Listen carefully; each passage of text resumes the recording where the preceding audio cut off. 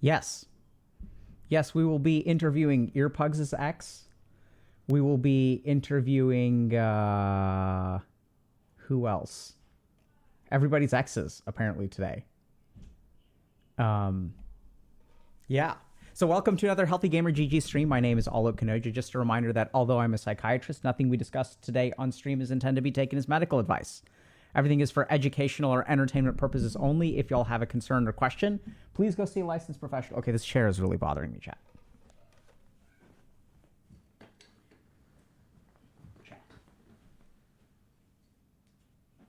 That's better for now. Welcome, everybody.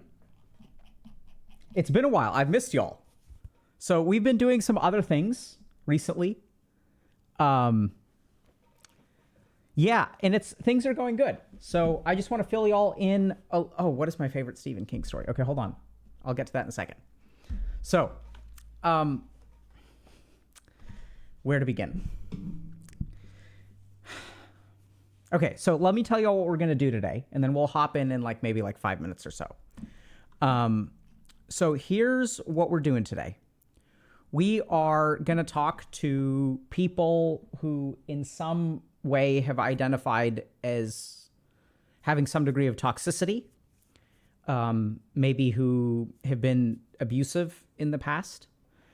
And we're not trying to platform toxicity here. We're anti-toxicity here at HG. But I think one of the key things that we really do believe in, which I think is tricky when the rubber meets the road, is we believe that if you want to change yourself, you have to understand it, right? You have to understand what your problem is. Good diagnosis precedes good treatment. And I think we're running into an interesting problem in society, which is that when people I've worked with a ton of people who want to be better, but we never talk to those people, right? We'll use a lot of punitive stuff. And I'm not saying that people shouldn't be held accountable. I think people should absolutely be held accountable for their actions, 100%.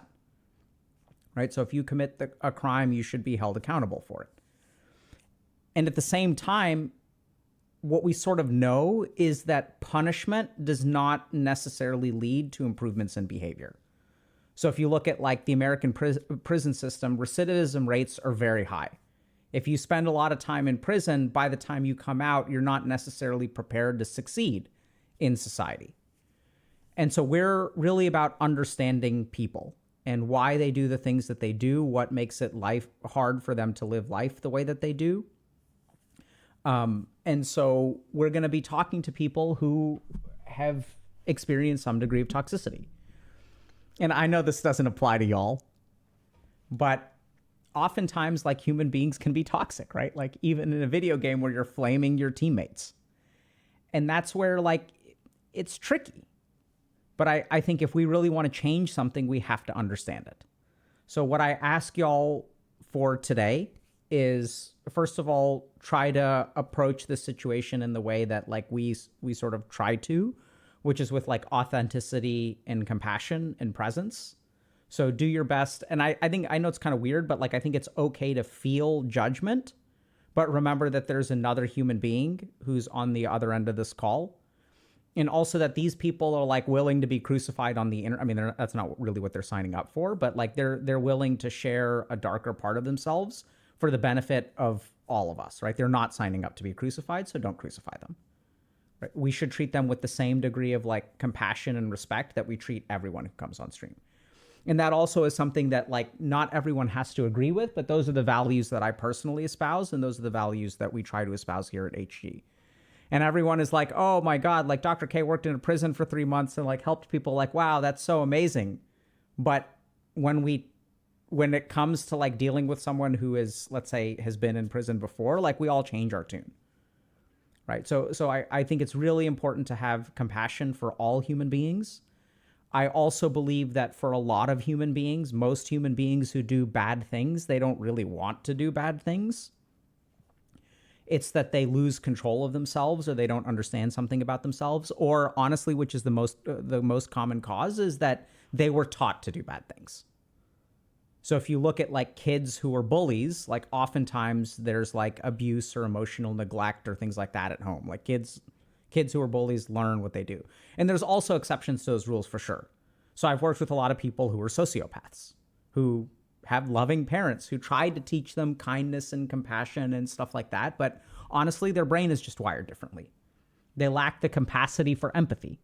And the cool thing is I've also worked with a lot of sociopaths who have turned out to be very good people.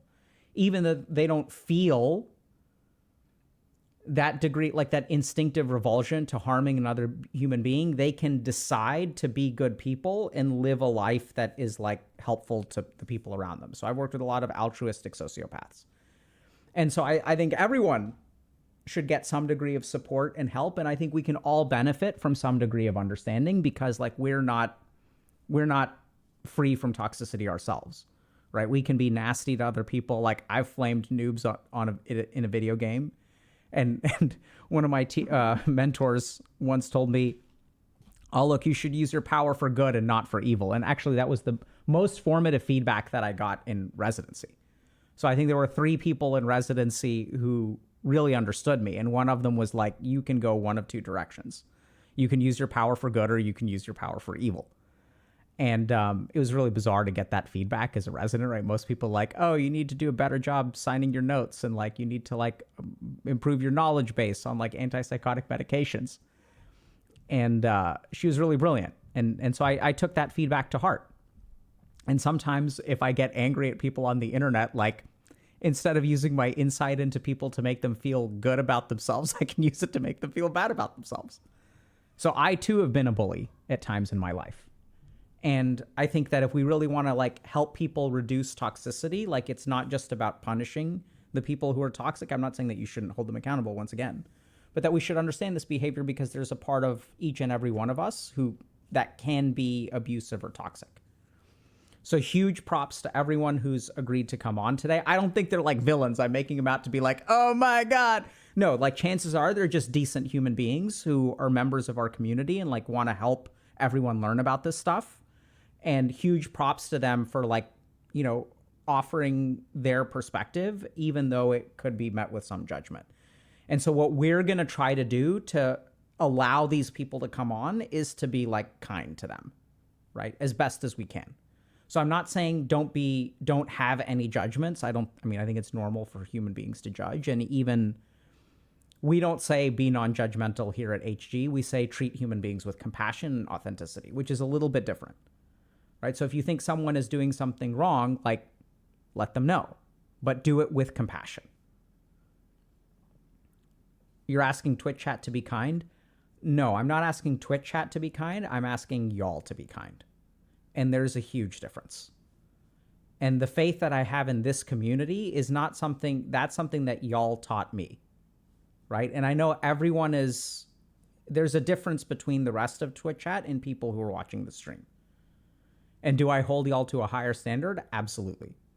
And that's because y'all have met it time and time and time and time and time again. I mean, you just pay attention to the insights that Twitch chat has. Pay attention to the compassion that Twitch chat has. Right? Like, I mean, I'm not saying this because it's like, oh, I'm Dr. K, like, let's like pump up Twitch. No, I mean, seriously, like y'all have shown me, right? Okay, so now I'm making Twitch chat uncomfortable, and so now y'all are using the cult card. It's like, oh no, Dr. K made me feel like a decent human being. We can't have that. It's a cult. Like, y'all don't have to play the cult card every time we say that. Oh, like, hey, we're actually making an impact. Y'all see that? You see how the cult is also a defensive mechanism against like accepting some degree of like, hey, oh, you're a decent human being. Right?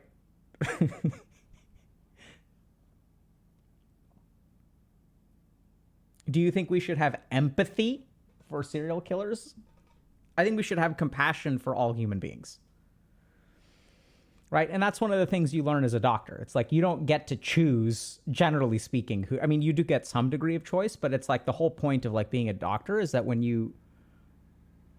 Hi. Yeah. Oh shit, I was supposed to take a picture. Of what? Of you. You can... Live. There's a constant stream of pictures of me going live. That's what going live is. You can... But to announce it, go ahead and announce it. You can take your picture and announce it. I announced it. Okay, ready? Some people are going to be ahead of the announcement. Yeah, those people are very special and the best. Okay, Apparently, we have to do an announcement. can you smile? Okay. Like a sociopath or like a real person? No, okay, give me sociopath. Okay, give me real person. All right, thank you. Actually, that wasn't sociopath. That was Show me your best sociopath. that's more cult member than sociopath. Can y'all tell the difference? This is cult member. Okay. All right, go do your announcement. Well, I don't know. I'm if just hanging out with- labeling it as sociopath or cult member now. What's the difference between empathy and emotional intelligence? You know, I'm making a list of things that I'm going to teach about. And it just occurred to me we should do a lecture on emotional quotient. Because this gets tossed around all the time, but we don't really explain it. What's my favorite Stephen King story? I'm not sure, TBH. So I tried to read a Stephen King book like maybe 10 years ago, and I just couldn't do it.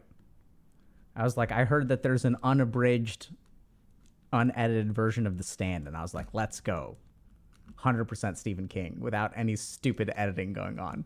And I couldn't get past like 70 pages. Like I had no idea what was going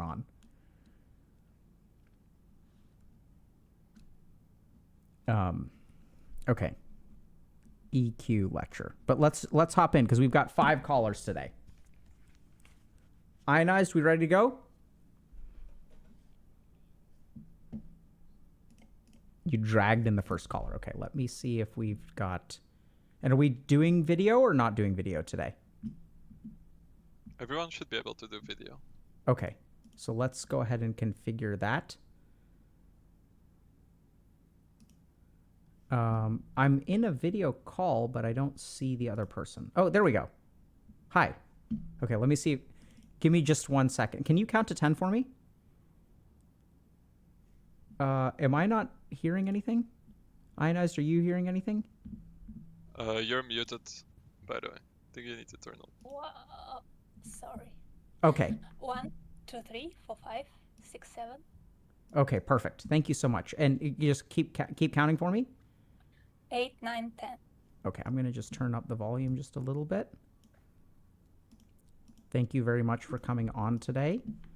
And I'm going to try to switch scenes without messing. There we go. Okay.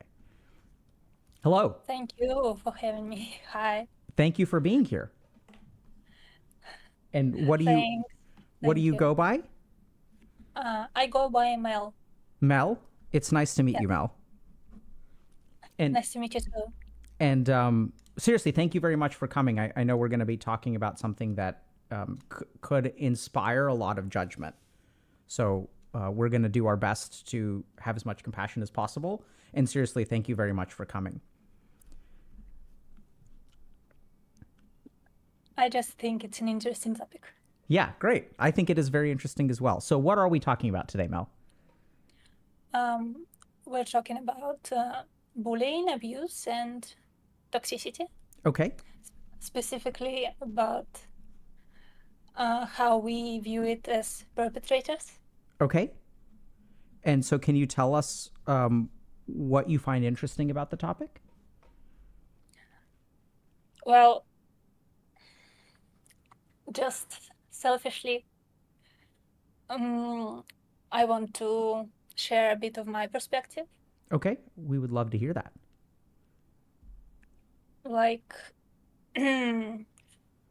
for example, yeah, a lot of people view abusers very negatively, and I myself was abused since Okay. childhood, so like I know how it is to view your abuser negatively and to hate your abuser. But recently, in recent years, I've come to an understanding more like it happens for a reason. There's a certain reason for their behavior. and it's not, how do you say, justifying anything, but it's an explanation. And if you are able to make sense of it, you can kind of make your peace with it, I guess. Yeah. So I'm hearing that there's a big difference between justification and understanding. Yeah, it's like every time I tell someone that I understand where my parents were coming from, the reaction I get from people is like, why are you justifying their actions? Yeah. And what? How do you understand their reaction?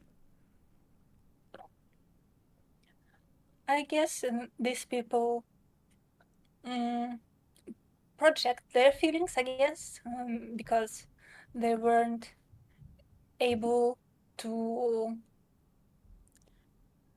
not hate their abuser Mm-hmm. yet. So, yeah, I see that a lot, like with friends. Mm, their mother would be like really awful, narcissistic, and they project their idea of motherhood on my mother. Ah. Mm, my mother is not really narcissistic, like more borderline. Okay. And mm, it's similar, but it's not quite like that. Yeah, for sure. And so, Mel, can you tell us a little bit more? I mean, whatever you feel comfortable sharing about kind of your story and how you used to feel towards your parents and how you feel now? Mm, where do I start? Like, What yeah, was, yeah. when I was a child, I guess I didn't really understand what was going on. Like, I was being berated, abused, beaten sometimes, and I kind of just took it, I guess. Like, my parents kind of subdued me, Mm-hmm. because, like, I'm very stubborn, and mm, there there was something else about my personality. Maybe it'll come to me later, but like being stubborn is feeding into me being the aggressor later because it feeds my need for control. Okay. So, can you tell us a little bit about when you say you were stubborn? What is that? What did that look like? Well, just not really feeling like being obedient or behaving, like having my own opinion, and my parents really didn't like that. What didn't they Not like about it? just just any kind of expression of negative emotion. No anger, no sadness, nothing. And how would they respond to that if you expressed any kind of anger or emotion? Well, my mom would get aggressive, I guess, Okay. and also like dismissive, like, don't bother me with this. I have enough on my plate already. And my dad, I don't know, he's like a more reserved kind of guy, but very out of touch with his emotions. So, like, both of them gave me like zero emotional intelligence. Okay. And so what would that stubbornness, so what was it like growing up in your household? Like what would happen? Can you paint us a picture?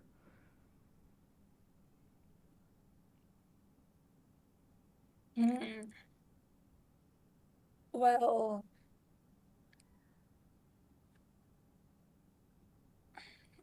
I have a trouble concentrating on one example. Okay. So give me lots of them. Mm, okay, so I have cerebral palsy. Okay. I'm very clumsy.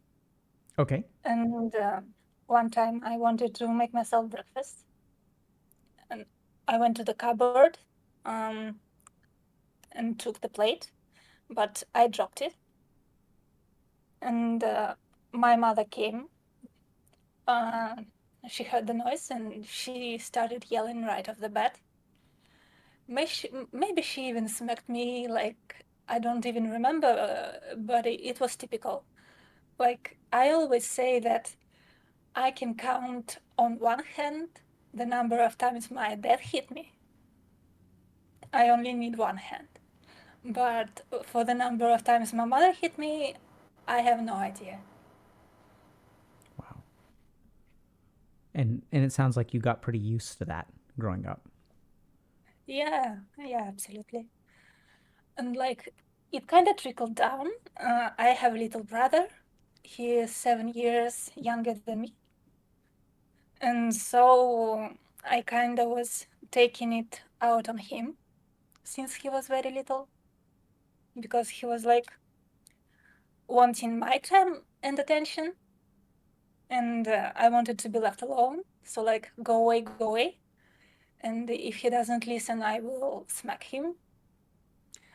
If my mother sees this, she will come up and smack me. Um, One time she was drunk and she saw this and she came up to me, started like swinging her arms, and I shielded myself, and she broke my pinky because it was positioned kind of awkwardly. Oh my goodness. Well, about about being drunk, my both my parents started abusing, I guess, very early. And when I was a kid, I couldn't differentiate if they were sober or drunk. And if their behavior was unusual, I couldn't make sense of it. Mm. Like, was it normal or was it not normal? Like, for example, when she broke my pinky, I didn't even realize that she was drunk. She only told me this like recently. How did that come up? I asked her, like, do you remember that you did this to me? Like, yeah, it translated into a lot of anger. I'm still angry at my mother, I guess. I try to be civil because, like, they're already like 55, 57. And they have their own problems, and like, I don't need to. I don't feel like I need to aggravate their relationship and worsen their mental health. But like, I started abusing them gradually because like they were like blackout drinking, couldn't control themselves, and I guess it gave me some sense of freedom that I can kind of fight back, take back control. And what would that Mm, look like? well, my dad is an especially noisy drunk. He will come up to me, pester me, like, go to my room. I don't even have a lock on my door because we just don't do that. Okay.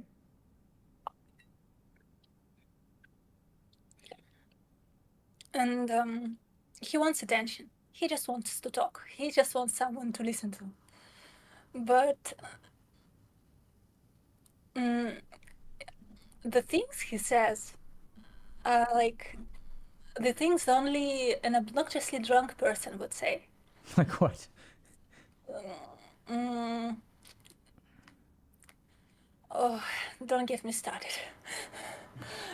He likes to get political sometimes. Okay. Some racially motivated stuff, because like Okay. we're not we're not white, so we feel disenfranchised, I guess. Okay. And I guess I would sympathize with him somewhat under normal circumstances, but my mindset has always been like, this is my room.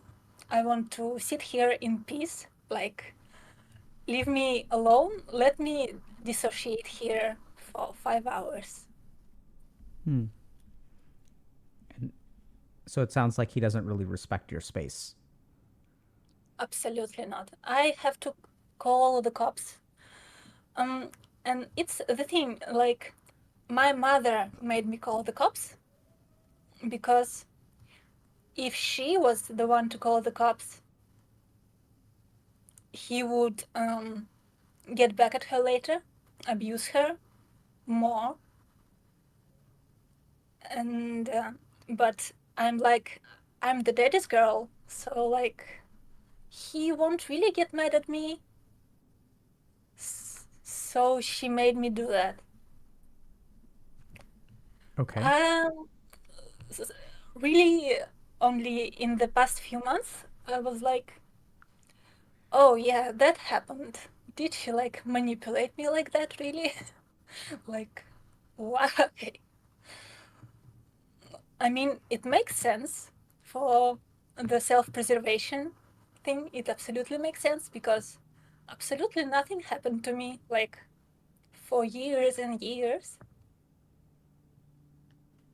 Mm, Mel, so I'm amazed by how insightful you are and how good you are at questioning things that seem to be like truths, right? Like I've never heard, honestly, and I've worked with a lot of people who have been in a lot of really bad situations, and I've never heard someone quite piece together. I'm so curious, like, how are you able to do that? How are you able to see that, oh, like mom figured out that you're daddy's girl, and so what mom actually did was weaponize you, right? She turned you into a weapon in a power dynamic between her and her husband.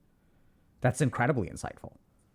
yeah, well, she said to me like this point blank, like I always had a problem with authority, so I like even when I was little, I was like, why am I the one to call the cops? And she would tell me her reason. So she started And having you do this when you were little? yeah, like 10. And and recently I realized that she really weaponized me. Like she kind of made me hate my dad, even though I'm the daddy's girl. But she really made me hate him. And like, mm, there was truth to it because he made me really scared, really out of control, violent. He made you out of control and violent? No, He him being out of control Okay. and violent made me And scared. how did your mom turn you against your dad?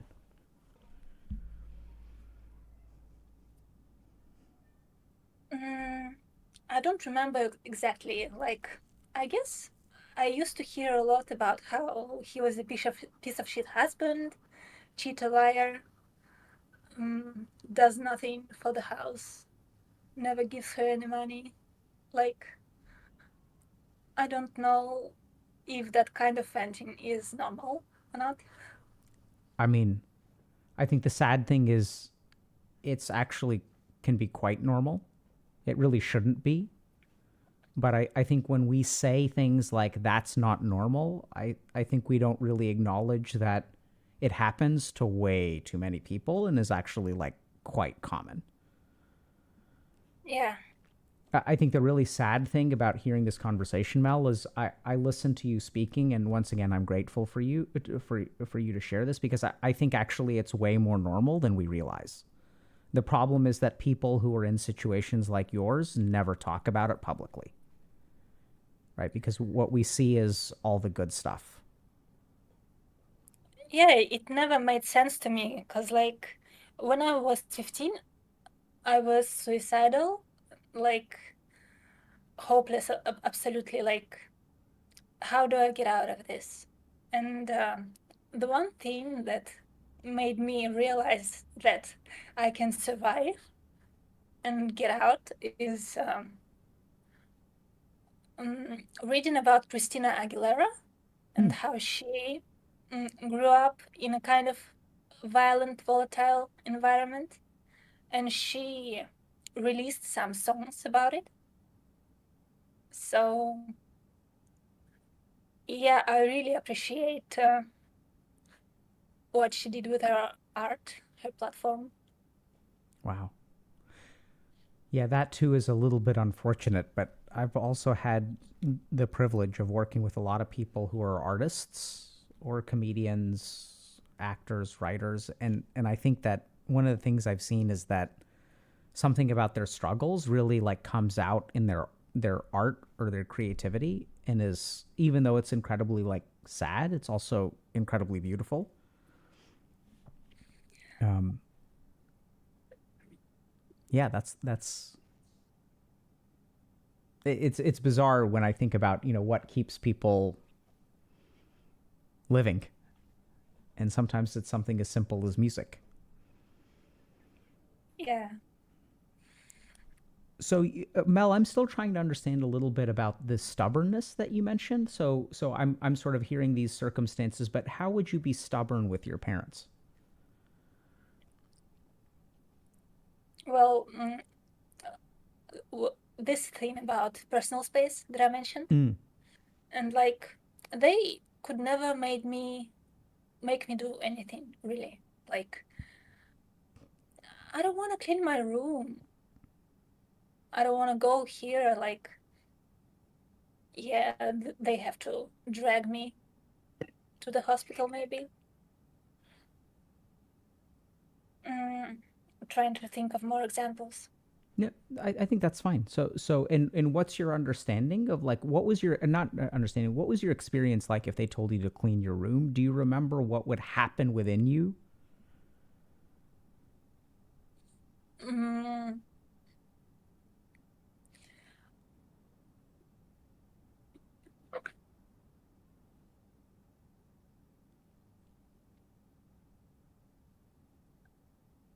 I can't really describe it. Besides, like having a child, like childish, maybe a bit autistic, because like I'm maybe on the spectrum, not Hmm. diagnosed. A full blown like tantrum, like I don't want to. End of story. Okay. And there was nothing they could do. They'd try all kinds of stuff to try to get you to comply, but you wouldn't. Yeah, like I guess they didn't listen to me well. When I was speaking calmly, so I learned to like kick and scream, Mm-hmm. especially as a teenager. Hmm. And did other And people in your household kick and scream? well, my mother is very loud. Okay. Uh, even even her speaking voice is loud. Okay. And so you mentioned, and you can toss in anything else you want to, but you also mentioned something about, some of that stubbornness is how you try to get control, and even at times you've noticed kind of abusive tendencies in yourself. Yeah, it's like mm, I want people to do as I say, or maybe I want people to leave me be, or to let me do my thing my way. Because like especially with chores, mm, family would come like, "You're doing this wrong. Why are you doing it like that?"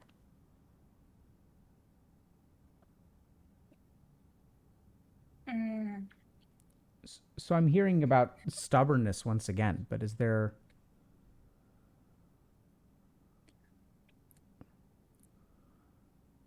can I explain it better? Well, it makes perfect sense in my head. Yeah, I'm sure it does. And it's, you explaining it better is also maybe I'm not asking the right question.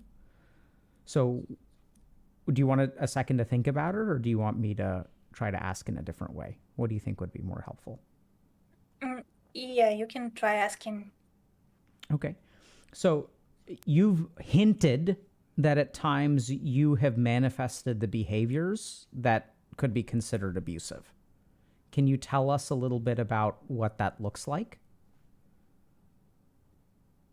Mm, well, for example, in like a romantic relationship, if we're having a disagreement, especially in the past, if it doesn't seem like I'm getting my way, the normal way, Mm-hmm. I can't reason my way out of this. I'm running out of words. So I start having this hissy fit. Okay. And what does that hissy fit look like? Mm, it depends. Really can range like mm,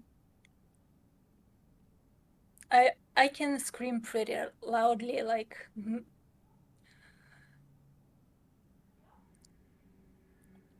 again to varying degrees and to varying degrees of control. I can lose my mind completely, go full banshee. Okay, full banshee. Okay. And so it sounds like you lose control. Yeah, I had to take neuroleptics Okay. for several years because like mm, well, originally I was suicidal. So my therapist hooked me up with a psychiatrist, and she asked me some questions, and she's like,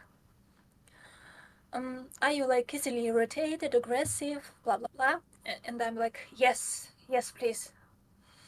And she gave me Risperdal, and I really really liked it. And what is Risperdal? Are you comfortable sharing what Risperdal does for you or how it makes you feel? Mm, the most positive thing that I liked about it is that I noticed that the thing that happened that would normally send me over the edge, Mm-hmm. I noticed that I don't care about this now. I can Okay. go do something else, go live my life. Yeah, I think that's exactly what hope. I mean, I don't know much and we don't need to go into more detail, but I think a lot of people are concerned about neuroleptics and for good reason. Yep. And there are a lot of concerning things about them, but I think that what I'm hearing is a good use of the medication. And I'm very happy to hear that you've been able to find something that helps you not lose track of like important things. Yeah, I've actually been trying to wean off neuroleptics like for a couple of months. And I want to go back already, but I've only just now started to see my creativity back. Great. And as you said, creative people share their struggles sometimes. Mm-hmm. So, like, I was thinking I should write a book. I think that sounds wonderful. But yeah, I've been sitting for years and years on this idea. And, like, I guess have to just find out how to work on it. I hear some self judgment when you say I've been sitting on this idea for years and years. Mm, yeah, I've worked a lot in therapy with this negative self-talk. Can you tell us what that self-talk sounds like in your head? Well, basically, I'm useless, I'm a burden, I can do anything, no one cares, etc., etc. Yeah. Most of this comes from my mother, I think. Some of it from my kindergarten teacher. Can you tell us a little bit about that? I don't remember much about her, because, like, I only remember that I didn't like her, because she was scary. And one time, we were doing arts and crafts. I was cutting circles to make a snowman, I guess, and they did not look like circles. She really didn't like that. Wow. She was like, "Ah, yeah," and she took the scissors, she took the paper, and she cut them all herself. She cut what you had already cut, or she cut circles for you? I think she cut the new ones. Okay. And that's like the core memory. That's like, oh, I'm so useless. Yeah, I can see that. I'm a fuck up. Everybody hates me. And so kind of going back to this, I'm sort of digging for this, but let me know if it doesn't feel right to you. So the person that I'm talking to, Mel, seems insightful, seems caring, seems patient. I don't see a banshee. Well, that's the thing. Like, right now, I'm nervous, Uh-huh. but I'm more or less calm. Uh-huh. Like, I prepared myself for the situation that I voluntarily put myself into. But life doesn't work like that. You're right. How does life work? So there will be people, they want something from me, they make demands, they want to use my time, my resources. Sometimes I don't know what they want. And that in itself can be frustrating. And like, the thing that I've known for a while, but I've had a therapy session yesterday, and she's like, "You're egocentric.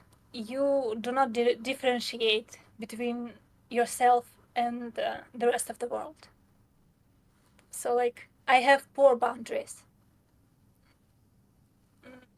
This means that I have trouble saying no, and I have trouble telling when the other person is uncomfortable, I guess.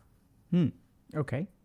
Because, like, I let people push my buttons, and I push people's buttons. And what? And Yeah, keep going. lost my train of thought. Sorry, that's because I interrupted you. Big mistake on my part. So let me ask you: when you push your buttons, when you push other people's buttons, do you have a sense of what you're looking for? No, I guess autism again comes in here because, like, no social skills, not people savvy, Okay. not a good manipulator. This is why I have to kick and scream, because I could not figure out how to get my way more socially acceptable ways. Okay. And what can you help me understand what would getting your way mean? Like, what's an example of something where you would be trying to get your way and you would have to sort of kick and scream to get it? Mm, let's see if I come up with a new example. Oh yeah, like, I mentioned that I can be toxic to, like, friends online. Mm-hmm. Mm, So like online dating, like things like that. Mm, a guy would message me. Maybe I don't like his tone. Maybe he's too clingy, too annoying, wants too much attention. And again, with my poor boundaries, I can't tell him like stop, stop, stop. I could have said the stop 10 times already, but I keep taking it and taking it and taking it. And so the frustration builds, and finally I can't take it anymore. Hmm. And I'm like, shut up, leave me alone. I see. Okay. I don't want to talk to you. Okay. Yeah, so I'm also kind of noticing that in that situation that the other person may not be so good at reading signals as well. Yeah, because like I'm intentionally not very responsive, like gray rocking, I think it's called. What is that? Gray rocking, like when you're not engaged in a conversation. Okay. Like, okay, emojis, gifs. Okay. Okay. So you're sort of signaling to them that I'm not too interested. Yeah, And they don't seem to be picking it up. yeah. And then they kind of become clingier and clingier. And when they become clingier, how does that make you feel? Mm, if I'm having a bad day, I will be angry. Okay. And angry at them for what? What are they doing to you?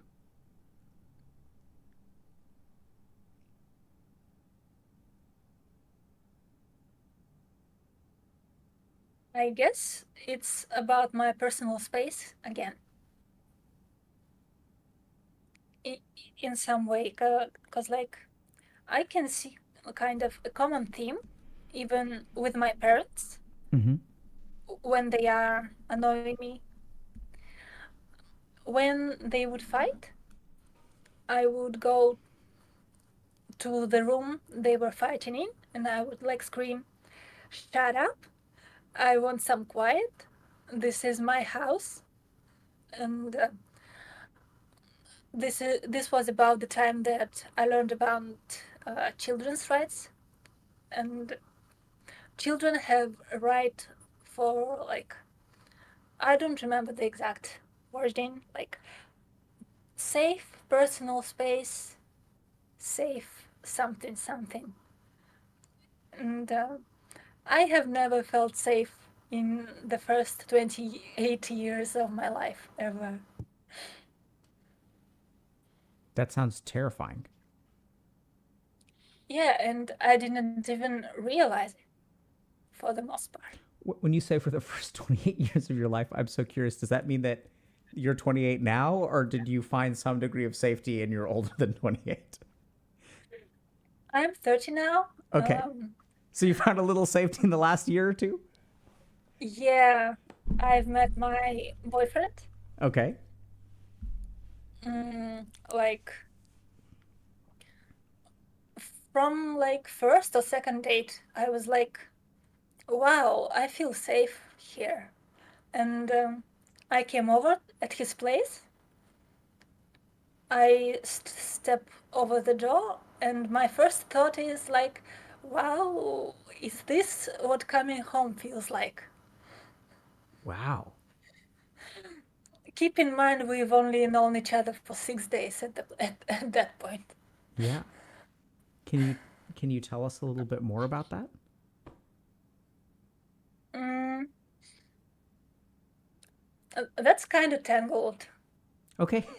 because like it would be more interesting to talk about limerence at that point, because Okay. like limerence plays the part always. Can you tell us what limerence is? It's an obsession with a person, or fictional character in a romantic, mostly romantic, but not necessarily romantic way. Okay. And so do you have limerence for your boyfriend? When we just first started dating, maybe like first maybe 3 months. And are y'all still Yeah, dating now? yeah. Okay. So it sounds like you kind of moved past that, but y'all are still in a good place? Mm, we've been through some stuff, Uh-huh. but we're working things out. Like, I want to mention that I have never been in a healthy relationship, and this relationship is still toxic, but it's kind of the degree of toxicity is decreasing and decreasing because, like, I become less abusive and I pick a partner who is less abusive.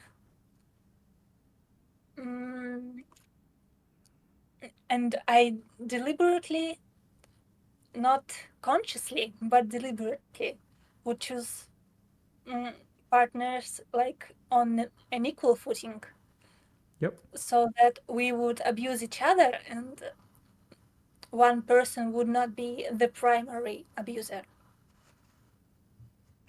And what do you why do you think that that happens? How do you understand that? Well, I don't have a good enough understanding of this. I just know that people who are not toxic, I just feel bored, espe- especially in a romantic context. Okay. Yeah, no, I think that I didn't mean to laugh at you. I'm laughing because I think you have a brilliant insight that I just feel bored. I think it's interesting because when everyone sees people in mutually abusive relationships, what they always like say is like, why don't you just get out of it? Like, why do you keep dating people like this? Right? That's like the instinctive response is like, why don't you just, and I think you've captured it actually brilliantly. I think it's kind of hard for a lot of people to understand, but those relationships just feel boring. There's Yeah, something about it that obviously there's something about it that attracts you to something that logically you know may not be a great idea. I actually just lost a best friend of 10 years over this Oh no. because she's like, mm, you're so toxic, you're so negative lately. It's like watching you go downhill, even though, like, I've tried my best to better myself, but I guess we lost touch very much. So she doesn't really know who I am anymore. Hmm. She only sees me dating my boyfriend, how toxic he is, and she's like, "Why are you with him? I don't understand." Like, What does she see that makes it hard for her to understand? well, he's a big fan of offensive humor, Okay. and she's kind of sensitive. And he didn't even joke about her. He made fun of me, and she was upset on my behalf. And how did you feel when he made fun of you offensively? Mm, how can I say? Like, mm, just maybe tired a little bit, because, like, mm, it's racial jokes. Okay. We're not we're not Americans, so we're a bit lax about it. Okay. Makes But sense. still, Yeah. So Mel, it sounds like you're moving forward in a really substantial way. It sounds like you've got a lot to kind of work on. I have a couple other questions for you, but is there anything else in particular that you were hoping to share today or that you think we should talk a little bit more about? Um, no, I don't think so. Okay. How are you feeling right now? Are you okay with this Um, conversation? yeah, a little bit tense, a little bit excited, because like um, the friend breakup happened very recently. I'm very upset. I Okay. remembered I remembered this and I became very upset.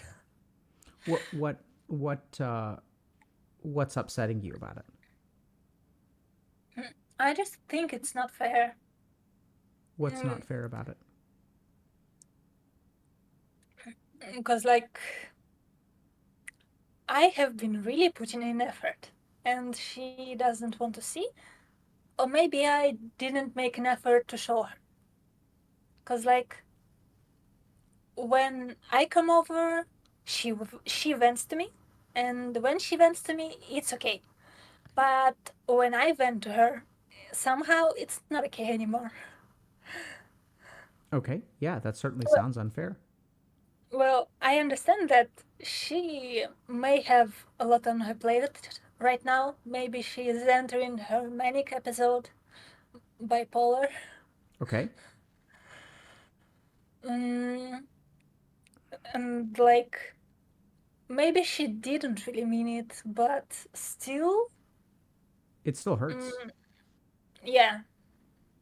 And still, she didn't make any effort to reconnect. So it feels like, it seems like it's all gone for good.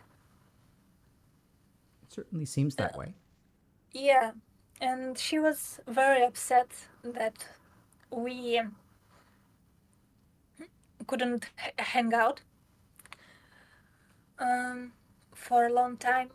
And I'm over here like I have a very demanding job. Like I work in tech support. I deal with toxic customers, and at my workplace, I'm surprisingly very nice. Like, well, at least my manager trained me to be very nice because, like, I it's my first real job, Good for you. so so I was a bit passive aggressive in the workplace and with customers at first. So they had to be like, please don't do this again. Mm-hmm. So yeah, I've been making an effort to grow professionally. So I've let this friendship run its course. Is that the same? Could be. I think so. The first thing that I want to kind of acknowledge, Mel, is it sounds like you put in a lot of effort in every dimension of your life. Understanding yourself, understanding your relationship, trying out relationships, effort into your friends, you know, professional effort. It sounds like you're just putting in a lot of effort all the time. That's really amazing. Thank And you. in terms of your friend, I think, especially if there's some kind of like active manic episode, what they're saying now may not last forever. And I think the Yeah. other thing to consider is also that you mentioned your therapist kind of said you're sort of egocentric. I think sometimes it's hard to, so you're kind of seeing the sacrifice that you're making, and you're kind of seeing things in a particular unfair light. I don't think that that's wrong, but there may be, so if it doesn't make sense to you or it feels unfair, there may be a piece of it that is missing, that she is seeing, that she may not be able to even articulate. So just as one example, if you really care about someone and they enter into a relationship that you perceive as abusive, and she may not understand that this is the first time in your life that you felt safe despite all the offensive humor. And she may not know what it's like to feel unsafe for 28 years. And I've seen this a lot where when people see abusive relationships, I think that people sometimes think, how are you so stupid that you're in this relationship? Whereas what I've come to understand is that if the relationship is abusive, someone must be getting something out of it that matters more than the abuse, it still makes it a good trade for this person. And it's really in understanding that you can really understand, okay, like what is this person? And once you get that, I think the relationship makes a lot more sense. The person makes a lot more sense. And also as someone in that person's life, so I'm kind of talking more from a professional standpoint, but it also gives me a road forward to figure out, okay, how do I need to support this person? And the last thing is that sometimes it's really hard to see people that you care about be hurt. Even if it's a good trade for you, just her watching it, she may not have the emotional strength. And that's what makes it so tragic, is that the more she cares about you, the harder it is for her. Yeah, I understand that logically, but like inside, I'm 3 years old. I'm like, why? Yeah. Why must you hurt me in this way? Well said. So that's I think incredibly insightful. And all the logical explanations in the world won't satisfy the 3-year-old. Do you have a sense of what does satisfy the 3-year-old? Mm,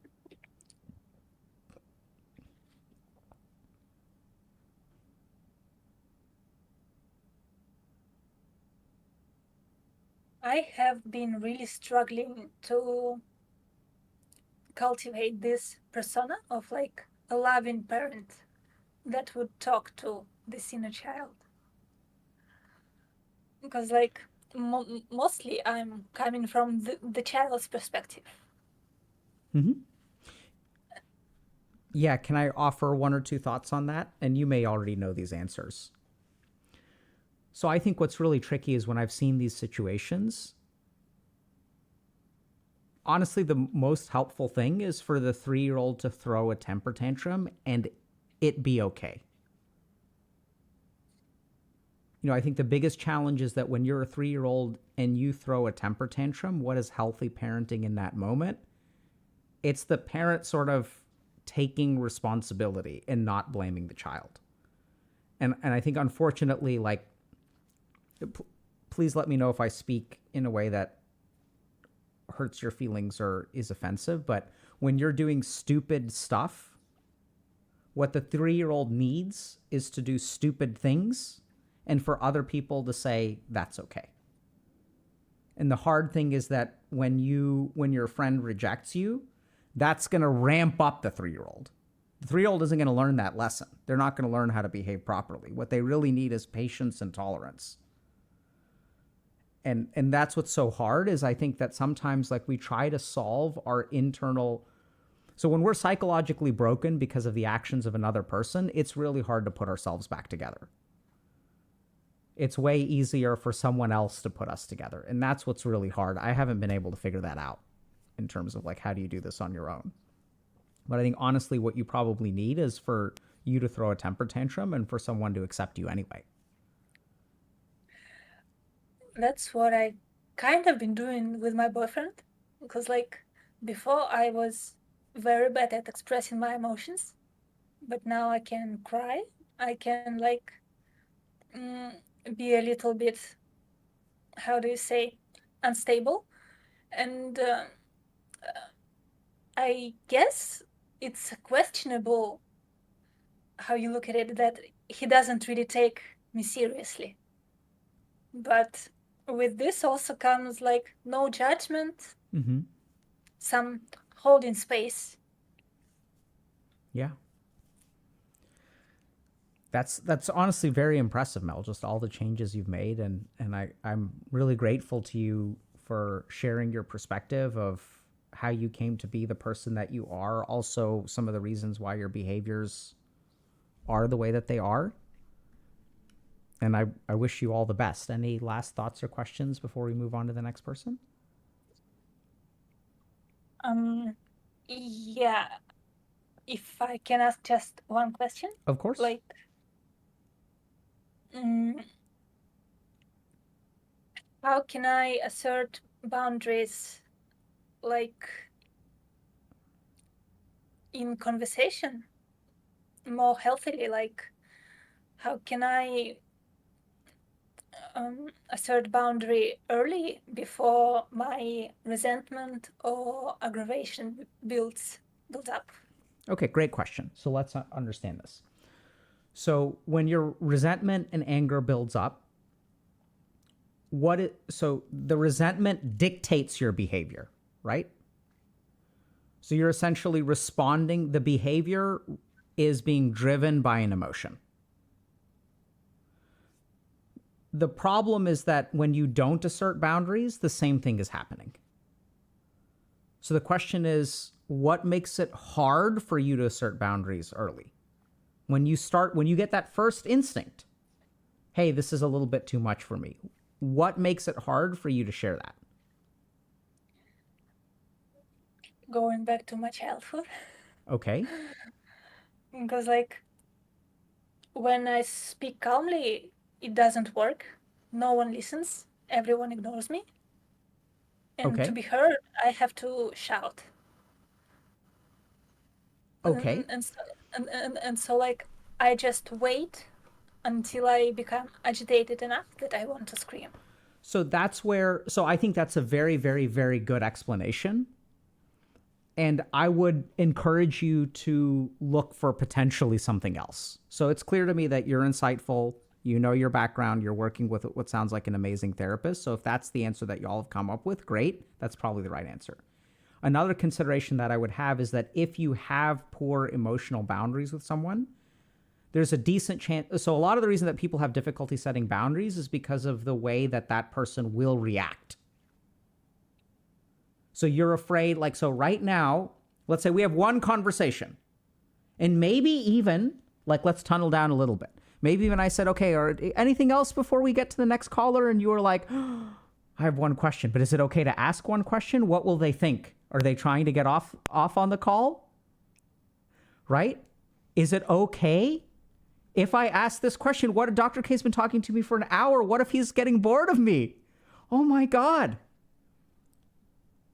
And so you try to protect yourself from my judgment because you don't want to make me upset. You don't want to make me angry. You want to be kind. And here's the other problem is if we've got muddy boundaries with other people, if I get upset with you, then you absorb that upsetness. So you also learned as a child that if I send negative emotion out, I'm going to get negative emotion back. That's why you need your personal space. So why is it hard for you to, because I think you're afraid of pissing people off, because if you piss people off, then what happens? You can't afford to piss people off. And so then what happens is you create a situation that becomes a self-fulfilling cycle where I don't want to piss you off, so I'm going to tolerate it and tolerate it and tolerate until I get pissed off, and then I'm going to blow up at you. So like, is the answer like, let them be pissed off? Sort of, honestly, sort of. So what I would say is a little bit more nuanced than that. Pay attention. It's not so much that I don't think you should let them be pissed off. I think you need to be okay. You can't fear them being pissed off. So this is where what I notice with people who set boundaries is that they always have, not always, but almost always, I want to say always. So I'm going to say always. It's probably not true. They always have difficulty or lack conflict resolution skills. So the only thing you can do is prevent the problem in the first place. We can't fix it, so we have to behave perfectly. And if you have to behave perfectly in a relationship, you can never set a boundary. Because what if it goes wrong? There's a lack of faith that you can fix it. So notice that fear of, I don't want to piss this person off. And as best as you can, work on your conflict resolution skills. And then do, Mel, exactly what you did today. It was beautiful. I do have one question. Right? And if I get pissed off, that's okay. It doesn't make you a bad person. My anger does not make you a bad person. And that's what unfortunately happens with people who grow up in traumatic households is other people's emotions become your value as a human being. So you ready for the next test? Yeah. Do you have another question, Mel? Yes, I do. Okay, let's ask it. So, like, w- one thing I barely touched about, like, yeah, um, my perception of reality is kind of wonky because, like, it, it's not really about me feeling angry. It's about me feeling indignation, like indignation being anger at perceived slight. Keyword perceived. Because, like, my perception of the world is sometimes completely divorced from reality. Okay. And any tips on how to get in touch with reality more often? Can I think about that for a second? Yeah.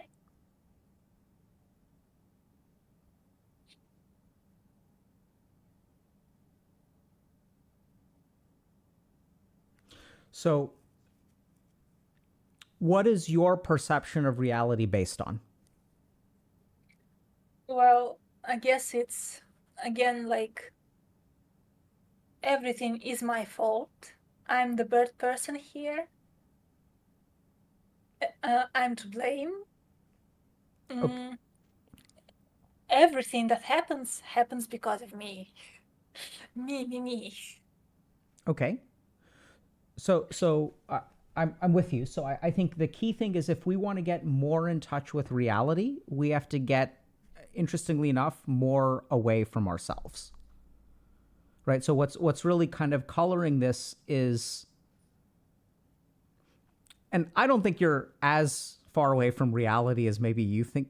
I mean, I don't know, but I think that if we really look at, there's objective reality is like pretty subjective. Okay. But that's a conversation for, in terms of you, I think just to recognize that what makes it hard for you to see the reality that other people see, maybe that's a better way to put it, are your own emotions.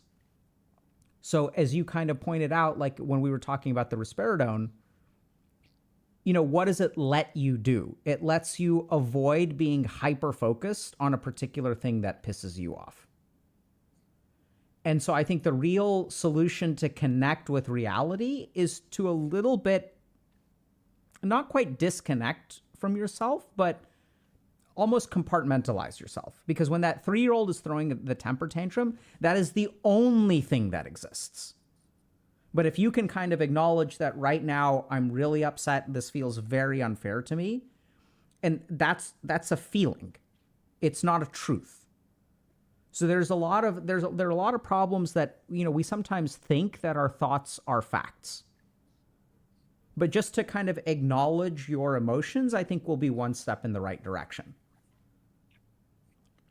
And this is where it's really tricky, because if I say, and I don't even think you're wrong there, I don't think your perception of reality is wrong. That too is, if your perception of reality is wrong, Mel, whose fault is that? Right? How can you be more in touch with reality? How can I be a better human and not so disconnected? That question is coming from a judgment of the self. And this is the tricky thing, is unless you're careful, it can go as many layers back as you want. Right? And so this is where I don't think you're I know it's kind of maybe invalidating, but I don't think you're as divorced from reality as you think you are. I think this is just, you can just see one thing at a time, and that's okay. And even you can acknowledge, all I can see in this moment is my reality. Even that acknowledgement will like move you one step away. So sometimes when I'm working with patients, and they're really in crisis, I'll ask them, like, do you need to talk now? Can we talk tomorrow? Or can you wait till next week? And sometimes just the acknowledgement that, like, yeah, I need you to drop everything that you're doing and I need to talk right now. Just acknowledge that things are out of your control. That'll be like one step forward, instead of trying to get them back into control. Does that help? Yeah, like I have worked on this in therapy Good. to varying degrees of success. It's Good. like playing 4D chess. Yep. I'm not good at chess. So I'm hopeful for you, Mel, because you used to try to do this stuff with very little success. Now you're doing it with varying degrees of success. And if you just keep at it, you'll do it with a high degree of success. Thank you. I feel so hopeful. Good. It's weird. I don't even feel hopeful. I feel like it's a sure thing. Hope implies that it could not happen, but I feel very relaxed, honestly, when I think about the next 10 years of your life. Because you've been playing life with a very serious handicap.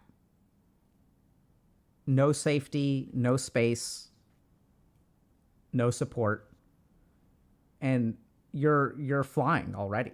And I think like you don't even need to stress. You just keep doing exactly what you're doing, and it'll get better. It'll keep getting better. Thank you. You're very welcome. Thank you. It's been fun. Yeah, it sure was. Take care, Mel. Thank you for calling in. Thank you. Bye. Alrighty. Next, Algernon. What's up? Hello. Hello, can you hold on one second? Okay. Hello, can you hear me? Yeah, dude. What's up, man? Not sure how I should answer that. Okay. Not much is up. That's a good answer. Can we start with just what would you like to be called today? Just Algernon is fine. Okay. And what are we talking about today, Algernon? I believe the topic was if you were identified as either toxic, a bully, or abusive, and so I just put my piece in, and then they said, come on, and so that's why I'm here. Okay. Well, I want to start off by just expressing gratitude and saying thank you for coming on, because I think it can be owning up to our own toxicity can be something that invites a lot of judgment and criticism. And so I'm honestly, from the bottom of my heart, incredibly grateful that you chose to come on today. Yeah, I don't know. I felt like I had to step out of my comfort zone for once, and so I mean, I've already overthought and overimagined it. Like, oh, what if a few years later down the lines, like they find you know they find the VOD, and then I get docs on the internet, and and then I imagine all these hypothetical scenarios. So I'm already like, I chose to be on here, and if that's what happens, then I might as well own it. So, Okay, so can I just share one or two things about that? mm-hmm. While I am grateful to you, I think that your safety is very important to us. So a couple of ground rules. One is we can stop at any time, and I can't. You may judge yourself for that. I certainly won't judge you, and I'm going to do my best to have the community not judge you if you decide to step out of the conversation. Second thing is that we don't have to upload it. And third thing, and this has happened, where people will come on and then a year or two later, thankfully they're in a far better place in life and they want the VOD taken down. You just have to let us know and we'll take it down. So we've certainly had that happen before. That's the best that I can do to reassure you. Does that sound good? No. Well, I'm very thankful, but it's not really a problem with you or the chat or anything with that. It's a problem with me just overthinking things. Okay. So, Okay. Okay. So I mean, So why don't we start with uh you said you put in your piece. So can you tell us a little bit about what you put in or what your experience has been? well, when I read the topic, I thought it was from the perspective of like, have you been the bully or Mm-hmm. abuser? And I have that story, but if you're looking for like whether I've been the victim, then I've been on both sides. So it just depends on whether what do you want to hear first. And What do you? also just a heads up, I apologize if you see me looking down a lot. It's because my camera's up here, and my eyesight is generally like level, like looking forward or down. So That, it that, kind of looks like I'm avoiding it, but that's not my intention. Like I'm yeah, looking at my I computer. I'm looking down too. So I Okay. think. Are you watching stream? Yeah, Close yeah, the chat. yeah, I'll do that. Okay. All right. Not. It's not going to help. You can always Yeah. go watch the VOD later. Okay. So, I'm not looking at chat either, by the way. Okay. So Mm-hmm. same rules for me and you. We're both going to look down. We're not going to make eye contact, and we're going to ignore chat. So tell me, Algernon, what do you think it would be? What would you like to start with? Mm,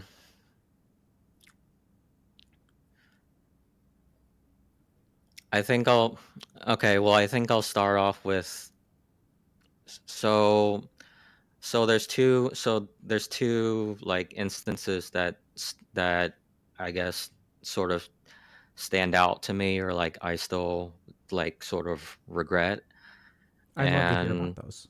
yeah, so my first story is that when I was in elementary school, and I don't even remember which grade, because I have an idea, but um I'm not entirely positive, so I'll just leave the specifics out on that. Um, and so in elementary school, there was this there was a new kid who transferred in late, like where everyone starts off the year, and then occasionally there might be a few people who join the class late, and then in elementary school the teacher would introduce them, and they would be like, hey, this is so and so, and make sure you give them a warm welcome, and and stuff like that. And so there was this one kid who joined in late, and and he was also, I think, from what I remember, he also kind of stood out because he was, not only was he late, but he was also like a lot taller than the rest of us were. So um and so he was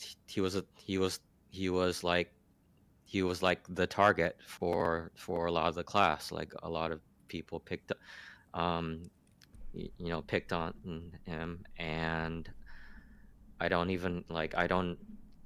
like, since this is elementary school, this is over 25 years ago, over 20 years ago at the least. I don't even remember what they said, but like, my from what I remember about my thoughts at the time, I thought, like, I s- like I wasn't even conscious that I was like what like whether what I was doing was right or wrong. I just saw it as a competition, that um that people were trying to, people were like, from what I remember, I saw it as people were trying to um, elicit an emotional response from this new person, and so I thought of it as who who could say something that could make him, make him react in the biggest way. And so I said something, along the lines of something really horrible, like y- li- like you're not even pathetic, you're worse than pathetic, or something like that, because I thought I was like so clever, like I knew words, I knew big words. And Damn, dude, so sick burn. yeah, exactly. And then there were like and then, I got there were a lot of oohs from from my classmates. And so, like, I thought, oh boy, I won. And then the next thing I remembered, of course he didn't take it so well, so he told the teacher. And then the teacher talked to me, and then the teacher came to talk to me, like, one on one. And generally, if something like that happens, like, um it's generally not a like it's generally not a good thing, at least from from what I learned. Or like that was sort of the idea I had in my head, and that was right. And so she came to so the teacher came to talk to me, and then she's like, you know did you say these things that he's saying that you did? And then I'm like, oh, yeah, yeah. And like and like that was when, like, in my head, I noticed that, this wasn't how it should have been going. And so, like, I was sort of confused at that moment. And then that's when, I got in trouble. And then they would give what were called conduct marks, which are basically, you're like on a system where, if you misbehave, and then the teacher decides that, you, like it's sort of like you committed a crime for kids. Mm-hmm. So if you have a certain amount of conduct marks, this would impact your grade, and your grade. And then on your report card there would be scores on your behavior, whether it was like exceptional, satisfactory, unsatisfactory. And Mm-hmm. they would impact that. And then, worst of all, your parent, they would let your parents know, because of course. And so and so I think my idea at the time was like, not even I didn't even understand that necessarily, that I hurt this person, and this person, and this person like would feel miserable because of it. It was just, at the time, I like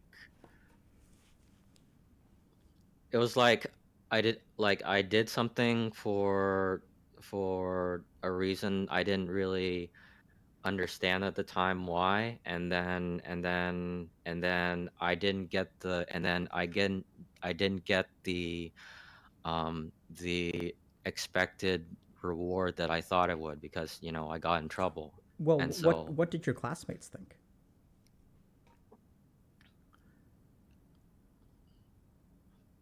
well, I don't even remember. I don't even remember what they thought. Like, past the oohs and ahs, like How did like it feel to get the oohs and the ahs?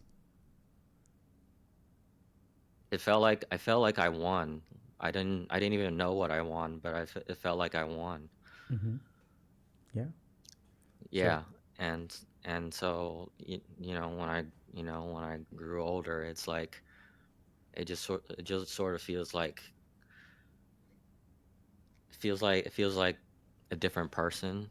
Like, like I don't even know why I did it, and I feel stupid for doing it, and stuff yeah, like I, that. I think it's so. What's the second story of bullying or toxicity that you wanted to share? Yeah, so this is not too long. This is still like I don't remember. It's like in bet like early middle school, still late elementary school, but um like this is sort of might be an offensive joke, but like we're like, I come from an, you know, a family of Asian immigrants. Our extended family was large, and so one time, my grandmother on my mother's side, she was she was like over 80, and so I think from what I understand, she was being she went between different households on who would take responsibility for caring for her.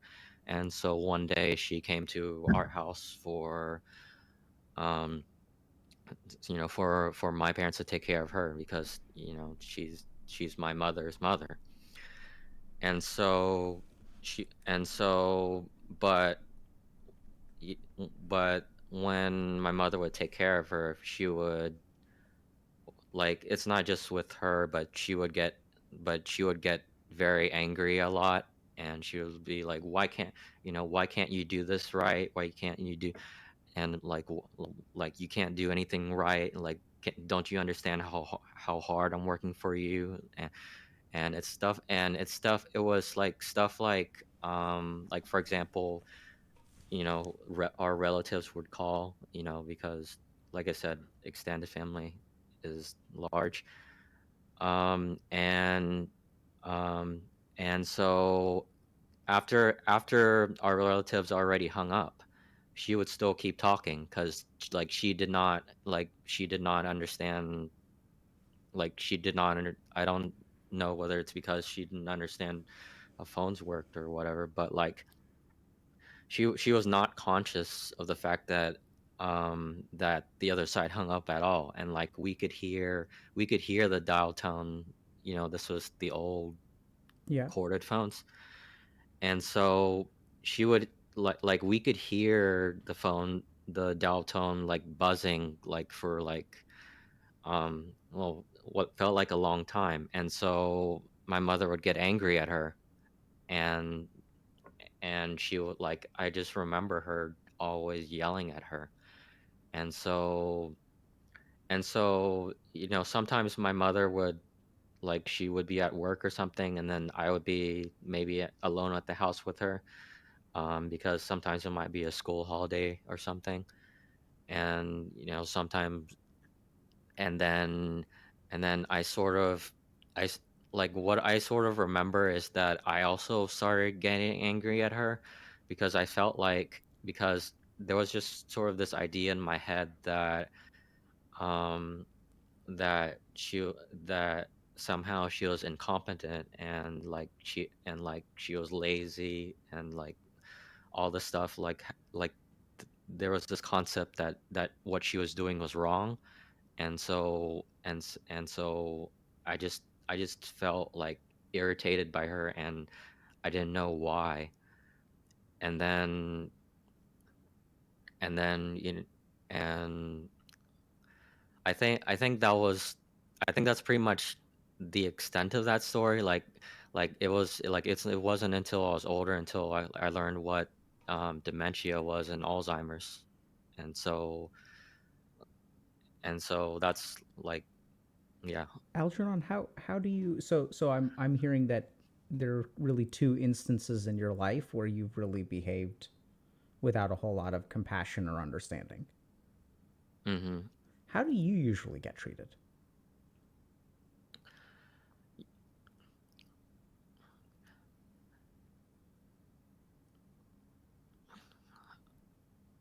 I just need a moment to think because I don't know how to start that um start my response, because I don't want to. Yeah, I just need a moment to organize my thoughts.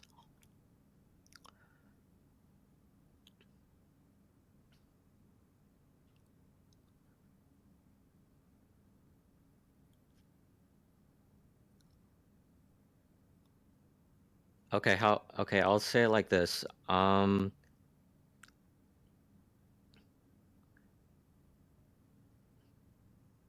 I'll just say not very well, first off.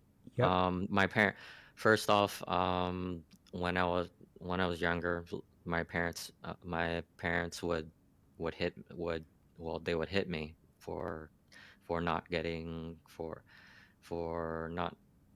not getting good grades, and it wasn't and that wasn't really, well, that was very painful, but like more than that, it was, they fought with each other a lot. Like, they a lot of times, things that were, or at least things that I thought were very benign, get very personal. Like, for example, this is a more recent example that has nothing to do with my grandmother's story, but like, to give you a good example, so like um so like my mother would so like my mother would order like a rack for, let's say a rack for a gardening hose, and she doesn't install things on her own. She usually asks my dad for help, or me.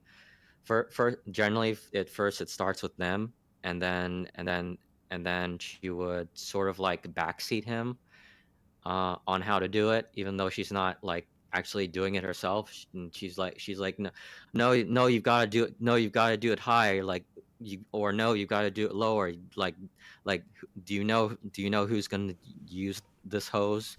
Like, you're not the one using it, so that's why you don't understand.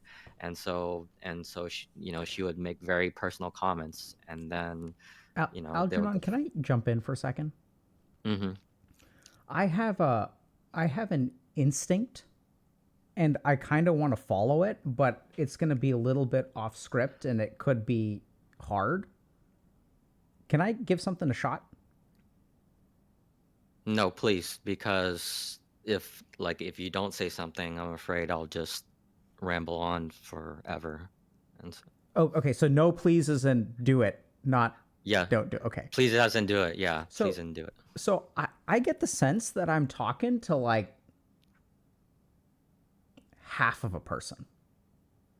I get the sense that I'm talking like there's like some kind of real you there that gets like buried by some shit that's going on in your head. I don't know what it is. Maybe it's like your mom's voice telling you to do it a different way or whatever, but I get the sense that I'm talking to someone who's bottled up.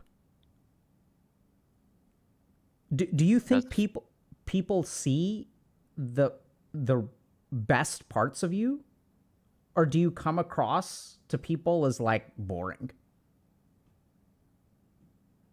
It's a judgmental question. It presumes a lot. So tell me I'm oh no, wrong. no, no. I think that's very accurate to how I feel. Yeah, so can you tell me how do other people now we're talking. Beautiful. Okay. How do other people perceive you? Okay, so the answer to that would be, I do not know. Like, generally, I don't think it's very negative, but at the same time, I don't really interact with people much to know. And the second is, I think I think what you're probably getting at is that I'm not. Are you sort of getting the sense that I'm not sort of speaking, like I'm sort of like leaving stuff out to you, or like not, like So what's this? can I share like honestly a bad reaction that I had as I was listening to your story? Okay. It's a judgmental reaction and I'm going to need your help kind of going through it. Please, please, please don't interpret this too much.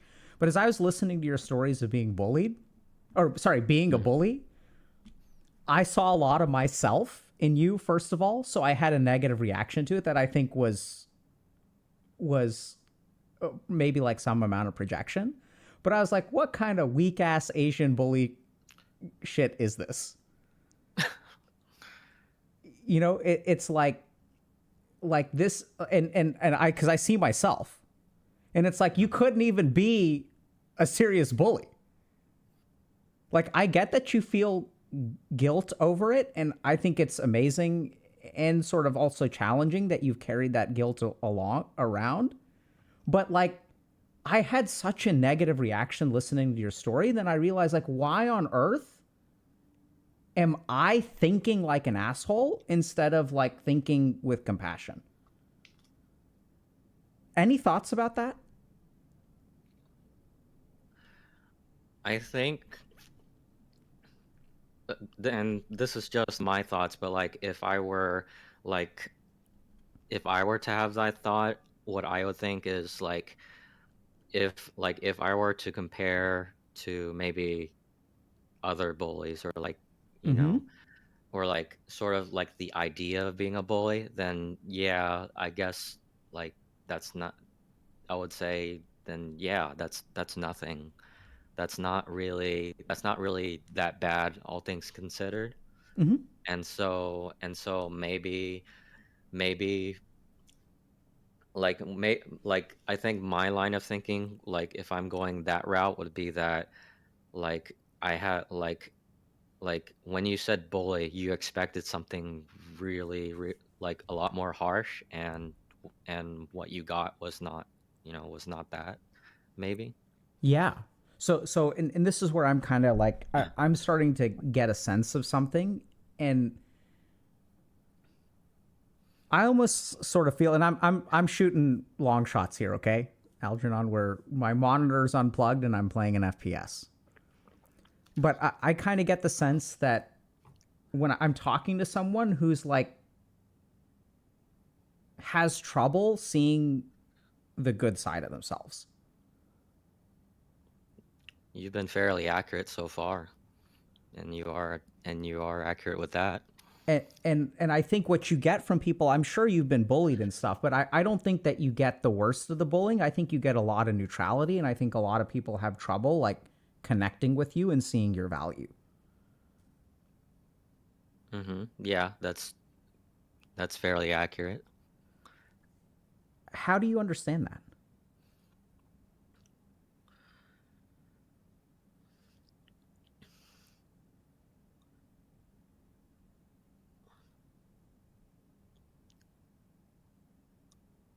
It's sort of, how should I put this? It's sort of like it's sort of like I felt like,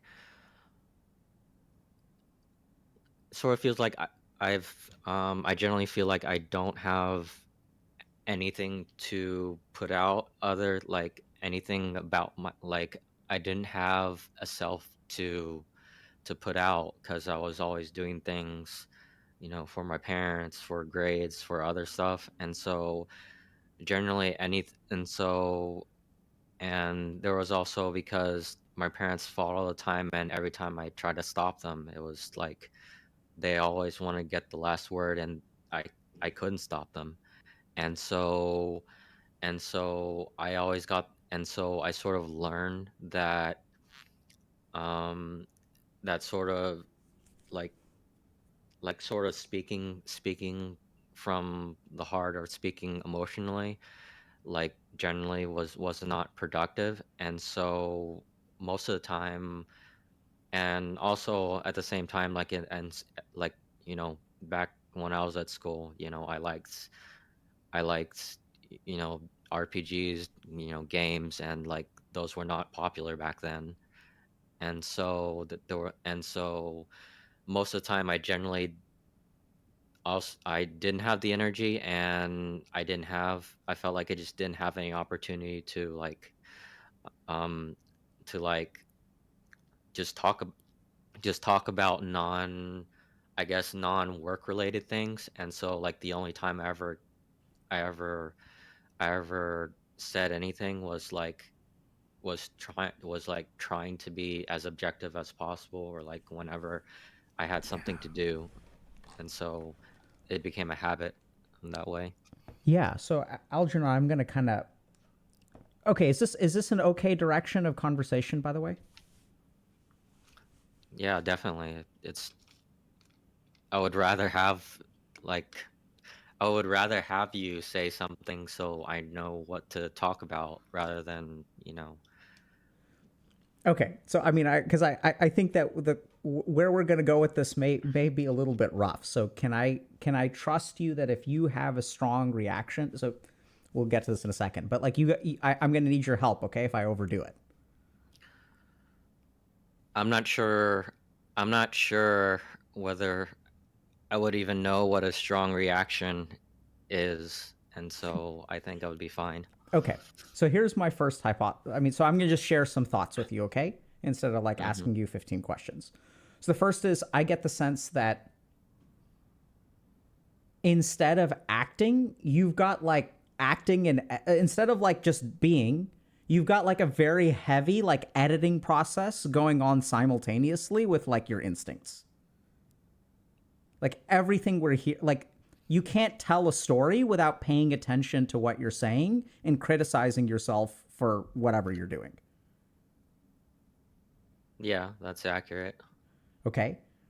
So I think what this results in is like you can't, it's like, let's say I make you a sandwich and then I'm Mm-hmm. watching you eat the sandwich and I start criticizing the sandwich. I'm like, I fucked up. You know that there's too much cheese on one half of the sandwich and there's not enough tomato on the other half of the sandwich. And then I watch you take a second bite and I'm like, there's too much mayo on that bite.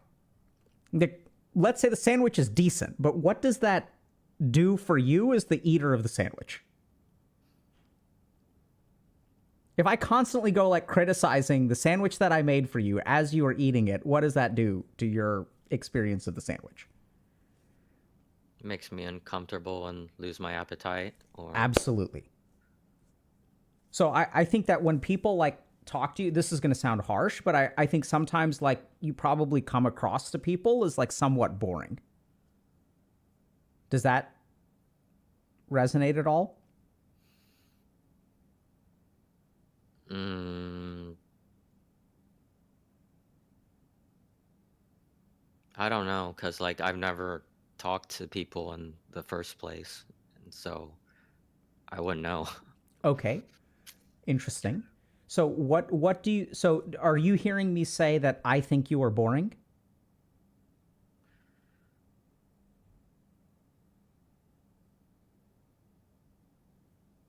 That was my first thought, yeah. That's what I was afraid of. And so I'm stuck right now because I'm saying things that I think are going to be perceived judgmentally, and to be fair, they probably are somewhat judgmental, but I'd really like to help you with this. And the main thing that I think what the reason you may have trouble connecting with people is because you've learned and you already figured this out. Mm-hmm. That you can't offer yourself to people. Because you learned that like when I try to like tell people, hey, I'm a human, I have thoughts, I have feelings, no one gives a shit. And then the second thing is like you gave some other example that I kind of forgot, but like I feel like you're not giving us like who you don't know how to give yourself to the world. Instead, what you do is you've got some impulse and then you've got some filter or some editing that was baked into you by your parents about how you need to be different. And I don't know how, but like, how happy are you nowadays, Algernon?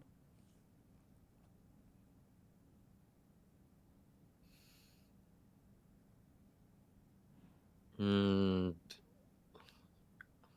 Not sure how to answer that. Not. I guess not. How would you like your life to be different?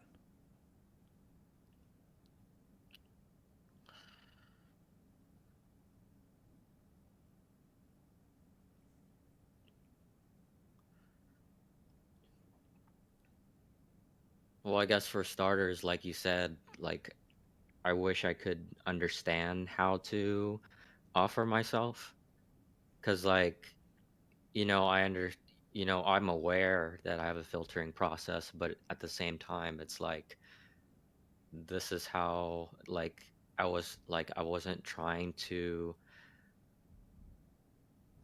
like I wasn't I wasn't really intentionally trying to hide it. Like this was just how I thought I was gonna, you know, say the story. Yeah, no, and this the really hard thing here. So is that so much of what I'm saying, I'm afraid, can be interpreted as an indictment of you. So I'll give you another example. I believe you deserve help. How do you interpret that statement? I would interpret it as what kind of help, because I'm Okay. not sure I would understand that. Okay. Fair. Great. So what I was afraid of is that you would interpret that as something like I did something wrong or I screwed up in some way. And that people who deserve help are people who like screwed up in some way. Does Oh that? no, no. Okay. No. What I'm thinking is I need some sort of guidance on how I should be doing things different, because at the same time it feels like it kind of feels like I've made a lot of mistakes. At the same time, I'm not quite sure, um and like I've learned how to try to avoid those, but I don't know how to sort of like change course, if Yeah. you Beautiful. understand. So this may not make a whole lot of sense. So we're gonna work at this for a little while. Okay. Hmm. Can I get like 20 minutes? We're gonna figure this out, Algernon. By the way, how's your filter right now? Probably still in overdrive because it took me a few seconds to answer that. So I perceive that your filter is getting better, but maybe not. Okay. And I've noticed some changes, even postural changes. I love. So I love it when you lean back. But anyway, and now I'm making you self conscious. Sorry. Okay, so I'm screwing up too. Okay, so we're gonna figure this out. So the first thing is that so you say that you're trying to avoid making mistakes, right? I wouldn't say I'm trying to. It's what I said was that that's sort of like the path I that's sort of like what I did. Yeah. Right. So would you say it's what you've been programmed to do? Yeah, program's a good word. So in a nutshell, I think that's got to change because the situation that you're in, I think you're sort of like you know, and this isn't bad or anything, but you're like quite risk averse. So it sounds like you have difficulty like connecting with other people. You don't spend time with other people. Mm-hmm. And I think that's because it's hard for you to be authentic with them. And the reason that I think it's hard for you to be authentic with them is because you're trying not to screw it up. And so my guess would be that any social interaction that you have is filled with calculations in your own head.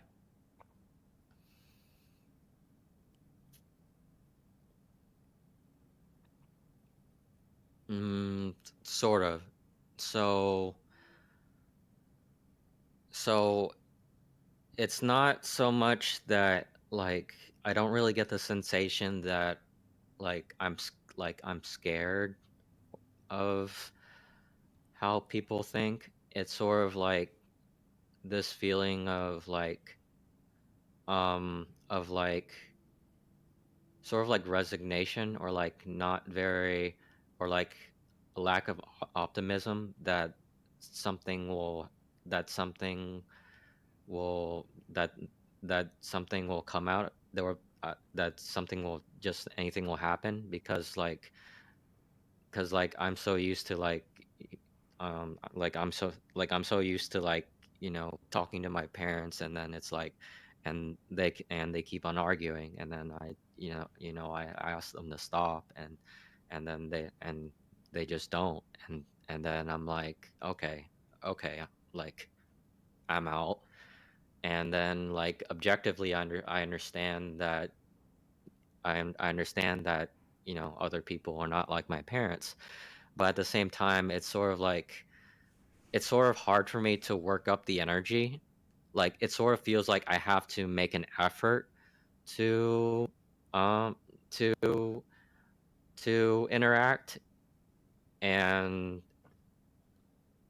then it sort of feels like I've rusted over so much that I've forgotten how, e- not even necessarily forgotten, but like I've never learned how, because I've learned to do the opposite.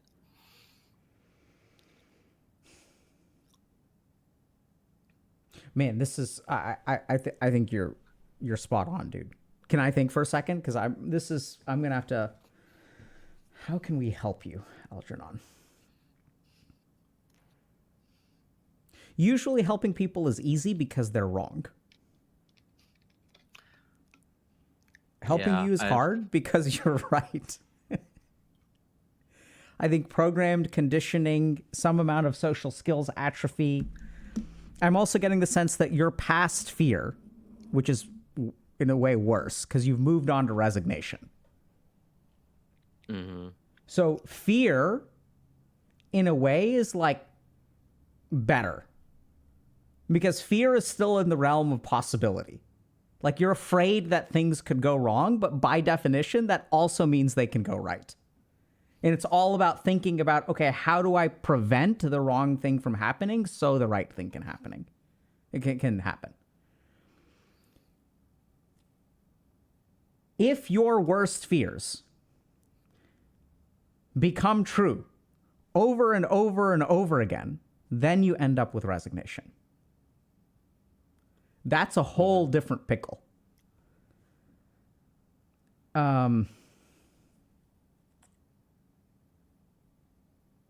Yeah, try- I've gotten Go ahead. yeah, I get that. I've I've gotten that a lot. Because like, I mean, the bully story with my with like the story about me bullying is new, but like I've told the story about being abused by my parents and how they fight a lot, like to a lot of people. I've gone to therapy before, and like this is sort of like not a first for me, because it's sort of like I got the sense that I was sort of like saying the same, sort of like telling the same story over, and like they don't really know, and like they sort of like they understand, they're compassionate, and they're like they understand it sucks and all that, but it's sort of like we don't really know what to do from there, and then it sort of just continues with me continuing to ramble on about my parents, and then I get the sense. Yeah. That's why I didn't ask you about your parents. Because Yeah, I get the sense you've talked about that. But like, here's the problem is at the end of that conversation, what do you get from the other person, Algernon? How does that other person see you when you talk about how you've been bullied and abused? And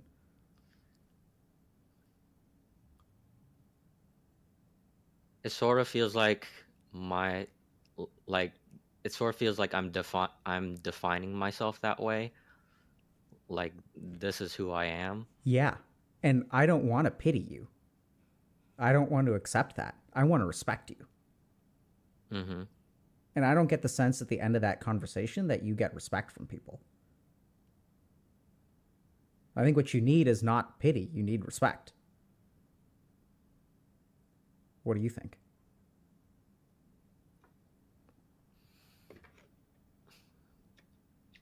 It's sort of like, what does respect look like?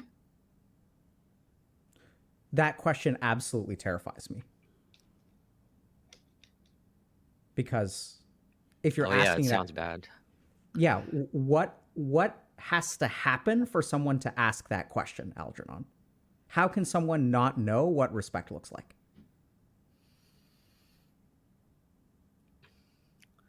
Sort of because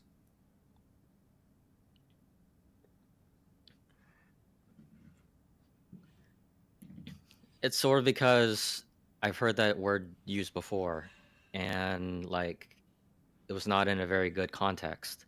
Like for example, you know, my parents, like I said regarding my parents, and then it's like they try to turn around there and they're like, you know, we do this because we love you. We do this because we respect you. Do And what because then they respect you? What are you talking about? Now I gotta ask. You've piqued my curiosity. they from from what they've told me, like the reason why they yell, they argue, and the reason why they punish me is because, like, from their perspective, they saw it was the right thing to do. Like they don't want me to misbehave, so from their perspective, it was just teaching me through. It was just teaching me through Algernon, fear. what's your perspective? What was the original question again? Can you repeat it? So you said their perspective was they punish you or argue or ignore what you have to say because they respect you. Oh yeah, What's you were asking. Uh, okay, so the reason why I said that um was because like I didn't know, like, you know, it felt like they were just throwing around that word, and like I didn't know, like it didn't feel like it didn't feel like what they were saying lined up with what they were doing. And so and what do you think respect is? Let me ask you a different question. I think I'm asking you hard questions, the wrong questions. Have you felt respected before?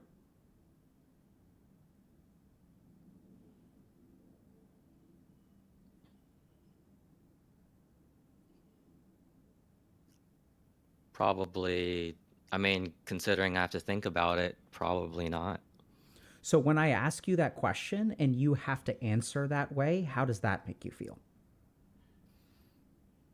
Sort of feels like I'm sort of like missing parts of what should be there in a human being, and You're like I have to learn. you're spot on, dude.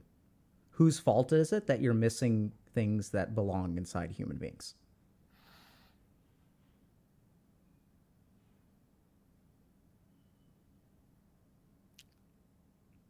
I mean, my first thought would be my parents, but I don't want to, at the same time, I don't want to go there. You're right. So where do you go instead? Who do you end up blaming? Generally, generally either myself or I sort of like more rather than myself. I mean, I do blame myself sometimes, a lot of times, but it's sort of like more than that sensation. It sort of feels like I avoid that question a lot. Yeah. This is tough. Um, Mhm. do you think I respect you, Algernon?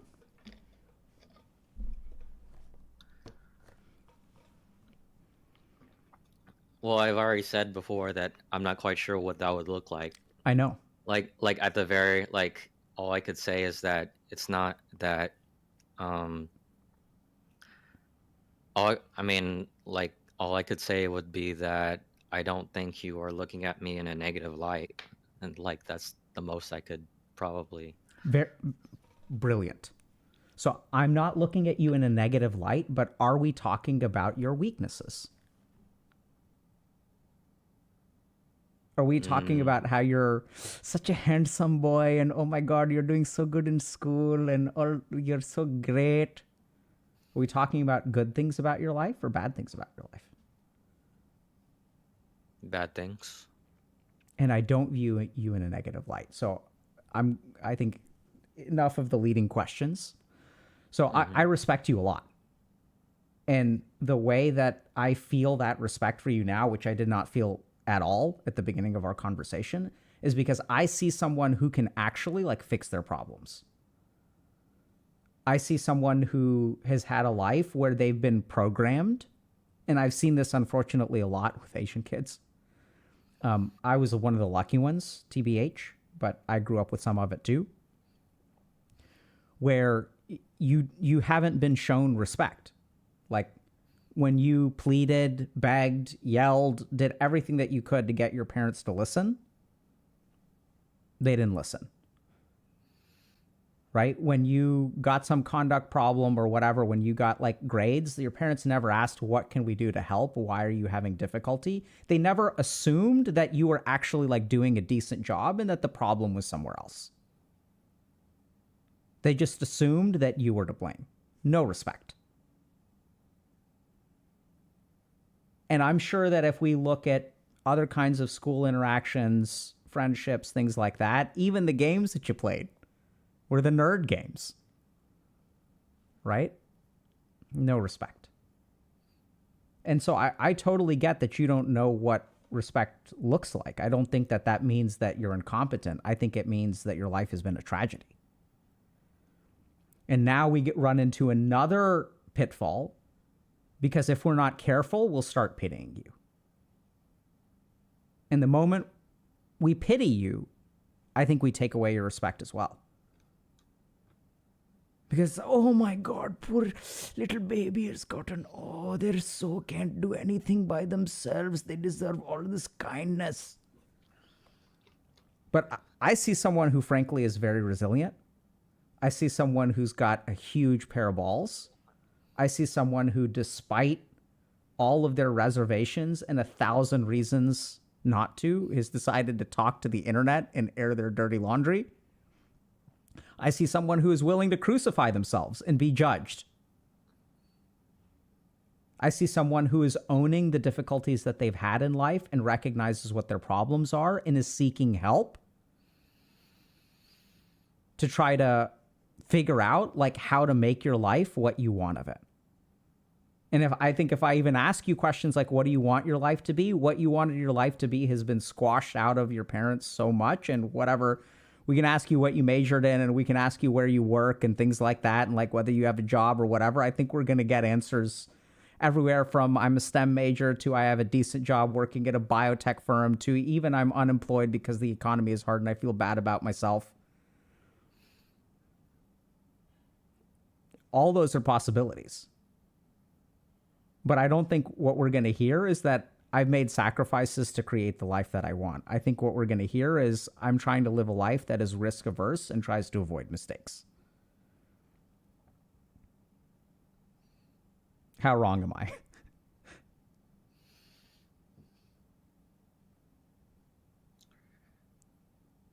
I wouldn't necessarily say avoid mistakes as much as like sort of feels like I did it because of damage control, or like I felt like this was like the best I could make out of it, and then like I stopped having a concept of I stopped having an idea of what was of like there might be something better. Yeah, dude, the best I can make out of it, that is the most resilient perspective of resignation I have ever heard. It presumes that it can't be better. And boy, is it resilient as fuck, because we're going to make the best out of it that we can. It's really respectable. And it's really sad. And so I don't know what exactly, like, I wish I could fix this in the next 15 minutes or even hour. I think it's going to take way longer than that. But I think it starts with something as simple as like, what one thing that you want? One thing that you can be proud of. Actually, that's probably more important. What is one thing that would make you proud? What is one thing that you could authentically share with other human beings and have them positively respond to?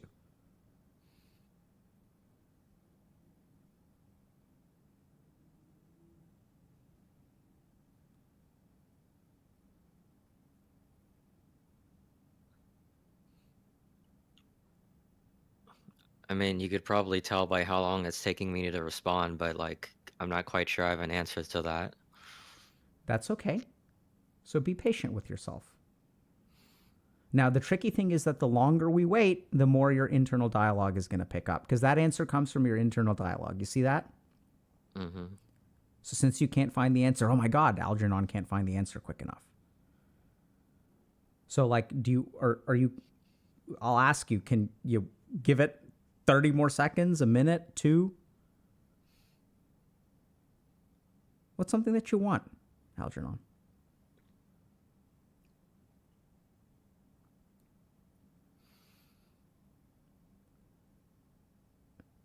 And if you're running into trouble, we'll help you.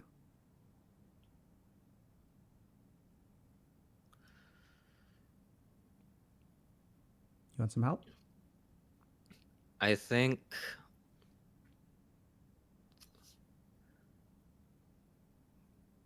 well, here it's, my filter is working again, but like Good. Excellent. it's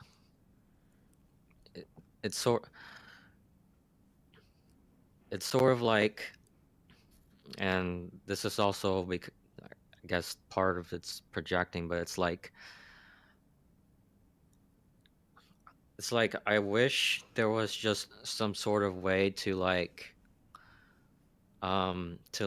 articulate or like teach the importance of like the sort of like the the personal skills that I'm lacking, because like because like a lot of my life has been like this is sort of like this idea of like this is this is right, and this is right and this is wrong, and like I understand, and then I see, at least within my environment, like just sort of a lot of times where people talk about like sort of like what their perception of how things should be, rather than I guess sort of like just sort of like the compassion to understand that there could be just sort of like the compassion, like this channel, to understand like there like how there might be multiple perspectives and Very much so. stuff like that. Yeah. Okay. So I'm hearing that you're really looking, so you're having trouble finding a clear answer of something that, a goal to even move towards, aside from potentially removing some of the rust. Is that fair? Mm-hmm. Yeah. So here's what I'm going to do. I'm going to try to lay out for you. Now we're going to go into didactic mode. Does that feel okay to you? I'm going to ask you fewer questions. How does that feel? I'm going to give you answers. I don't feel one way or another Okay. towards Good. that. So first thing that we're going to talk about is why it's hard for you to figure out goals. So the mind has a very, very, very simple, powerful, solid defense mechanism. When you don't think you can get something, the simplest way to protect you is to not want it.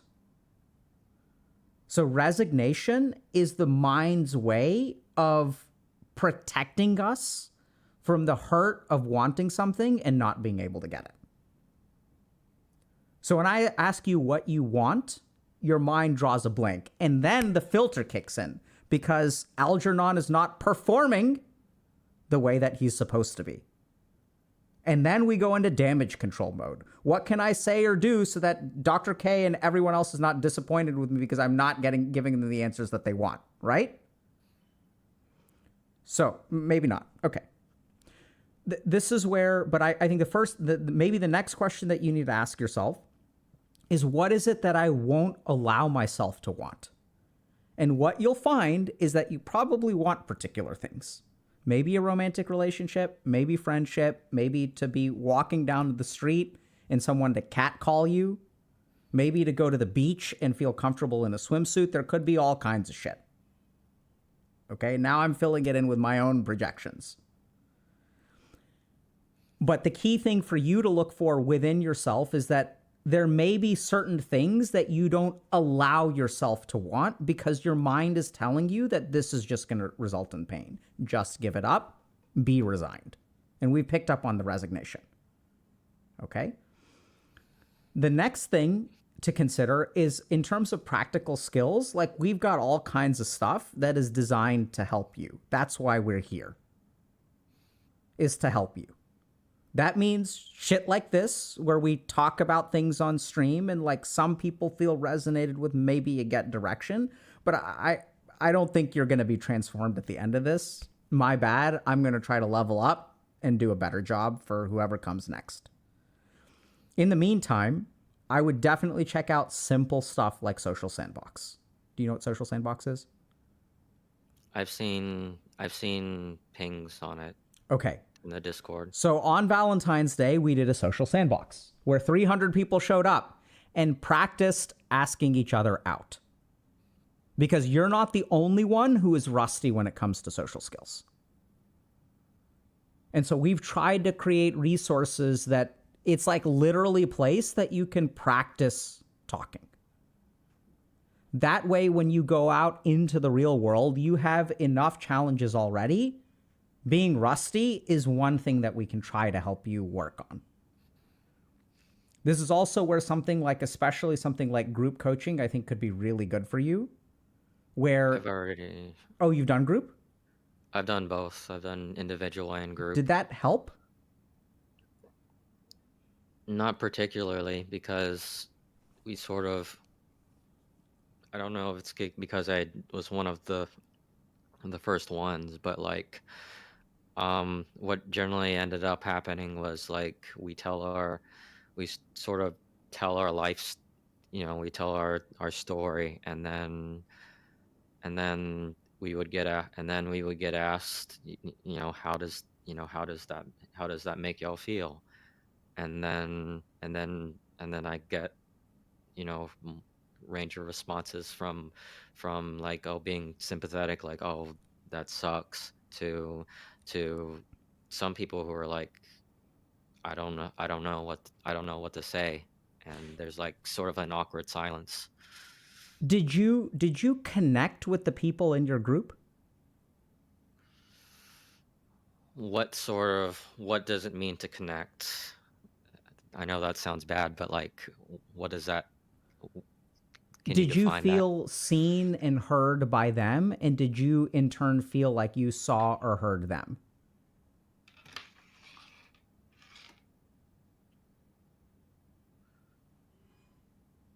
I felt like, I would say I felt like I told them before, like, there were a lot of situations I could relate to. And at the same time, it's like, again, it was sort of like me telling a story that I've told many times before, and like, okay. So what I'm hearing is that, okay, this makes sense. So what I'm hearing is that the group experience for you was more of like reading out a script than exploration.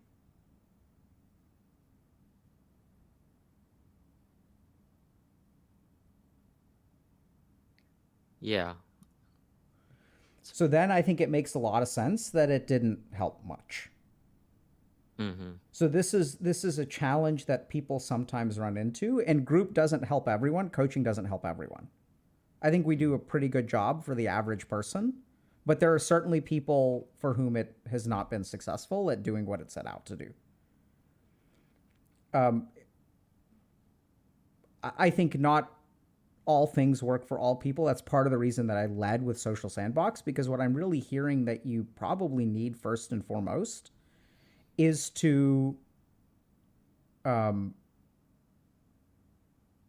really just, if you want like a plan, right? Because I'm sort of hearing that, do you want a plan?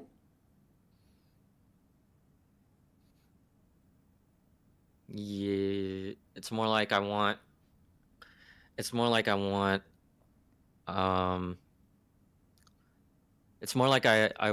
not necessarily like a plan to follow, but like a path to take, because again, like you mentioned, like there's this theme of resignation. So it's like I don't know what to. It's like I don't know what to like. I don't know what to do to de-rust myself. So it's Okay. like So did you ever talk about resignation in coaching? Did y'all get to that? How you're resigned about stuff?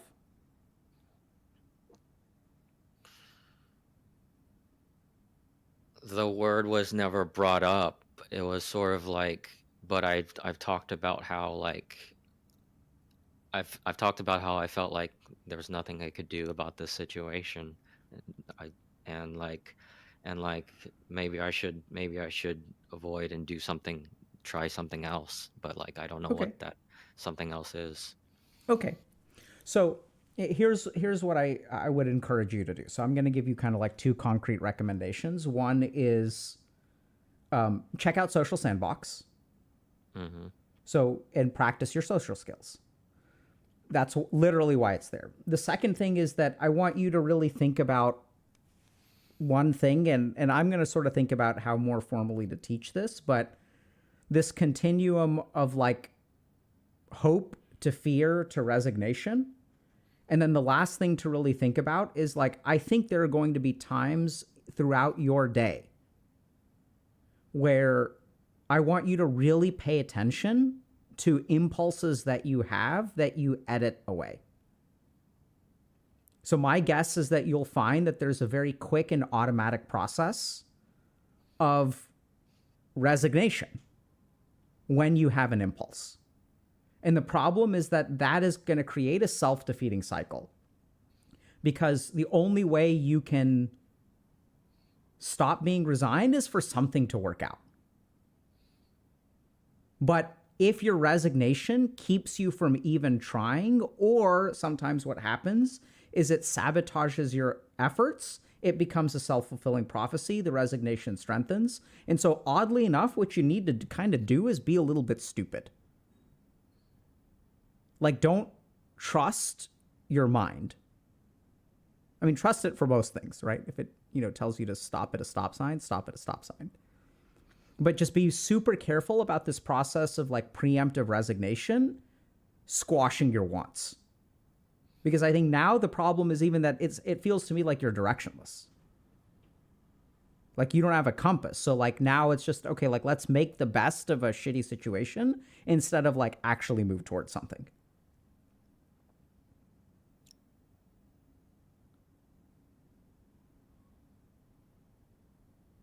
Thoughts?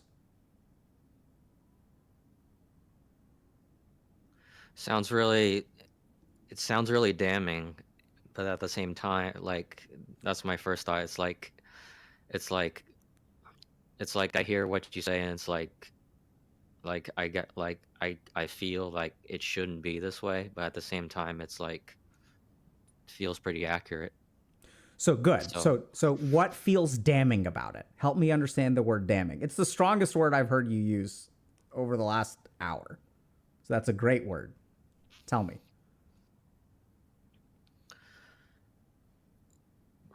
so I mean, it feels well, like I said, I said before, it's like there's this. I mean, there's this sort of nebulous idea of like what a human being should be, and like I feel like I feel like I'm like in many ways the opposite of what a person should be, Yep. and like So, mhm. yeah, sorry. Keep going. No, that was it. So that's what's damning, right? Yeah, So I tried to give you direction, and what was your mind's response?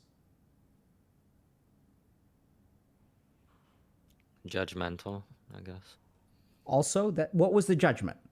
You're screwed. And so what are you going to do at the end of this call?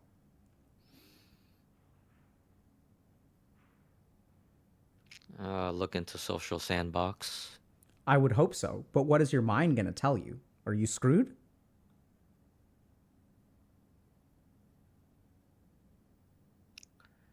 I think my mind would tell me I'm not quite sure what's changed. So I think Yeah. that. right? That's how I would word it. Yeah. So when I said you're going to want something, look out for the resignation program in your mind. There it is. It's alive. Oh, hey, you should do this thing. It could help. And you're damned. Right? Which I don't think it's unreasonable. I'm not saying it's wrong. I'm saying that if you listen to it, you're going to continue living your life this way. The whole reason it's so strong is because it's been right. Because you tried to listen to yourself every single time your parents got into an argument. And so you've learned that it is useless to try, not once, not twice, but 1,000 times every single day. You got taught one lesson over and over and over and over and over again. And so what you're going to have to do is ignore that lesson, and that's going to be hard. Anytime you move forward, you're going to feel damned. You're going to feel screwed. And you're going to look at how you should be, and your mind is going to point out to you how you're not what you should be. And then there's an opportunity for you to do something, and it sounds like you've tried everything. You've tried group coaching, personal coaching, therapy. You were trying so hard, and that's why I actually have faith in you. Because I think that I don't think you're actually screwed. I think it's like your problem is challenging, and it requires, like, you're going to have to roll the dice a couple of times to, like, hit the jackpot. But I do think that's possible for you. And I even think something like coming onto this call is a good example. I mean, this is not easy to do. Like, you get that? Yeah, I felt uncomfortable, but it's like, at the same time, it's like, Felt or feel? felt. What happened to the feeling of discomfort? Well, like I mentioned at the beginning, I was thinking about like, oh, what happens if like,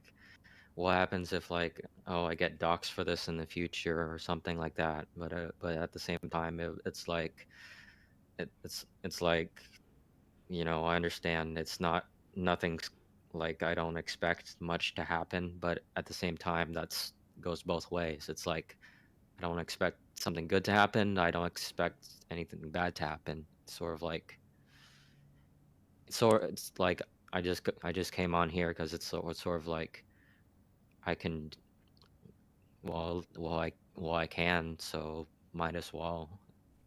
Yeah. And how do you feel about your decision today?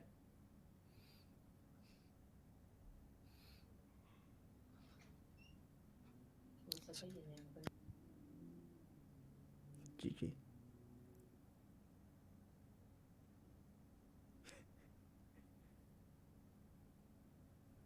Shh. Yeah, that was my mother. Sorry about that. That's okay. Uh, sorry, what was the I just original said, how do question? you feel about coming on today? I mean, I don't really feel strongly one way or another. Okay. I think, I mean, I definitely respect that well, pretty much all of your guesses have been pretty accurate so far. So, Okay. Yeah, so one other thought that I have for you is I don't know if you did any of the right and the feel stuff, but there's a decent chance that you could be somewhat alexithymic. Are you familiar with that concept?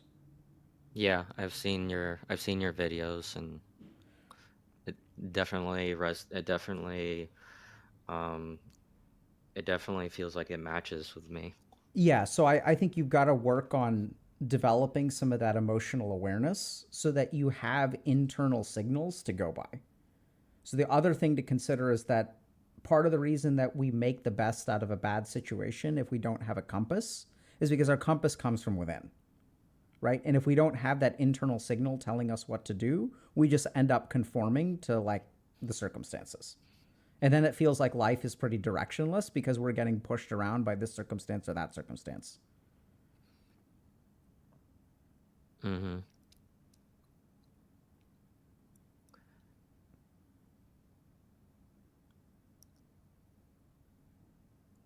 Okay.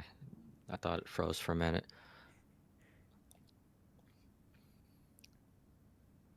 Any thoughts or questions before we wrap up for the day?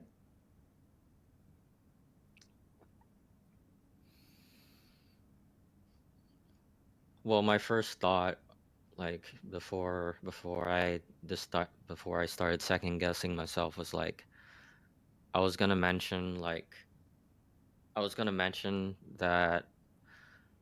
like I said, I've talked to a psychiatrist before, and I was actually diagnosed with and like you mentioned about how I've been, pushed around and pushed around and like work and like just sort of like working based on external circumstances. So I just want to add on that like I was actually diagnosed with PTSD, and like I actually like when you could guess that my mother was came to interrupt. I actually like I'm I'm actually like very hyper aware of like whenever they get close, and it's sort of been hard to like sort of break the habit of like like trying to tune them out, and like not and like being okay with like not knowing or like not being prepared. And so like it's like and so I guess for me, like it's been useful for me to be that way, and at the same time, this creates all these other problems, and like it, I just find it hard to sort of like I think it's hard for me to create that. I was gonna say it's hard for me to create that balancing act, but it's like that sort of shows that I want like I'm sort of holding on to it, but like that in itself should tell you.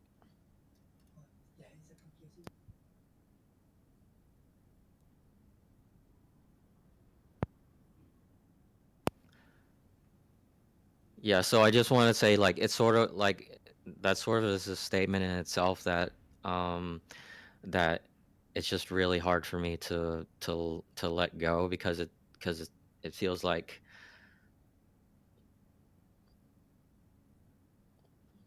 it sort of feels like that, like how should I put this? It's like what it's like.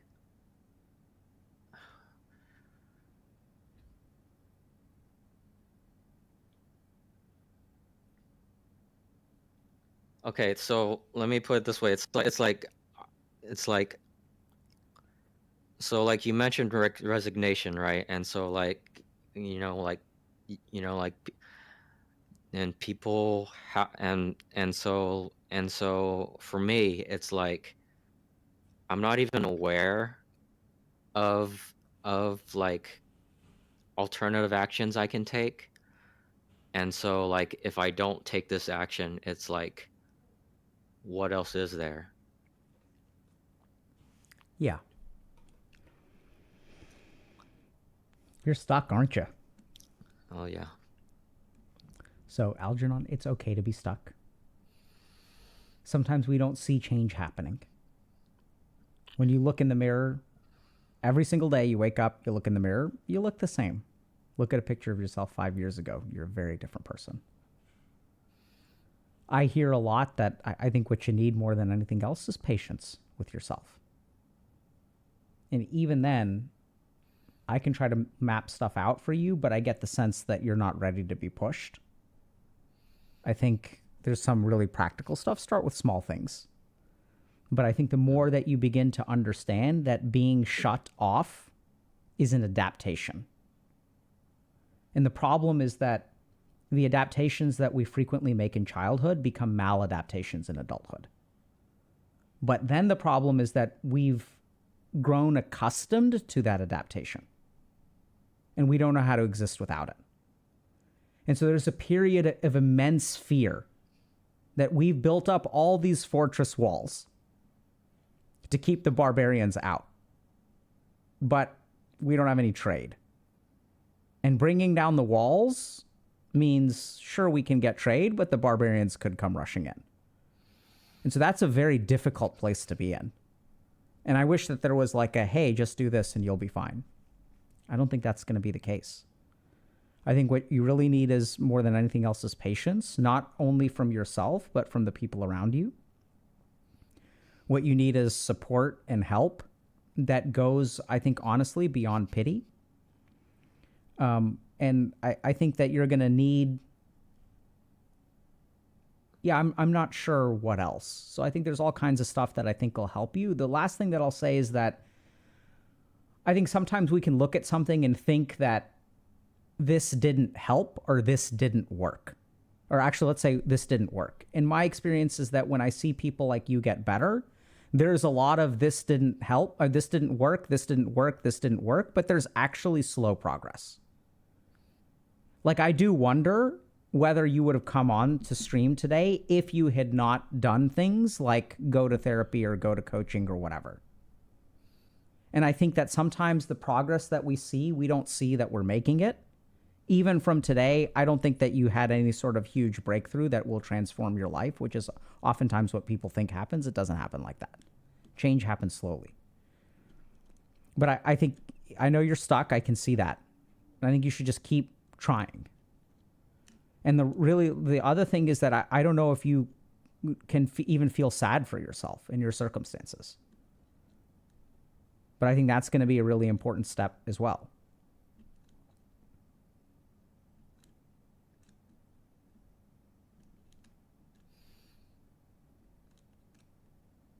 Good luck, man. We're rooting for you.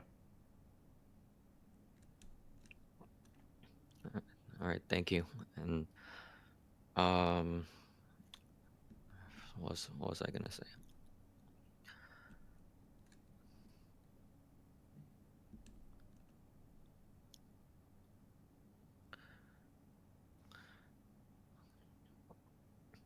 I was gonna say, I think what I wanted to say was that, well, it's more like I felt like I had to say something, but Good.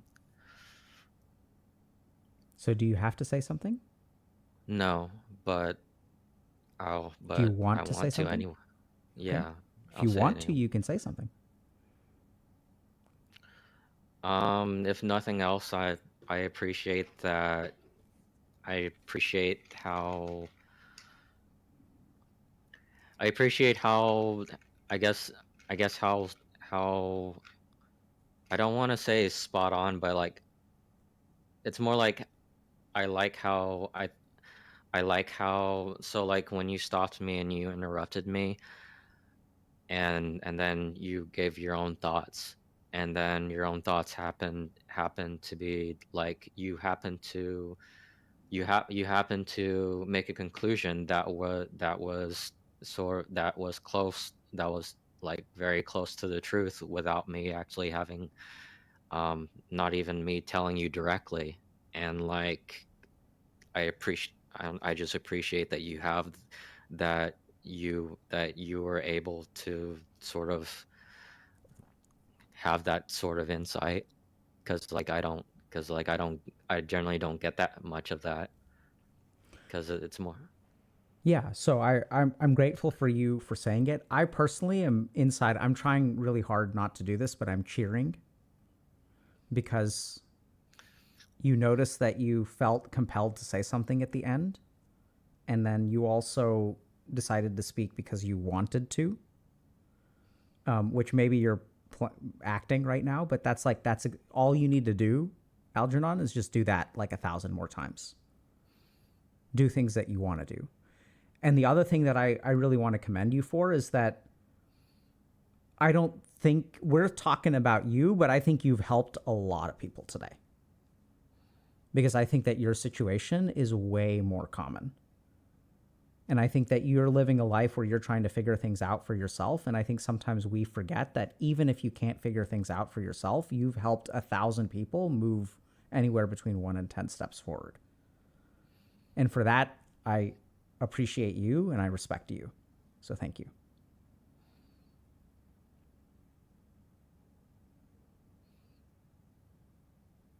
Feeling slightly teary-eyed, not entirely there, but feeling something.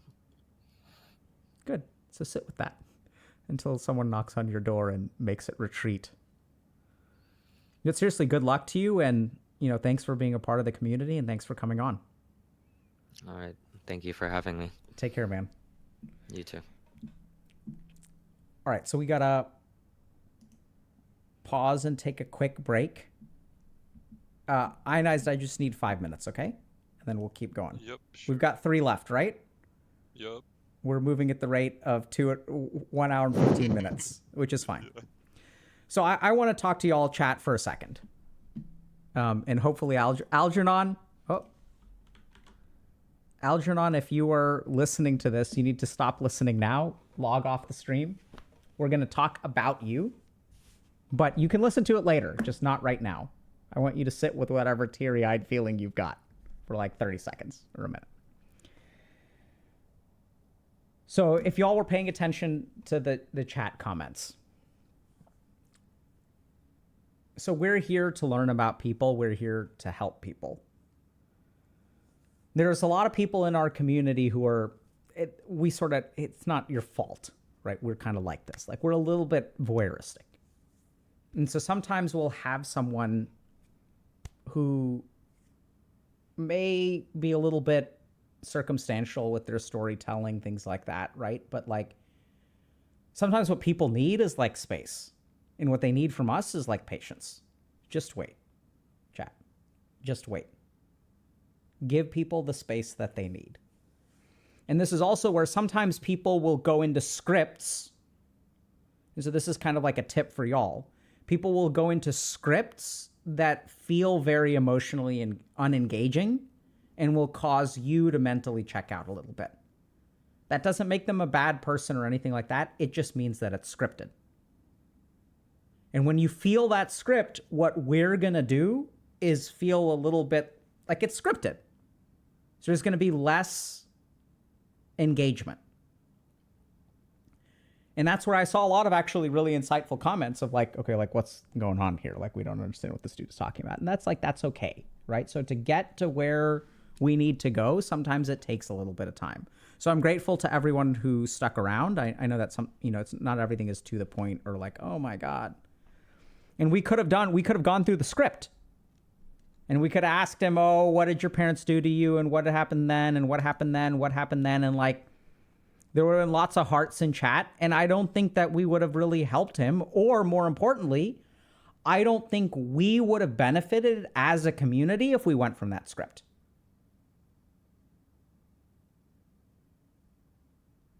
Right? Because the truth of the matter is that if we really look at someone like Algernon, this is a guy that has been worn down by life. Resignation is not normal. Resignation is a consequence. And like, what do you do if you're worn down in life?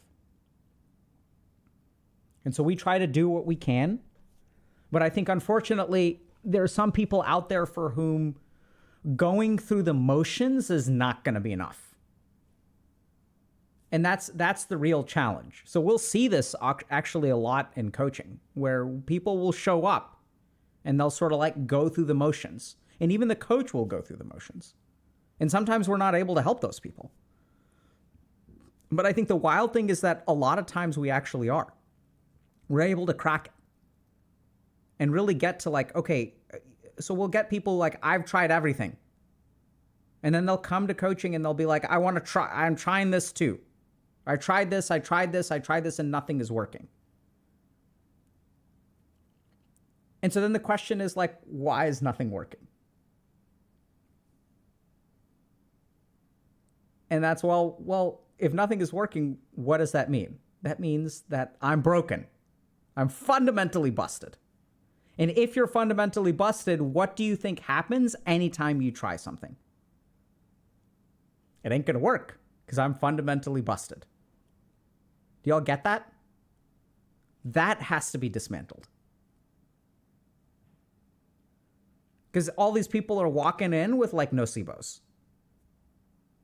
And I think sometimes, we do a good job. Like I think we really do crack it. Like that's what we're designed to do. But we're not perfect by any means. And so we try to do what we can all through this community. Sometimes we have interviews. Sometimes we've got lectures. Sometimes we have Discord events. Sometimes we've got stuff like Dr. K's guide and coaching and whatnot. Like we're trying to meet people where they're at and give them what they need. But the really unfortunate thing is that there is no suite of things that we can offer that will work 100% for you. It's kind of hard, but like that's where like what you put in matters a lot too. And I don't want to say that this doesn't mean that people aren't putting in a lot of effort. That's the real tragedy here, is that when I talk to someone like Algernon, I see a ton of effort every single day. Can you all imagine what it's like, how hard it is to motivate yourself if you're don't have a compass towards anything?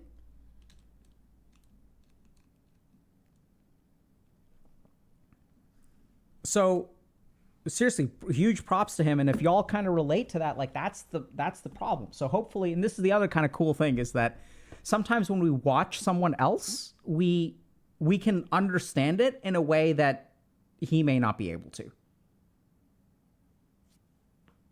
How old is Algernon? We never asked. And sometimes we don't ask on purpose.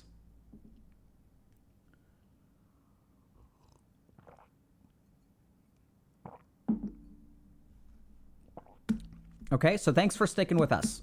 Ionize, let's go. Let's go. Hello.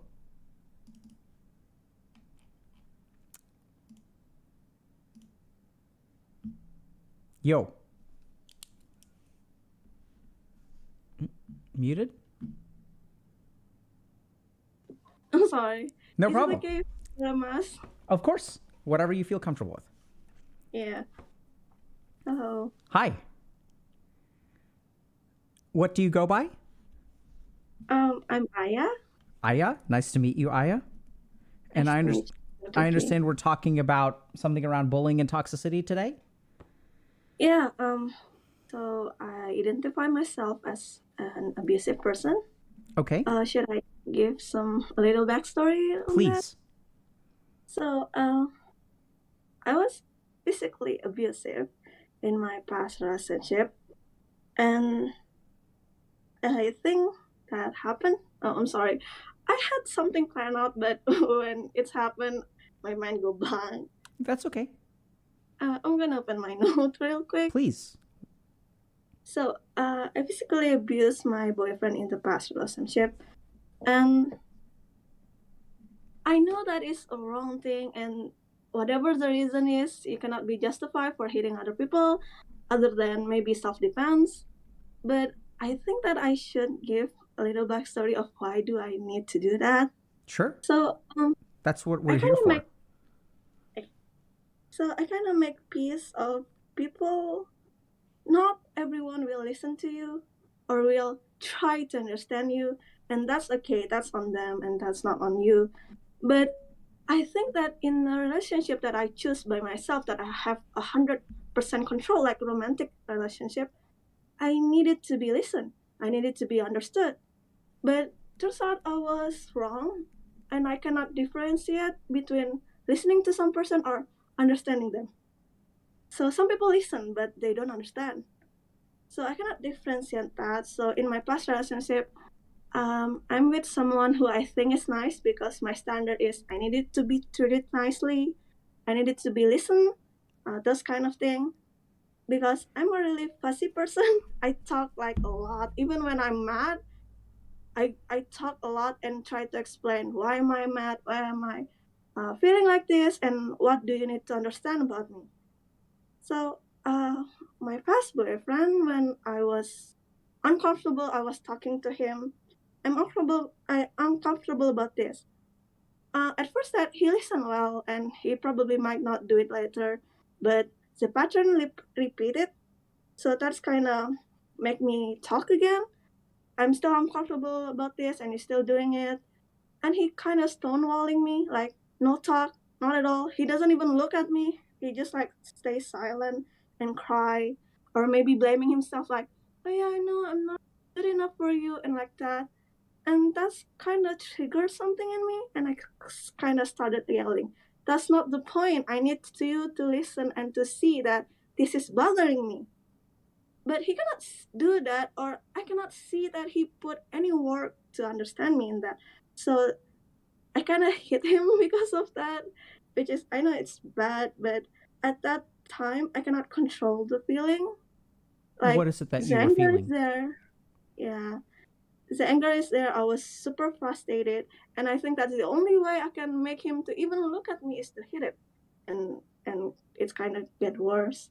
And after I snap out, I see my mother in me, and how she yelled, how she got mad, and I see my dad in me, how he hit people when he mad, and that was super scary. So I tried to apologize many times, but he said this. Oh yeah, it doesn't hurt. Don't concern yourself about it. And it happened again. It happened again. I was talking about something. He doesn't listen. I hit him. But this time I noticed it quickly and stop. I start hitting myself. I never self harm before. That's the only time when I hit myself. And he hold me to not hit myself, and I end up hitting him again. So that's kind of become repetitively, and I kind of stopped dating him because of that and some other issue. Thank you so much for sharing all that. I'm hearing. So I'm going to try my best to understand you. I think we're all going to try our best to understand you. And I want to start, actually, Aya, by thanking you for sharing that story, because I think there are a lot of people out there who do things in relationships that they don't want to do, but then don't know how to control. And I think the problem is that we're so judgmental towards those people. And like you said, I don't think it justifies your behavior, but I think since we never talk about it, like, what I'm envisioning is, let's say there's someone out there like you, but unless we have this conversation, who does that person go to for help? Who does that person go to for their own understanding? There's no one, right? Because the second you say something like that, everyone's going to be like, screw you. So you mentioned that you saw your mom and your dad in you. What do you mean by that? So I don't really have a good childhood. I mean, I can relate to the last two person who was you interviewing. My mom yelled a lot, and my dad kind of hit. Sometimes physically abusive too, but it's got better when I in high school. But in my reformative years, it's happened like a lot, like almost every day. So, because I'm saying a bad thing, I kind of make vow to myself to never do that to other person, because I know how shitty it feel like when you are being yelled at, when people say mean things to you, or when you are being hit without knowing what you do wrong. That's where I get my tendency to talk when I'm upset, or when I want someone to understand me. I kind of talk a lot. Like, continuously I talk and talk, and sometimes I don't understand why they don't understand me, and sometimes I talk too fast so they don't understand me, like that. Okay. So can I ask a couple other questions about just growing up? Is that okay? Yeah, it's okay. So I'm curious, what would trigger your mom or dad's, like, scary behavior? What kind of stuff they would have be? they have a rough life. I'm sorry. Growing up with They have a rough life, a tough Okay. life. So growing up, I was in poverty, so I kind of understand the stress and all the responsibility on them, and they cannot actually manage it, and how things not going on their way, so they kind of fought a lot. Okay.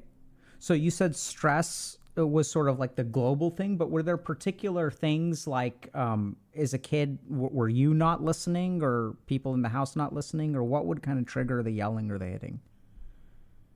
mm, Something is no I can say what triggered their stress, but what triggered their yelling, I don't know. Okay. So they stress a lot about their work, about their social status, about finance, things that adults stress about.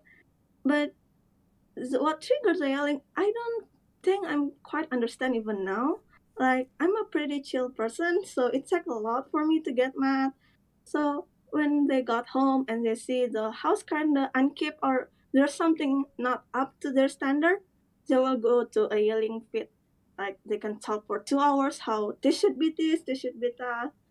And yeah, I think that's triggered the yelling. Maybe they were having stress and have nowhere to vent their stress to, and they have a child, and I'm quite a reserved child, so when I got yelled, I just stay quiet and say yes. And my parents like to quiz me after they yell, like, what was the point I was talking to you? And I give them the point. What was they talking to me after that yelling? So maybe because I'm quite a reserved child, they vent their stress to me. Okay. Can I just think for a second, Aya? Yeah. Okay.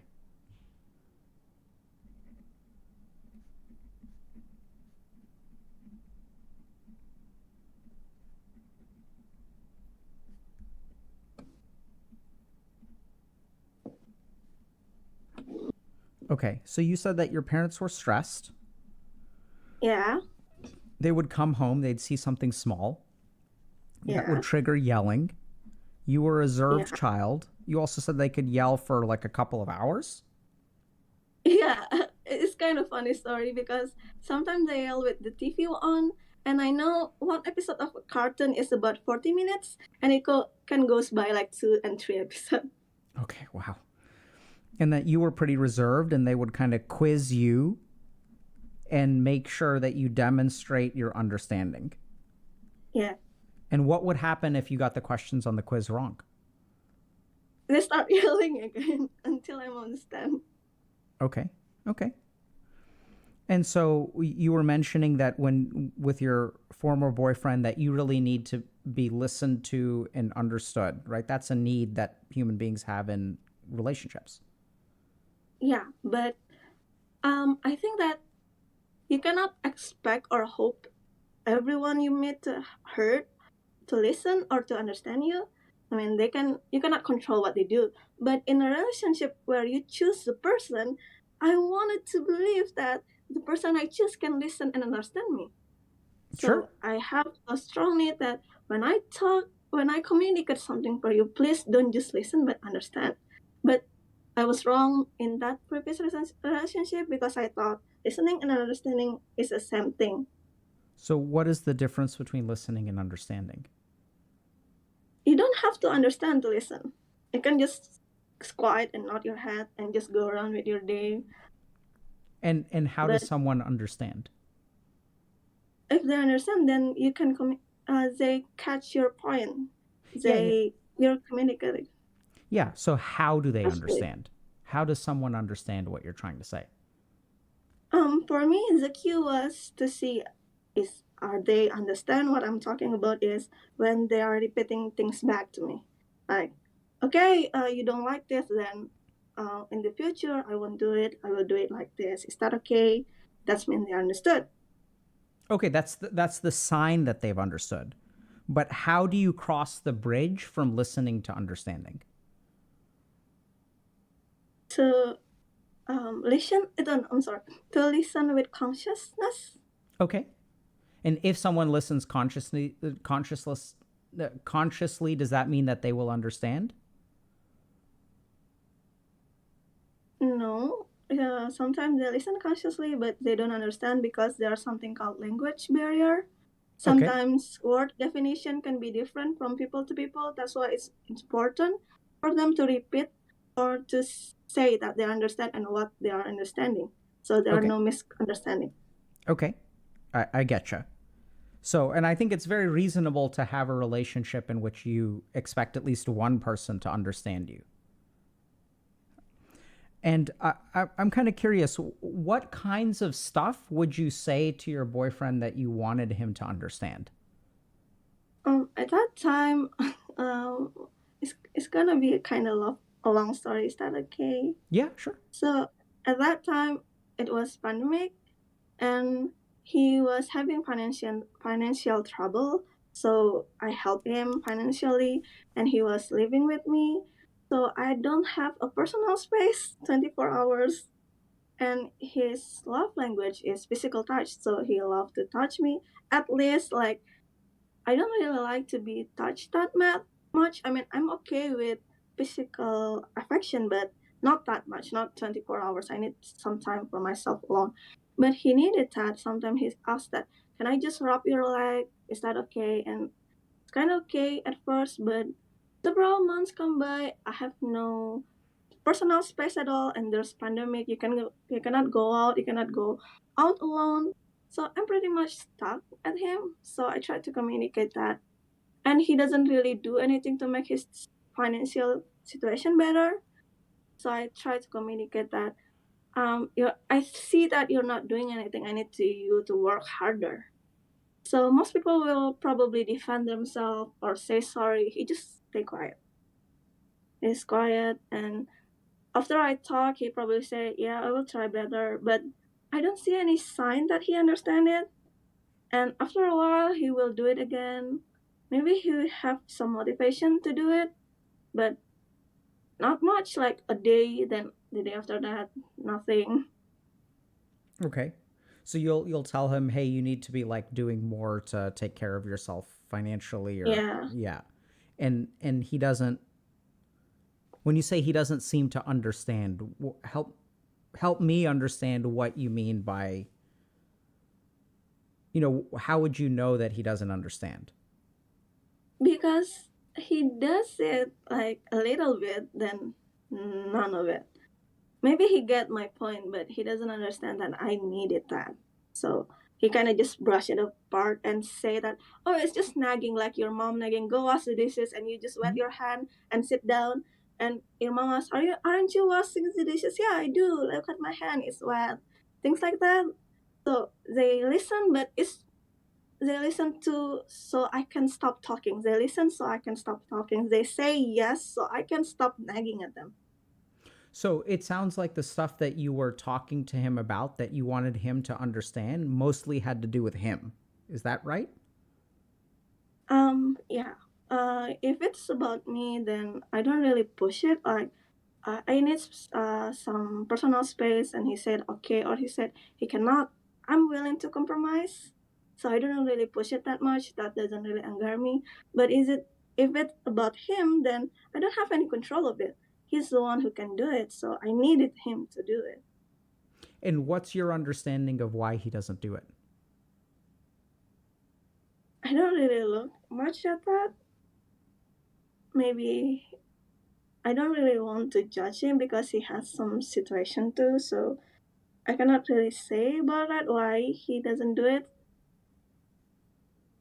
And what's your, so you think that talking to him will result in judgment for you? No, if I tell you why, what, no, if I told you why he wasn't doing that, that meant I was judging his condition at that time. I could say, oh, he's lazy, so he doesn't do it. So that's judgment.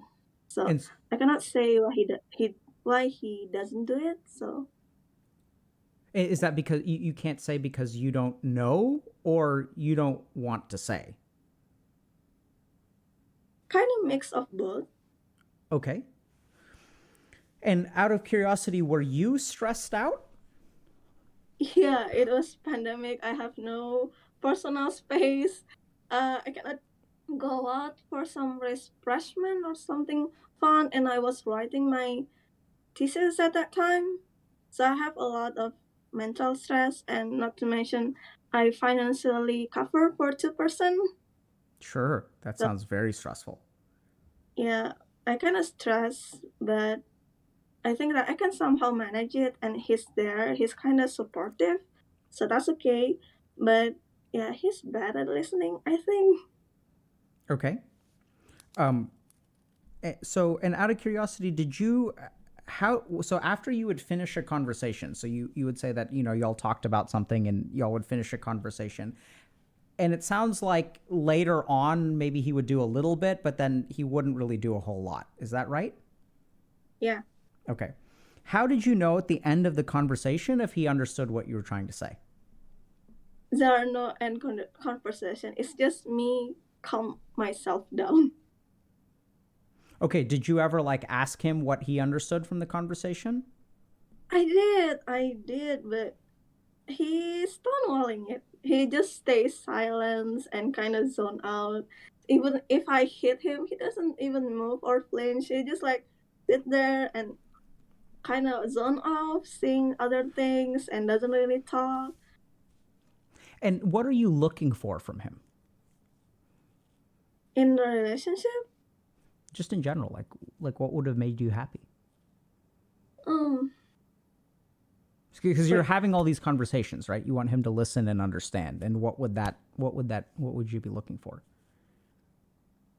so the point of my conversation is for him to help himself. But for what I'm looking for him, I don't think I should search happiness from him. Okay. So the point of the conversation is for him to help himself, so he can help me to take the stress, some load of my head. So is it to help himself or is it to help you?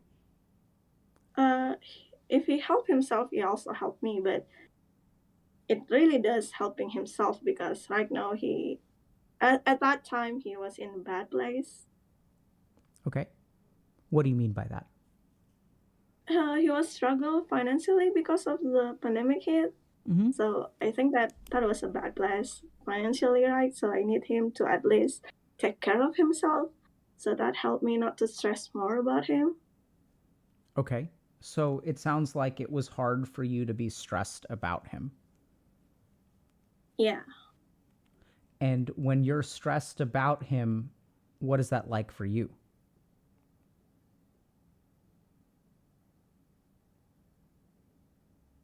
What is the stress like for me? Yeah. What's it like to have a boyfriend living with you who is in your personal space and is not helping to pay for groceries or rent or whatever? It feels suffocating How so? because it feels like I'm with another person who said that they care about me, but I kind of do things alone. And I mean, I'm pretty used of dealing with things alone. I think I'm pretty incompetent of dealing with my stuff alone. But when there's other people that I need to take care of, and when I'm not doing good at that, when I'm not doing good at taking care of people, that's kind of add to my stress. Mm-hmm. And what makes you think you're not good at taking care of other people? Because he is not in. No, I don't think that I'm not good at taking care of people. I do take a pride that I'm a good caregiver, but if he's in a relationship with me and he's not in a happy place or he's not in a good place, and I was the one who was the closest to him, that means at some point that was my fault for not taking care better of him. Okay. Okay. And so what would really make you angry about those situations? Which situation? So the situations in which you're kind of talking to him, right? You're trying to explain to him. You're talking about your own stress, or are you talking about what he should be doing? I'm talking both. Okay. I was stressed out about this, I was uncomfortable about this, and I think that you need to do this. Okay. And what would really piss you off about the way that he would respond to that? That there are no response at all. Okay. And so since you were, and is this a pattern that you've had with other people before in terms of being abusive towards them, or is it particularly this guy? Only in romantic relationship, because like I said, I kind of make peace, or I kind of just resign to hope that people will understand and listen to you. So it's okay if people don't listen to me, then I don't bother to even talk to them. Okay. Like, I can easily cut people off. Okay. So, but for him, it's a relationship that I choose, so I need to put a work on it. If he doesn't listen, I need to do something for him to listen. Okay. Okay. I think I. Do you feel like we've talked about a pretty good understanding of the situation, or do you feel like we're still missing some major parts? I think we got a good understanding. Okay. Can I share a couple of thoughts with you? Yes. So the first is that I see potentially, and by the way, so I may not be right about any of this, right? We've been talking for like half an hour at this point. So this is really just for you to think about and for you to decide what is right and what is wrong. Okay? The first is that I'm noticing kind of a pattern that parents were stressed out about a lot of stuff. And then there would be something in particular that would like trigger them to start yelling. And that also there was one way to that you learned how to sort of calm them down, which is to demonstrate your understanding. Right? Because they would quiz you. And until but it won't calm them down. They just calm down by themselves when they feel satisfied. They fan out their stress, then they stop because they're satisfied. But I did never calm them so down. what satisfies them? When they quiz you, what satisfies them? Maybe my understanding of what they're saying. Yeah. Right? That's what it sounded like based on what you explained, is that they'll keep on yelling at you until you get the quiz questions right. Yeah. So you demonstrating understanding through dialogue is the way that the yelling stops. Yeah. So now let's take a look at your situation. So you're under stress. It's a pandemic. You're financially supporting two people. And you need a partner, is really what I'm hearing. You don't need a child. You need a partner, right? Did it feel like you were his mother? Yeah. Okay. Even said that. I mean, like, I'm not your mother. You're supposed to take care of yourself. You're an adult. Yeah, right? And so what's the pattern? So stressed out. You can talk for a long time, as you said. Right? So you can maybe talk for an hour or two and he's listening sort of. He's not really responding much. And then you're looking for a vocalization of his understanding. Yeah. But he doesn't give that to you. Right? So this is where the paths diverge. You learned how to vocalize your understanding with your mom. He is silent with his mom when his mom is telling him to help himself, right? Yeah. And so when he's not following the pattern that you were taught. And so then you need to get him to vocalize in some way. And so then what happens is you get frustrated because he's not doing what he's supposed to be doing. Yeah. And then sometimes he even says he's going to do it and he doesn't do it, but he doesn't really understand, right? He kind of like obeys, but if he really understood, he would be more motivated. Yeah. And you wouldn't have to keep telling him. And when you get frustrated with that, sometimes you lose control. So what do you think about, how can we move forward from this situation? Do you have any idea? I don't actually have any idea, but I'm in a new relationship when the person I'm with is actually listening and I'm actively replaying, like they engage with my communication. I'm uncomfortable about this, so they do this. So to hold myself down for not yelling, I only do arguments on chat. Okay. No call. So I don't want to call, I don't want to see you, just chat me and we can discuss it on chat. So I won't yell at you. And if I'm feeling emotional, I can calm myself down. It's not your responsibility to calm me down. So I do it in chat. Then he talks back, he said that he's understand, and he does something I call a perfect apology.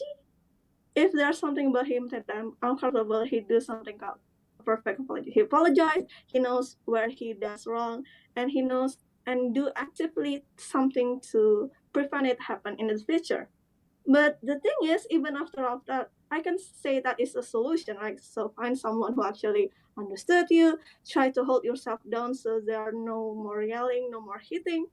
But there's still a lingering feeling that when I'm mad, it's not gonna go away soon. Like I need to be mad at that time, and I kind of lose control, even on chat. Yeah. So I hear that you're doing a lot of things to kind of like almost compensate for your negative tendencies, right? You've recognized that there are times that you get out of control and you recognize that that's not right. So we're going to just, if you're angry, we're just going to text instead of have a conversation. Yeah. That way there's no yelling. And so you don't put yourself in a situation where you do things that you think are wrong. Yeah. Right? So that makes a lot of sense. So I think there are a couple of things, Aya, that you should really consider. One is I'm highly concerned about this perfect apology thing because it sounds like appeasement of an abuser. Oh, okay. Okay. So like, because like he's figured out like the formula to get you to calm down, which is to offer a perfect apology. Yeah, but that doesn't calm me down. That's the problem I'm having now. Yeah, I'm with you. I'm with you because I don't think that's going to work. That's why I think it's a problem because, so I think that there are a couple of things which I'm sort of noticing maybe a little bit of an absence for, and maybe we just haven't talked about it yet. But one is I don't hear a whole lot of understanding of their perspective. So I don't hear that if someone is doing something or not doing something that you feel is really important, I don't hear a whole lot of understanding as to why. What do you think about that?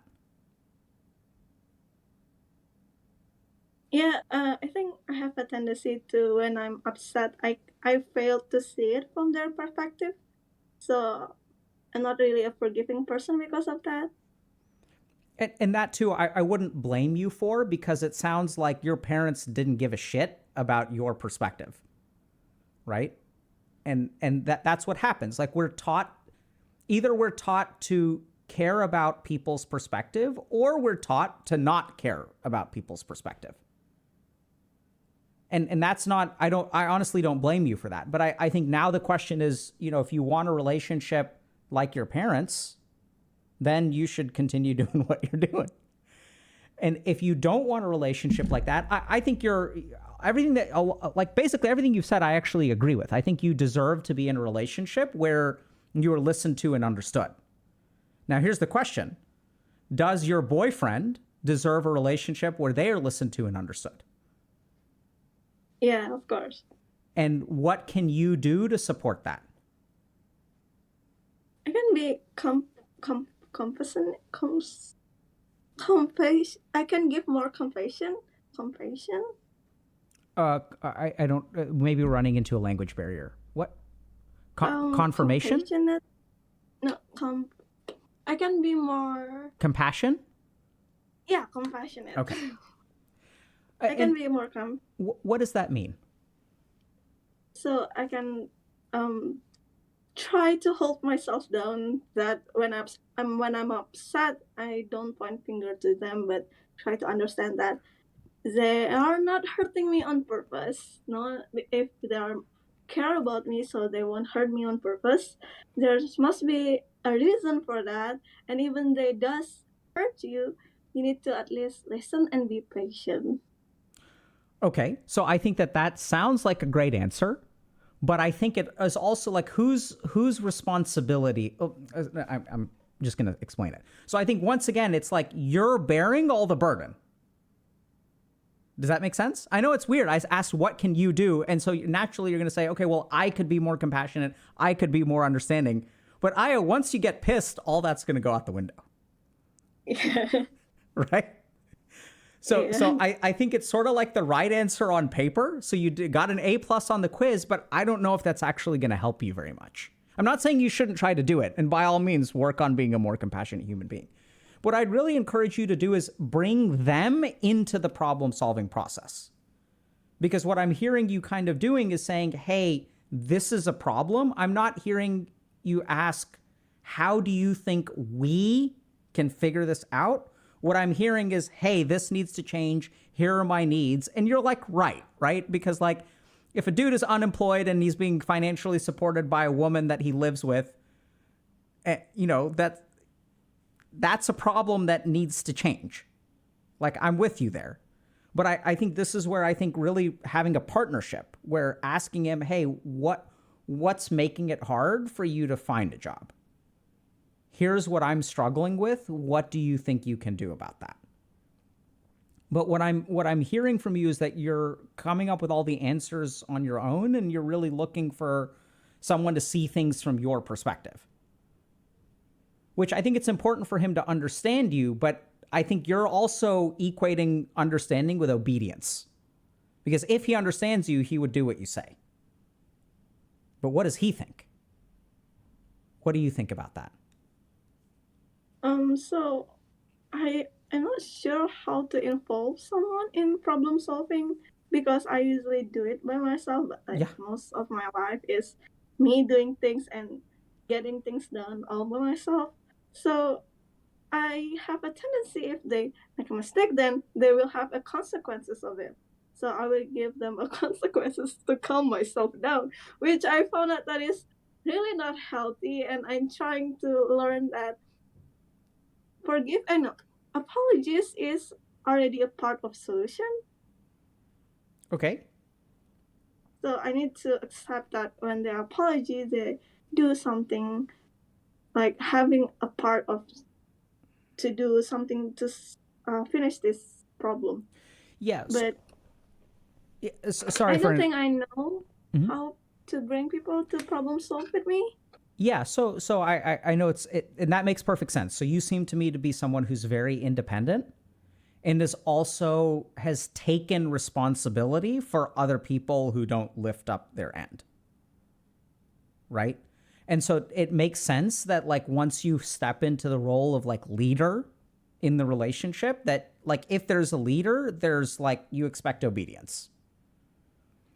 And I can totally understand how it's hard for you to think a little bit about how to have a partner in a relationship. So this is where I know it's kind of weird, and I think it's going to be a journey, and I think you're doing fantastic. I don't think you're a bad person or anything. Do you think that the way I'm asking you questions, do you think I think you're a bad person, or do you feel like I'm making you out to be a bad person or anything like that? No, and I think that if what I did make me a bad person, then that was a consequences of my action. So yeah, okay. So I think it's simple. Like you can ask people open-ended questions. So when you see a problem, you can ask them what they think about it. And if you were to ask a question like that and they said something, what do you think your mind would do with what they say? no, I never actually encountered something like that. Okay. Good. I mean, so maybe I can bring it with other relationship, like more professional relationship. Sure. If I ask them to help me solve a problem, but I think that my way is more effective and efficient, then I overrule them. Yep. So I had a feeling of that. So I think this is the tricky part is once you ask for their opinion, I suspect what you will do is try to convince them that they're wrong if it is not your opinion. Or like I cannot accept people if they are not up to my standard. Sure. So I think this is where there's a lot that you really need to think about what kind of relationship you want. And this is where we oftentimes make judgments that some relationships are better than others, like equal partnerships. In romantic relationships, we make that judgment, but very few relationships successfully are equally partnerships. Some people are simply happy having a person who's more dominant in the relationship and someone who's more submissive. And that's okay. If it works for y'all, it works for y'all. But what I would encourage you to do is when someone is talking, this is going to sound kind of wild, listen. So instead of thinking, your mind is naturally going to come to your point of view, but really try to understand, okay, if this person has a different point of view, why is that? And really for you to try to understand other people. as opposed to getting them to understand you. Because this perfect apology business, I mean, I think it smooths things over, but I don't know that y'all are on the same page really. And I think what you're going to encounter is more stuff where they're saying what you want to hear but not doing what you want them to do.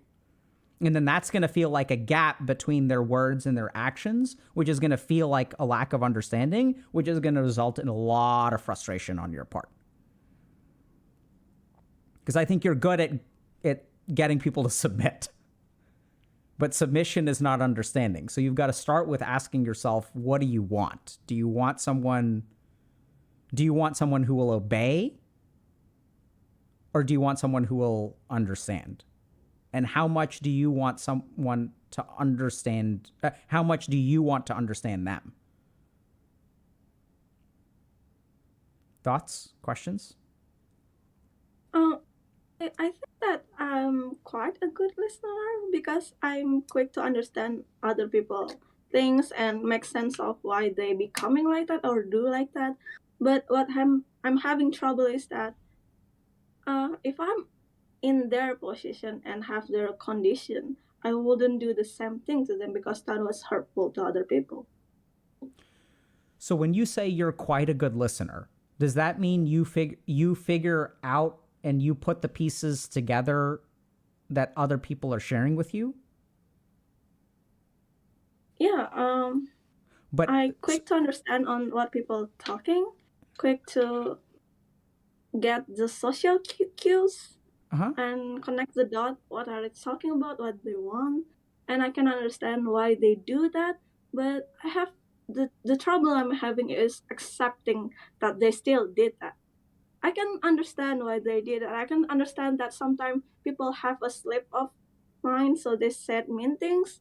But I still cannot accept that they did that to me. what makes it hard for you to accept that they did that to you?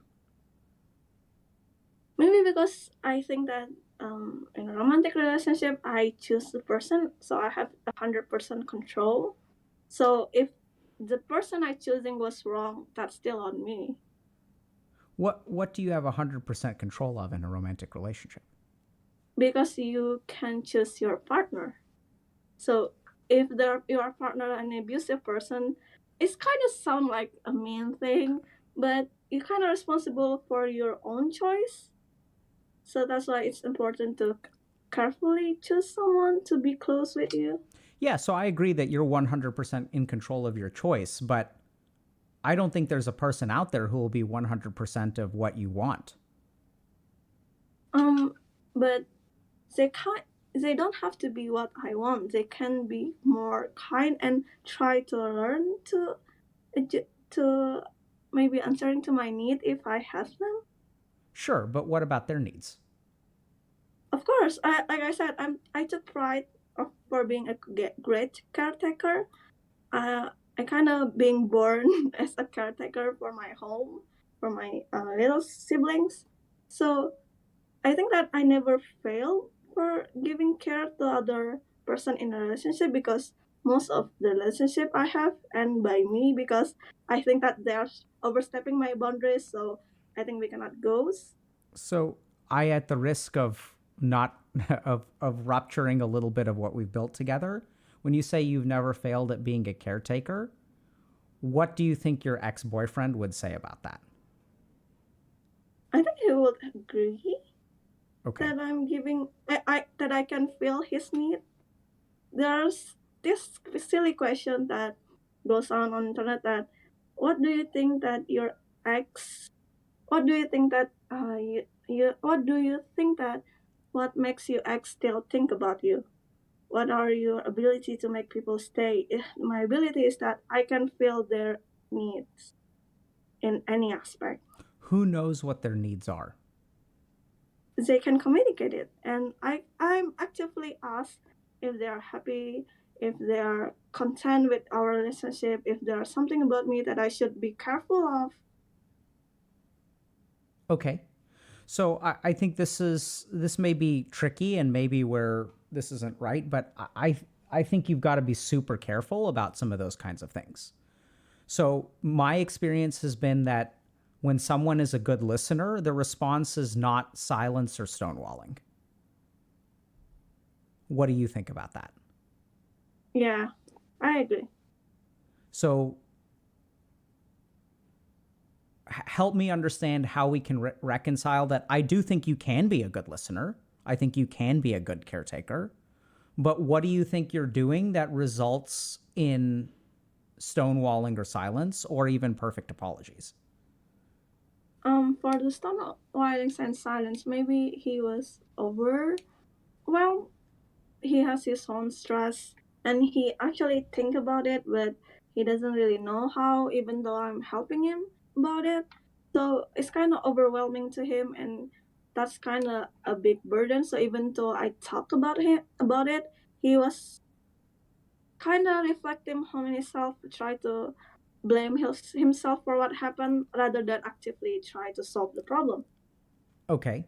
So let me ask you kind of a question in a different way. So we're here to understand a little bit about how you can help create healthy relationships and you can behave in a healthier manner in relationships, right? Is that fair? I can see that you put in a lot of good work and you try really hard and you think about it. And it's very courageous for you to come here and talk about some of this stuff that people may judge you for. What do I think you need to do differently? I don't know. Okay. So I'll say it again. I think you need to maybe do a better job of listening and asking questions and trying to understand other people's opinions, especially your partners in relationships. What is your mind's natural response to what I said? I was denying that. Huh? I was kind of denying that. Yeah, and that's what you've done already. So when I tell you, yeah, go ahead. I mean, I can have the validation of being a good listener to my partner or not by asking him, am I a good listener or not? And he can answer to that. So if he said, yeah, you are a good listener, then that one was wrong. Well, you're assuming that he's honest and not afraid of you. No, he's not afraid of me. I wouldn't want to be in a relationship where someone is afraid of me. I'm sure you wouldn't want to. But you see, I'm a pretty sensitive person. I'm a big crybaby, and a lot of things affect me a lot. Let's just pause for a second. So I want you to just notice what happened. So I said, here's what I think you should consider. And then you proceed to tell me why I'm wrong, and you present a lot of evidence. Because what you was saying was a statement and a judgment of myself, and I have a right to judge by myself. I mean, if you are saying I'm a good listener and a relationship need a good listener, I'm not saying you're not a good listener. I'm saying that sometimes I don't think that you listen well, right? And I'm saying that if you want to improve your partnerships, this is something to consider. But my point is that when I say that, you don't ask, why do you think I need to be a better listener? Help me understand why you think my listening is not very good. Help me understand how you come to that conclusion. I think I catch it wrong. Yeah, I can see it. Right? So because I can present evidence to you as well. But the point is, if we point out, hey, your boyfriend is stonewalling, isn't talking to you, maybe that's because, like, we can go back and forth with the evidence, but I'm not going to convince you, and you're not, I mean, you may convince me, or maybe I'll convince you, who knows? My point is that our interaction right now is a prime example of what I think is the problem elsewhere. Which is that when I say something that you think is wrong, your default is to bring me to you instead of you trying to understand me. I can see that. I can see that. I suspect that the more that you do that, the more different your relationships will become. I was about to say the better they'll become. I don't even know if they're going to become better, honestly. I think that's... so just something to consider. What do you think about that? Yeah, I can see how I have a tendency to, when people talk about something about me and I don't think that was right, so I have a reflex to bring them to my side to see what I see. Yep. Yeah. So I can totally see that. And I think the other thing is that I think it's going to be really challenging because I suspect that there are particular things that, if we're not very careful with how we phrase them, will feel quite negative to you. So I think if you say you're a good caretaker, I'm sure you're a good caretaker. I think you really are, because I think it sounds like you really took care of your ex-boyfriend. Well, crossing beyond what a girlfriend is supposed to do, and really financially supporting them and all that kind of stuff. So I believe you. But I think this is the other thing, that anger. If we look at anger in a relationship, the more understanding there is in a relationship, the harder it is to be angry. Anger comes from someone else digging their heels in and you digging your heels in. And in that gap is where we'll see anger. But if both of y'all if you really understand where someone's coming from, it's very hard to be angry with them. Or you can still be angry with them, but usually it's like easier to manage that anger.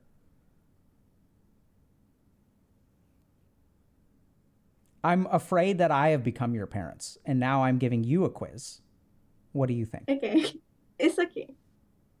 You say it's okay, right? Does that make it okay? Yeah. I don't have a particular feeling about it. Okay. Right, so this is also where there's an inherent power dynamic. We're on stream, and if I say something, you may be pushed into compliance. I'm not seeing the chat right now, so I cannot see. Yeah, I'm not looking at chat either. Yeah. But what do you think about what I said? Or let me ask you, what are you taking away from our conversation so far, if anything? That you helped me to realize that I have tendency to bring people to my side rather than to listen, and for me to listen better. Yeah. And I think the real challenge here, Aya, is that you're got an A+ on the quiz. I can't believe I did that to you. Sorry. But what I think the really challenging thing is, I don't think that you're wrong for believing what you're believing. I think that you'll just be more effective at getting other people to understand if you understand them. And I do think you're probably a good listener. I think there are particular situations that make it very hard for you to listen properly. And that those kinds of things are not just you, by the way. Anytime a human brain is under stress, it becomes very hard to listen. So if you're stressed out and stuff, it's hard. But if you want to understand how to feel less angry and feel more understood, I think a great place to start. And if we sort of think a little bit about, what we do here. So this is our philosophy, which may not be right, by the way. It's just what we choose to do, is we try to understand someone else's perspective. We don't come in saying, hey, and even then, sometimes after trying to understand, when I try to pull you to my side, because that's what I did, right? I said, Aya, you're wrong. This is what you need to do to be better in a relationship. And what was your reaction to that? I don't think that you are telling me I'm wrong. I think that you are pointing to me that this is the pattern that I have and it's not healthy. You are not bringing me to your side, but more like trying to help me to get out and navigate my way out of it. Okay, sure. Yeah, I'm really glad you see it in such a positive light. And that's really what I am trying to do. But I can totally understand how, if you kind of go back and watch the VOD, you'll see that when I start making statements and you resist, I'll yank you, right? Because you said, oh no, I am a good listener. And then I was like, well, what about the stonewalling? What about that? Right? So now I'm throwing down a piece of data to tug you over here. And so if you go back, but I think we're in a good spot now, but I think just going forward, you probably are a good listener. You probably are a good caregiver. I think it's reasonable to expect your partner to be a partner, I think it's reasonable to want your partner to help you manage your stress. And some of that management of stress is not just emotional, but is like, hey, if you like don't have a job and I'm supporting both of us, like I need you to, get a job. I think all that stuff is super reasonable. It's just if you're running into stuff that feels really, really wrong, like it sounds like your partner may have been going through something like depression or something like that, that pushing them sometimes may not be the right move. Sometimes it is. That's challenging. And I just encourage you to ask more questions if someone is doing something that doesn't make sense to you or feels wrong to you, and to really try to understand what their perspective is. Doesn't make it right. And then usually with that information of their perspective, you'll be able to better communicate with them. Then how to let go of the feeling upset and anger? In the moment, You can yeah. you can hold them accountable for what they did. They can have the consequences and all, but the upset feeling over them that they are already hurt you, it's still there. You're right. And so that's a whole different conversation, unfortunately. But I can try to share you a couple of things. One is that a lot of that hurt comes from expectation. So this is tricky, but like if you expect a lot from your partner, you may be hurt. I'm not saying that you shouldn't expect a lot, but the question is like, where do those expectations come from? Do they come from your mind or do they come from that person? And it's okay to, I think, ask a partner to change and grow over time. But I mean, I think it's like, there's also other kinds of things like you can meditate and see a therapist and stuff like that and process that kind of emotion. But I think basically that hurt comes from usually an unrealistic expectation. And not always an unrealistic. Sometimes it's a reasonable expectation, and then your partner kind of lets you down. And then I think also talking to them about that is like they should also be a part of the process of helping you feel good again. I still cannot see how people can be the part of the solution. Like what they can do to actively try to give a solution. Yeah, that's a great question. So they can be a part of the solution if it's not just your solution. So if they're the ones that can come up with the solution, it's easier for them to be a part of it. Does that make sense, or is that still confusing? That makes sense, but it's kind of feel not fair. What feels not fair about it? I said that they are saying mean things about you, and part of solution is that I'm sorry, I won't do it again, but they still say mean things about you. There are no safety net. There are no guarantee that they don't do it again. Oh, you're absolutely right. That's really unfair. And so that's where the way that I have seen that get better is to ask this person, why are you saying mean things about me? Where is that coming from? Why do you feel that way? Does that make sense or no? That makes sense, but I think that is more like to deal with the feeling unfair itself. Sometimes you can easily forgive and understand other person's situation, but it's come back to you still feel upset about it. You still feel it's not fair because their solution is easier and you already hurt. So it's more like how to deal with your upset and not fair emotion. Well, I think your emotion is very fair, right? How to deal with feeling upset when someone said they were going to do something and then they didn't do it? Is that what we're talking about? How to deal with the feeling upset that even they offer you a solution, you're still upset of what they did. So I think that's a slightly different question, which is how do you let go of anger?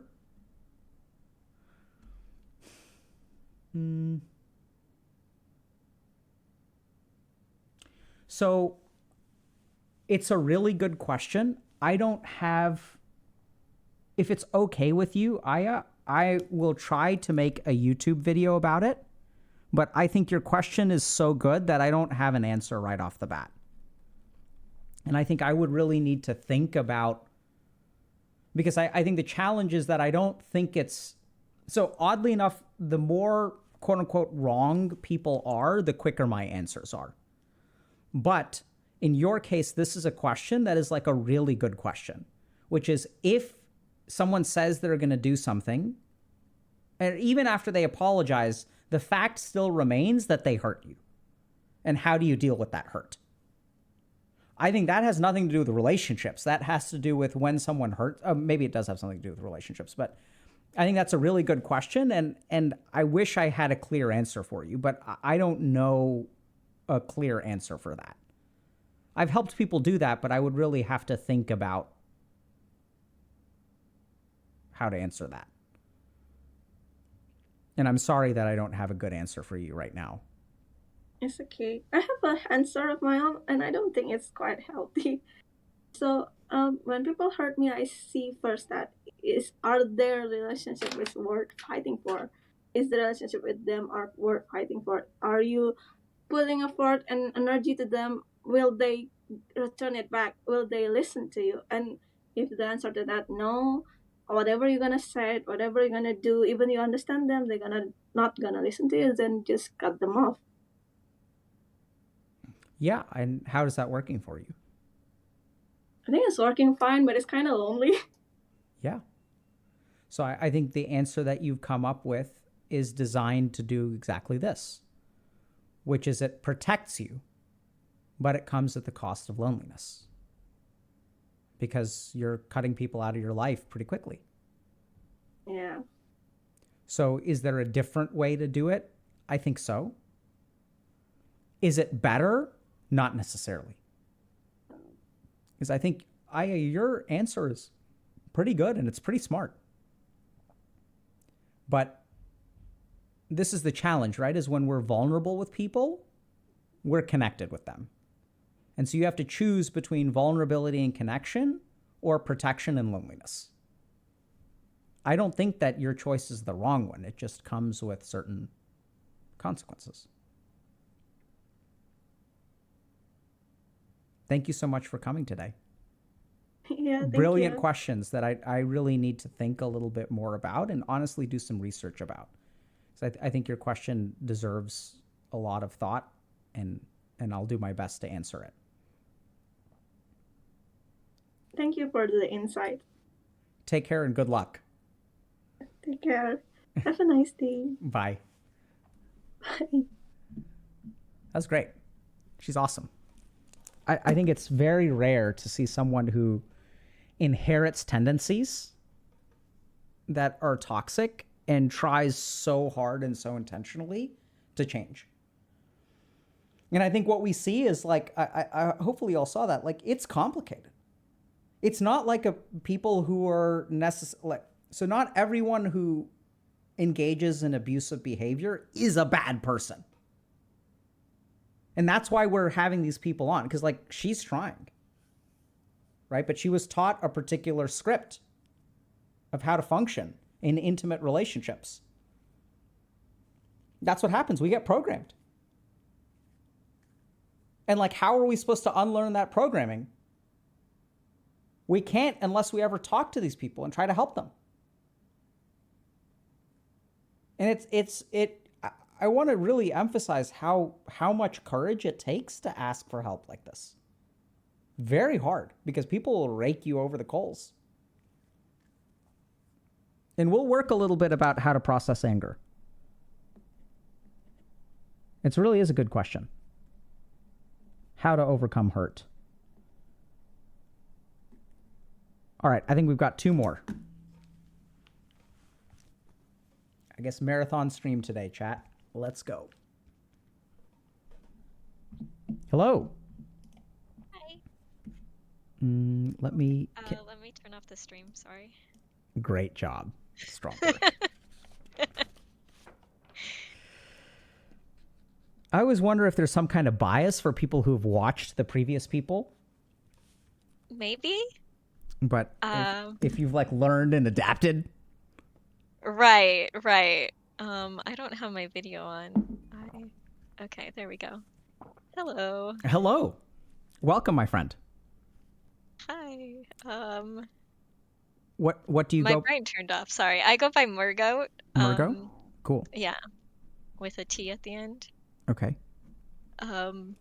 Sorry, I couldn't tell if you pronounced it that way or not. Oh. Um, And what are we talking about today, Murgo? my previous toxic and abusive behaviors that may or may not fall into how I act today. Okay.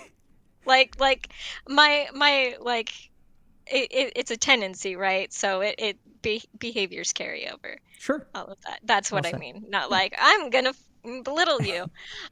Sorry. Yeah. No. Not, so tell help us understand a little bit about some of these behaviors. Um,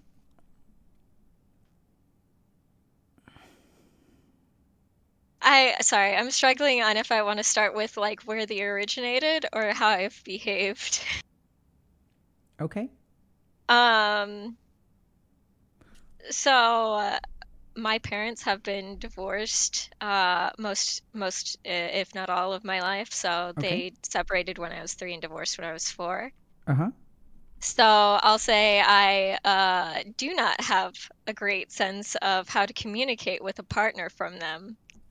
Um, Great insight. and when I was with my mom, I stayed with her parents a lot.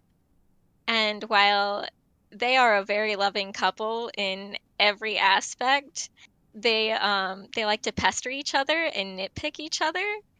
And so I saw that as like bullying out of love, Okay. which may or may not be true. Sure. Sure. I think it's a reasonable conclusion for a child to draw. Right. And so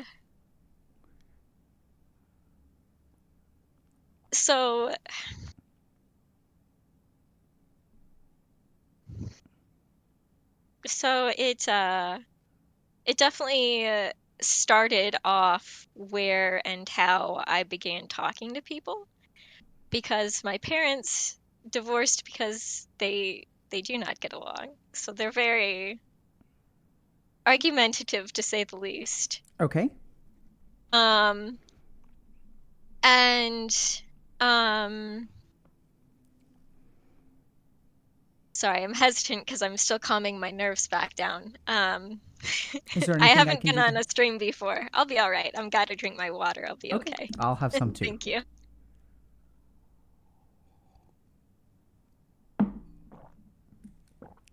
Hydrate. Yes, very important. And I've got another. Okay. Sorry, I've so yes. Um so I definitely at the very least bullied the hell out of my brother, and I say bully because like that's a term like for in how I was raised, it's a familial word as like, you know, you pester your siblings out of like tough love-hate relationship, all of that. Okay. Um But my brother is also one of those people who doesn't get the point. So what I have done in the past, and I'm probably not much better with my brother now because he's not much better either. Um, is if he pissed me off enough. So at one point he had an ingrown toenail removed. So that's like surgical, right? I was like, if you're gonna keep pissing me off, I'm gonna stomp on your foot. Um, I'm not proud of it. I'm not Sure. proud. I'm laughing Yeah. because I'm nervous and I'm Yeah. anxious. I get And that. I, um, it's I'm not easy to share this kind of stuff that is easy to judge. So I'm grateful to you, yeah, Murgo. yeah. And and like current day, I'm gonna take a step back so maybe it's easier to understand why I also get so viscerally angry about this next part. I was sexually abused growing up. So like the first 8 years of my life, or up to the first 8 years of my life, I was sexually abused, and it played into my parents' divorce as well. And so my brother knows that I'm very uncomfortable with sex talk, let alone with a family member, because that's uncomfortable, right? And he's also very homophobic because we're raised Catholic. Okay. And so if, and I'm smiling and laughing, not because I'm happy about it, but because Yeah, yeah. I don't think it's funny either. So if it's okay with you, I won't smile and laugh with you. Is that Yeah, that's fine. I okay? don't expect you to. Okay. Um, I will make lots of gay jokes at my brother's expense. And I am not straight. I am not cis. Um, and and so these jokes are how I joke with my friends. But if my brother wants to cross a line that I don't want to cross, then I cross it with him. Help me. I just lost you there. If your brother wants to So cross a line that you don't want to cross, then you're going to cross it with him. I'm gonna cross his line Oh, I in see. I see. return. I see. Yeah. So tit for tat. Yes. Yes. It's if it were anyone else, I would say I'm definitely in the wrong. But for my brother, it gets the point across very effectively. I'm not happy that that's how it is, but it it's it's at the point where I cannot help him any other way to understand that he needs to stop. Okay, to understand that he needs to stop, or to get him to stop. To get him to stop. I'm sorry, I used the wrong word. Yeah. Okay. No, I mean, so what I'm hearing is that some of your trying to avoid the word abuse, but I can't come up. I'm drawing a blank You here. can use abuse. It's okay. So some of your more abusive behavior towards him is really to try to control his behavior. Yes. Yeah. And there's a lot of behavior that you find really unacceptable. Yes. Yes. And is this behavior that you engage with people besides your brother? Um, when I do, it's not on purpose, and I definitely take a step back, and I'm like, you know, But the I one place it could be justified is with him. yes, yes. Okay. Yeah. And so I'm hearing that. So if you're here today, I think we can assume that you want to get more insight into it and maybe want to change your behavior. Yes and no. I've been in counseling for the last 10 years. Uh-huh. So we've been working on my borderline personality disorder stuff. And so I was watching your YouTube videos on those, and I definitely like how you're it's not regression. Is it regression? I don't know. It's so it's to the point where that behavior is starting to really come down and step back. Good. Um and so that's really good. Um so in a way, yes, I do want to hear your what you anything you have to say, really. But also just from the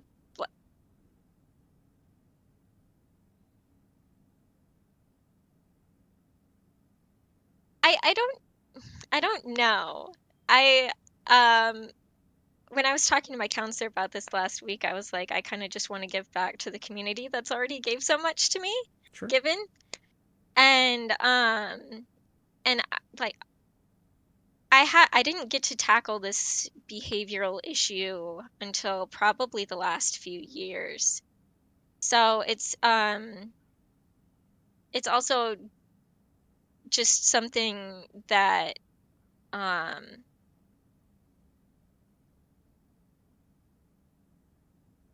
if I weren't in therapy, I wouldn't recognize these changes myself. Mm-hmm. Because I've definitely been the people that have already been in the stream already today.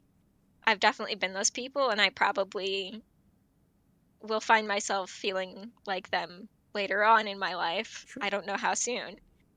But yeah, I hope that makes sense. Yeah. So can I just share with you what I heard, Margo? Yes.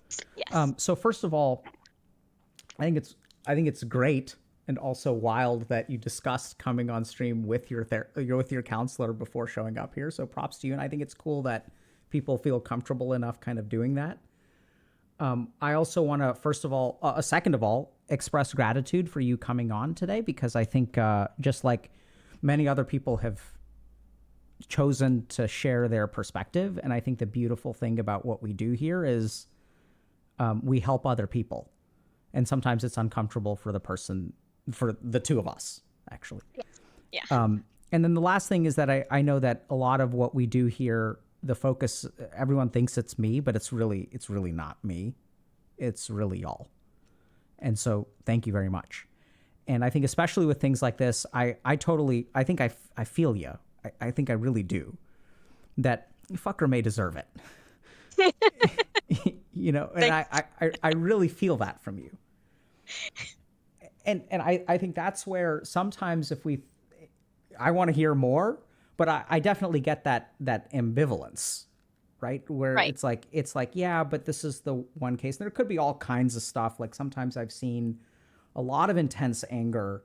And we'll see if this is, I honestly more of a conversation for your counselor, but sometimes we'll see really strange things. Like if you're okay behaving well towards other people, but not towards a sibling in the household, the number of times I've seen that pattern with things like bad sexual abuse from the age of 8 is that there can be a lot of like resentment and unfairness and like, we don't know and we don't want to know and we're not going to get into that, but something worthwhile to talk about, whether, you have a lot of displaced anger towards your brother. So sometimes we see that sort of stuff. But I think it's good that you're sharing this, because I think a lot of times when people are engaging in behaviors that they know are quote unquote wrong, it really doesn't feel wrong, or it feels justified. And really digging into that, I think, is incredibly enlightening. Yeah.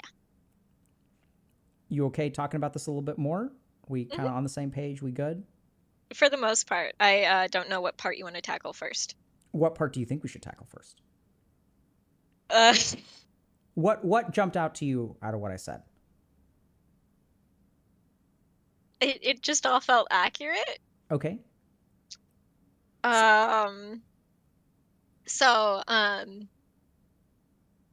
also I don't live with my brother. I know I Okay. look like 12, but I'm 28, and my brother lives separately, and I did live with him as an adult partially.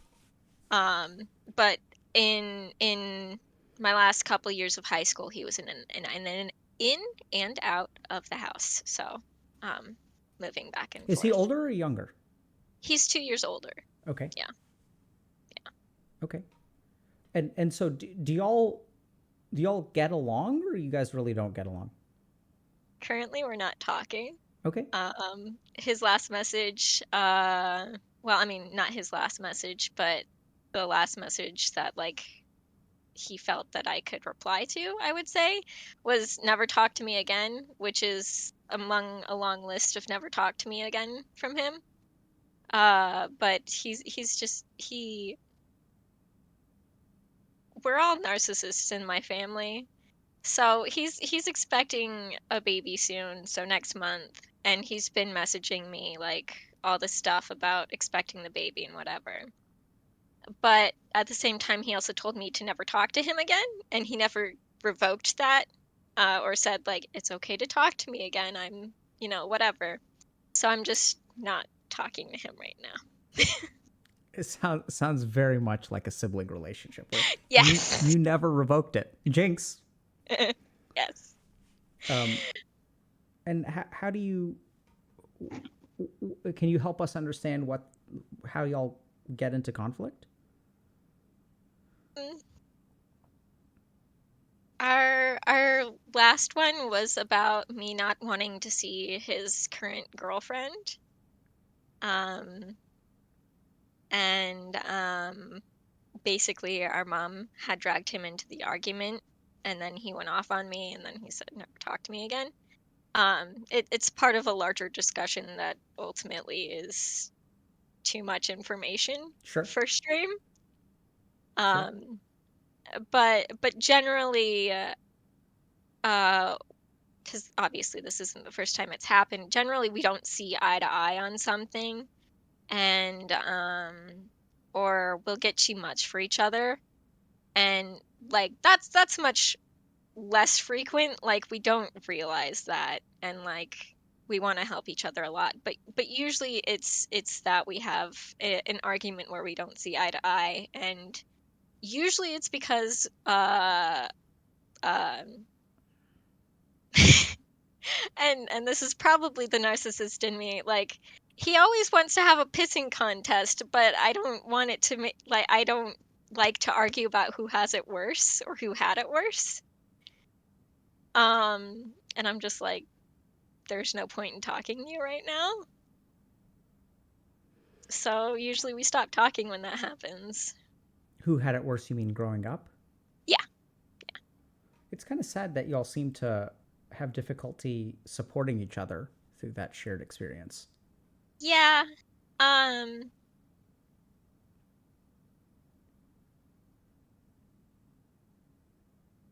I get a lot of support from our dad. He gets he would he's such a, pardon me for saying this, but he's a problem child. Um he's I'm gonna insult him again. He's a man baby.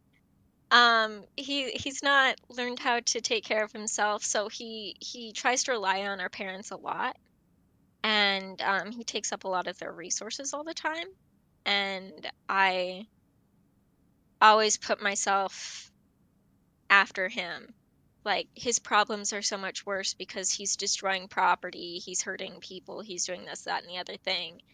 So obviously he's the bigger problem, and I'm going to put my problems aside and we'll just worry about it when he's done being a problem.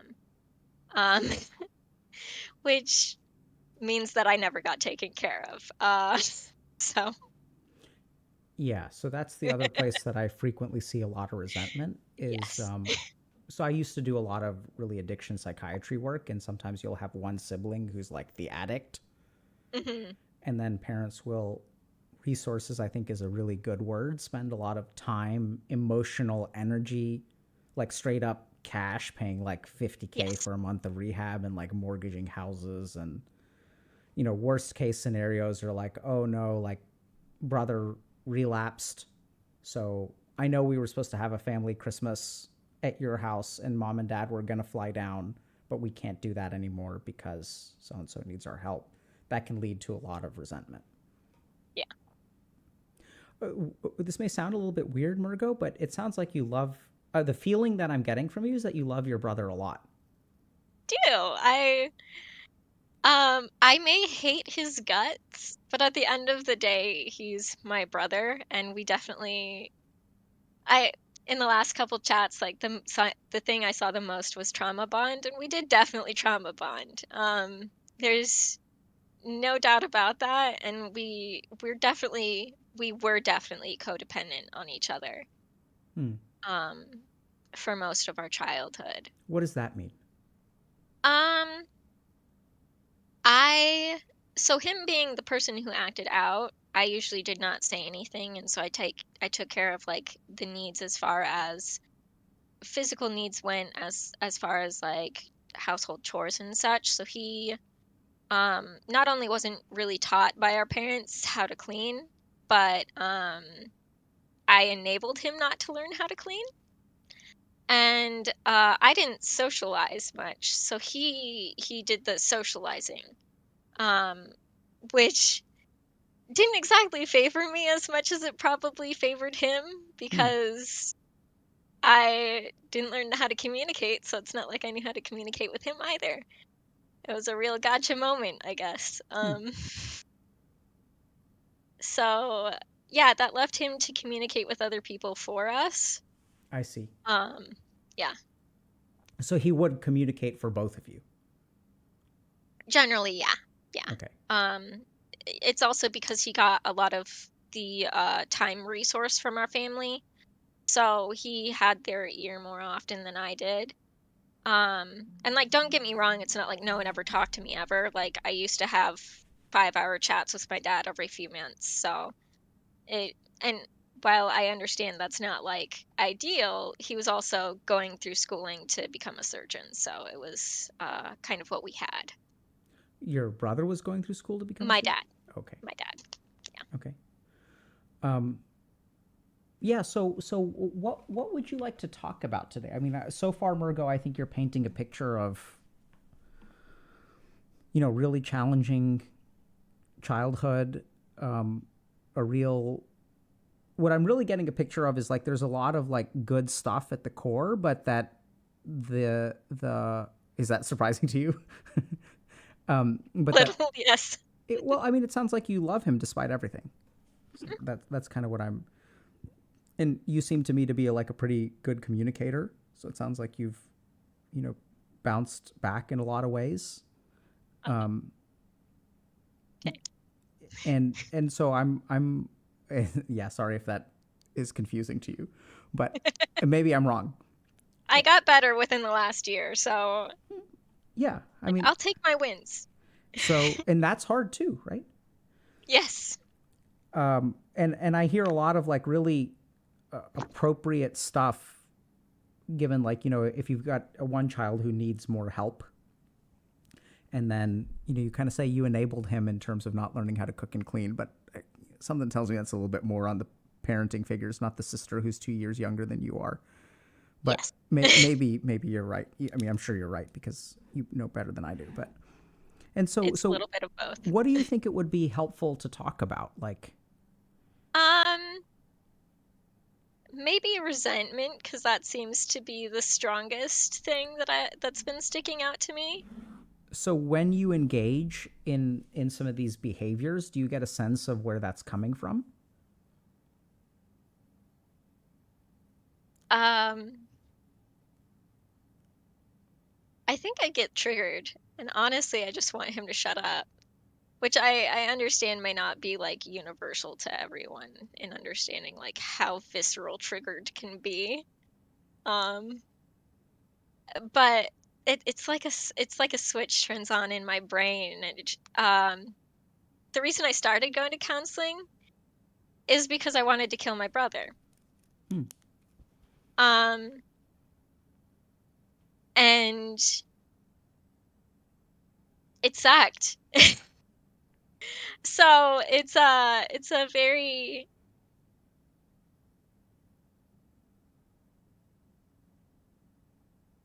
I suppose how much resentment hurts is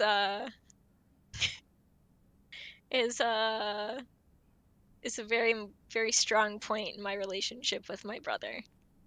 Okay. And so what is it that you said that people don't understand what it's like to be viscerally triggered? Can you explain to us what that does feel like? I actually don't know. I'd love to learn. So I don't know if it's like a different kind of being triggered. I don't think it is really. But I it's like suddenly I'm not the person that I am today. And I have just unlearned everything the past 10 years has taught me.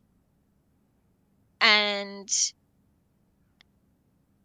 this is my brother who has always gotten everything he wanted and more, and everything he needed and more, which obviously isn't true, or we wouldn't be here. Um, and I loathe the every opportunity he has destroyed. It's just been every opportunity, every like saving grace just laid at his feet, and he said, "I'm gonna light that ablaze. That's gonna look like a great garbage fire." Good. So that's what he did metaphorically. Metaphorically, Yeah. yes. Okay. Yes. And do we need to be worried about his safety?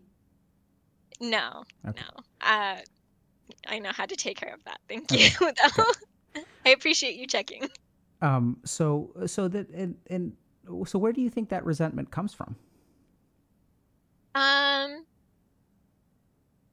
Because he's a boy. I envy that. He just had to have a successful job, mostly. Find a good woman to tolerate him, and stabilize, and have a family once they were ready for it, if that time came. And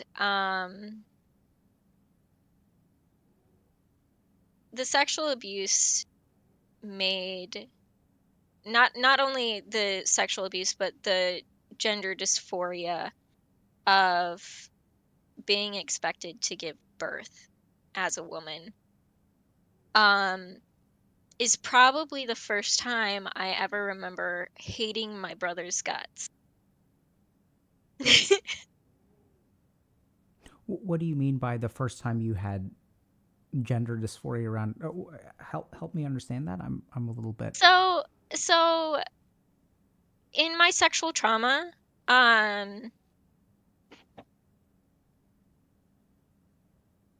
being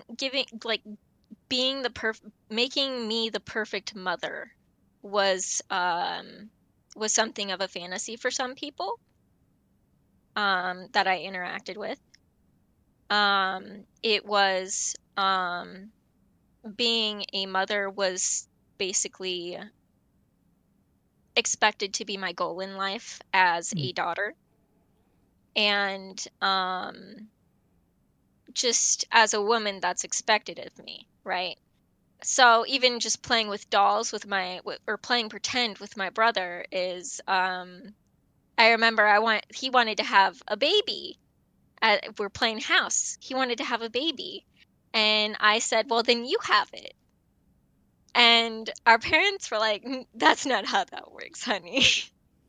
You're gonna have the baby. Just placate your brother. It's like, I want to murder my brother. Thanks.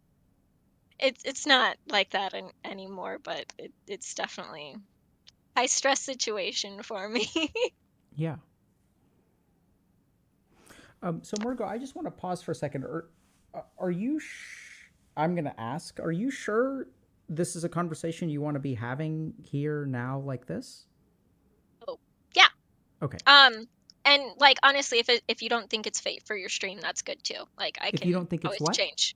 If you don't think it's a fit conversation for your stream, I can No, go I to mean, a different topic. I think the reason we're here today is because unfortunately there are millions, if not tens of millions or hundreds of millions of people like you out there, and no one ever talks to them. And we don't hear what their experience is like. Yeah.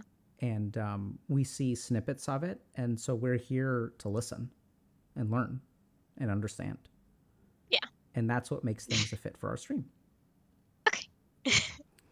And then TOS violations we have to be careful about. Yes, I So, have to curb my swearing a great deal.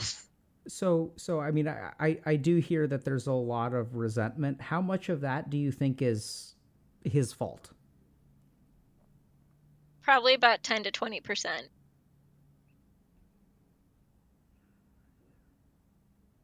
So what are we going to do about the other 80? It's a lot of learning to calm down and take a step back instead of let that really I don't want to say it's a demon inside of me, but it's definitely Sounds it like a definitely demon. can feel like it. Yeah. Sounds like a demon. I can't let it take over me, Sure. Good. but I also can't let him bully me by not respecting my boundaries. Sure. So it's a very delicate balance. What are the boundaries that he doesn't respect? I don't want to hear about his sex life. Um,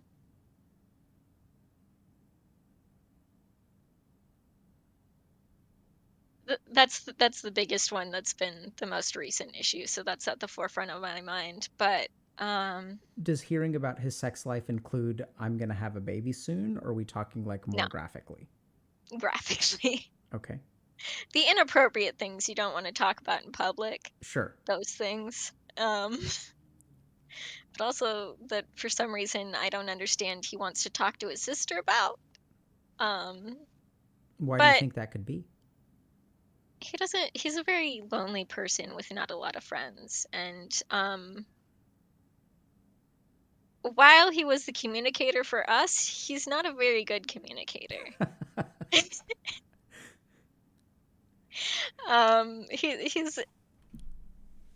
He's a selfish communicator. He's one of those people who talks and talks and talks and talks. And then 10 hours have passed and you go, I have to go to bed. Actual situation I've been in with him. So It sounds like both y'all. I mean, it sounds like he's got a lot to learn. I do too. What and what? How do you understand why he doesn't respect your boundaries? Sorry.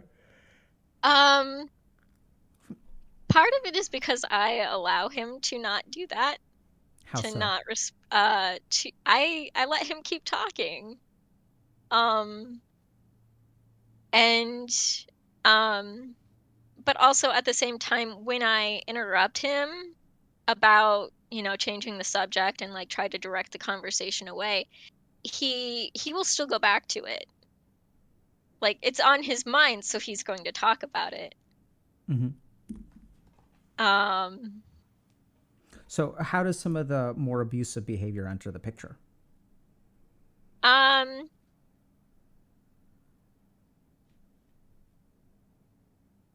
Once I get um, frustrated enough to like I'm not being heard, I'm not being seen, I'm not being listened to, I'm not being involved in the conversation. Um, and usually it's about, and I let this go on for far too long. Usually it's about an hour, but at the same time, I don't know how to shut it down um, other than, like, let's change the subject. We'll talk about something else. I'm uncomfortable. You're making me uncomfortable. I'm unhappy with the situation. I typically cannot leave because it's either the social standard is that I can't leave, like we're having dinner and I don't want to leave my dinner alone because I'm hungry. Or we'll be hanging out in a hotel room and it's my hotel room and he just has to walk over to his. Um, so yeah, it's usually for family get-togethers when we do that. But Okay. Um, is there something in particular that you were hoping to talk about, or that you wanted help with? I just want to make sure that we get to stuff if you wanted to. um, I I feel selfish in saying this, but I I don't mind talking about the sexual abuse because I'm far past that in a lot of my counseling, but also because I feel like people need to hear about it. Okay. Um, because it has definitely caused me to also not understand sexual boundaries at times. Okay. Um, I wouldn't go as far to say as like I've raped or molested someone, because not because, but I've been in relationships where we would double back to that and they would also say that they wouldn't view it as the same thing either, but we'd have a conversation about it after. So, Yeah, so I think we're happy to hear what you want to share. The one thing that I would lay a boundary around is anything that could potentially get you into legal trouble. So we try to protect people who come on stream, and so I'm going to steer clear of some of that. But if you want to share a little bit about what your experience of abuse was like growing up, I'm game to hear. I don't know if it's a TOS violation or we're going to get banned, but I think we're here to listen to your story. Um, And now we're in the weird situation where if someone's like a victim of sexual assault, do we want to tell them not to share it? No. I try not to go into detail because that can just be triggering for people Yeah, in so I general. think that sounds appropriate to me. I will also say that the first instance that I remember began I was groomed before my memory developed. So I first remember around 2 or 3 years old, and definitely knowing how this person looked at me and how I felt about them. But also, I will say that at the time they were about 15 to 17. Um, and at the time, it was also legal to have their record expunged once they came of age. I believe it's not legal anymore, but like that was within this person's ability at the time. So that's frustrating. Um, and the other instances is I don't remember who they were or what they looked like. I remember the event, obviously. And I hate Christmas because of it. So that's a fun month because that's also my birthday month too. So, but the point is that I'm not sure that I could get into legal trouble with it. But also I was too young to know or recognize these people. So even if I came across them today, I probably wouldn't even know, which is I'm both grateful and incredibly upset about it because Makes I a lot of want I sense. want justice, damn it. Yeah. Um, And so I guess we can assume that you haven't had justice. no, no. For the initial thing, for like the events that happened be from till I was 3, I suppose. My dad was the one who reported it. And so I guess I'll have to tell my dad not to watch the stream because it's triggering for him. Um, but um, I had talked to my brother about it recently, and I suppose this is also where some of that resentment comes in.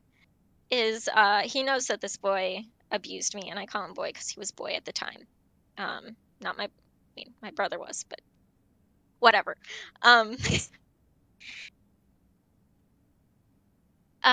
so my brother also knew this kid was a huge pervert because he had asked if our dad had any like nudie magazines. And my brother was like, "Oh yeah, he was asking about some really sick stuff and it just really like that stuff still lingers with me." And I'm like, "So what the fuck do you think lingered with me?" And I don't want to be like, "Oh, because I really don't like getting into a pissing contest with my brother, so I kind of just sat there and listened to him.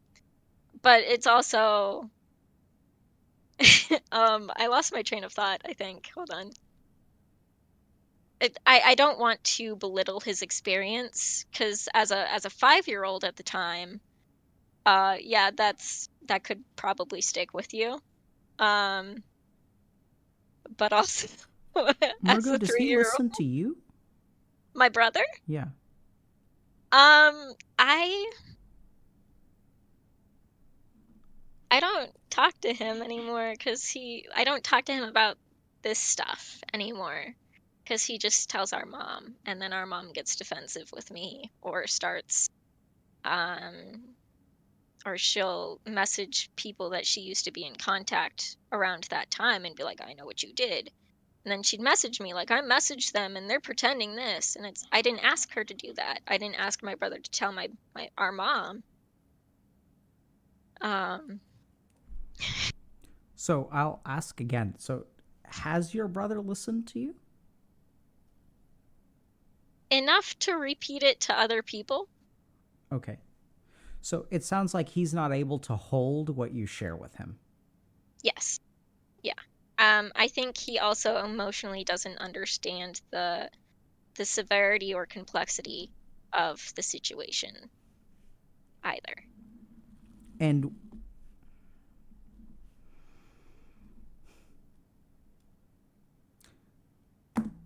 so it sounds like you're quite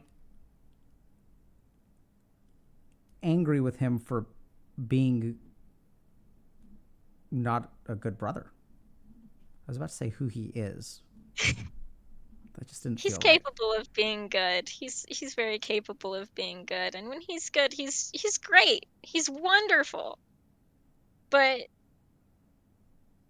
the inverse is also true. What's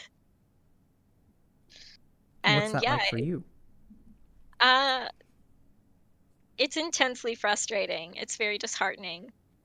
It's like having a best friend, but they're a toddler. I wanted to say, but they're like a puppy dog, but a puppy dog can't communicate with other people, right? Because he's a very loving and lovely individual. My brother is great, and I cherish him. I really do. So being denied, um, the reliability of that person that he's capable of being and that I try to be for him is frustrating. Doesn't even cut it. Yeah, I see that. I mean, so Murgo, my sense is that this goes way beyond or deeper than what sounds like abusive dynamics to me.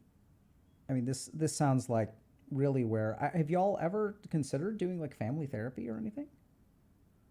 We consider it back and forth, and my mother refuses to our mother refuses to believe that like anything could be wrong, and she doesn't like therapy and counseling. Our dad has had bad experiences with therapy and counseling. Mm-hmm. My brother only takes away from therapy and counseling what he wants to hear. And so at the end of the day, when we do joke about going, like, because that's the easiest way to bring it up is to joke about it. When we do joke about going to counseling together, it's, oh, we're far too fucked up for that. We're way beyond that. It's just like, this isn't funny. I'm laughing, but it's not funny. Yeah, the biggest sense that I'm getting from you, Murgo, is like one of just entrenched unsolvability. Like, this is where, at times throughout the conversation, I've thought about offering like, oh, you can try this technique, or even like, there's the see a therapist or like, there's a lot of solutions that seem like they may work, but I mean, this has a very, very deep feeling to me. Hmm. Um, It's complex. I, I mean, it honestly feels pretty unsolvable. I mean, I'm not saying it isn't, but that's how it feels. right, right. No, I know what you meant. I mean, fortunately, longevity runs in our family, and we're only 30. Um, That I great can laugh at. great grandpa died last year, and he was 101. So we've got a lot of time to become the people that we're capable of being. Um, and I think, That's such a great outlook. thank you. I think it's very important to have. I've been so full of anger all of my life, and I'm tired because it's exhausting. And that was what, wrapping it back to abusive and toxic behavior, that's made me want to be better. Because not only do the people around me need to benefit from being treated better, but I need to benefit from treating them better and also treating me better, treating myself better.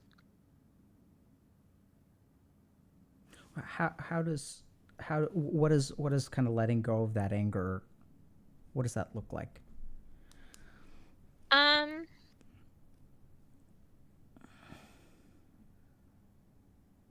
I think one of the most important things to tell myself is that I am not my anger. I am not my brother. I'm not my parents. I'm my own person, and I'm capable of being happy and bringing joy to other people's lives. And that's what I want to do. Like, what does anger have to do with any of those things? And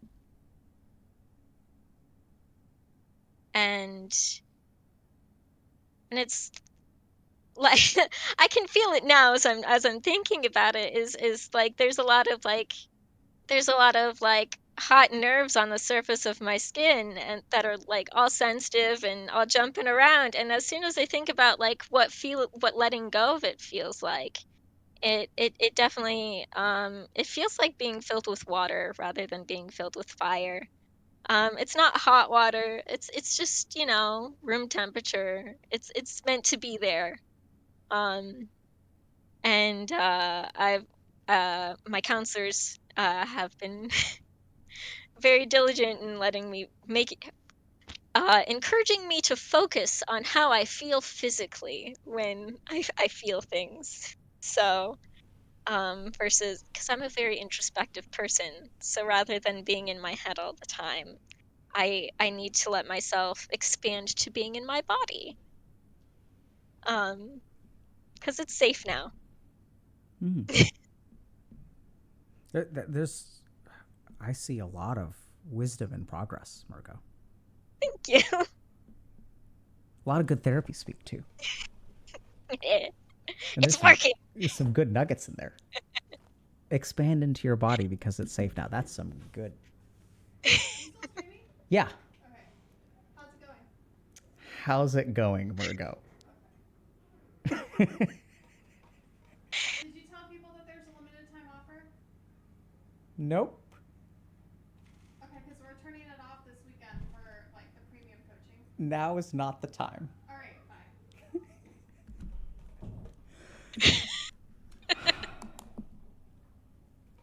It's important though. I mean, we do try to help people. I recently learned that we've had clients in 119 countries. So we're like That's helping crazy. people in like Swaziland and Zimbabwe. But now is not the time for that. I don't think I even know 119 people. But really, Margot, I mean, I love to hear you talk. Just about Thanks. what you're, I think it sounds hard and it sounds, I'm optimistic for you.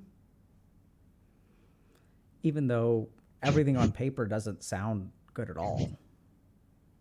It never does, really. Yeah. I mean, I think I would expect someone to be filled with fire. It's not that I'm not. Yeah, I get that. It's I'm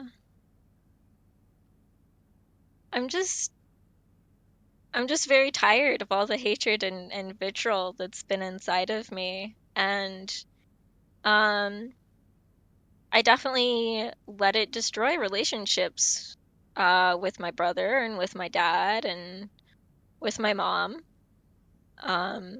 So it's I want my family.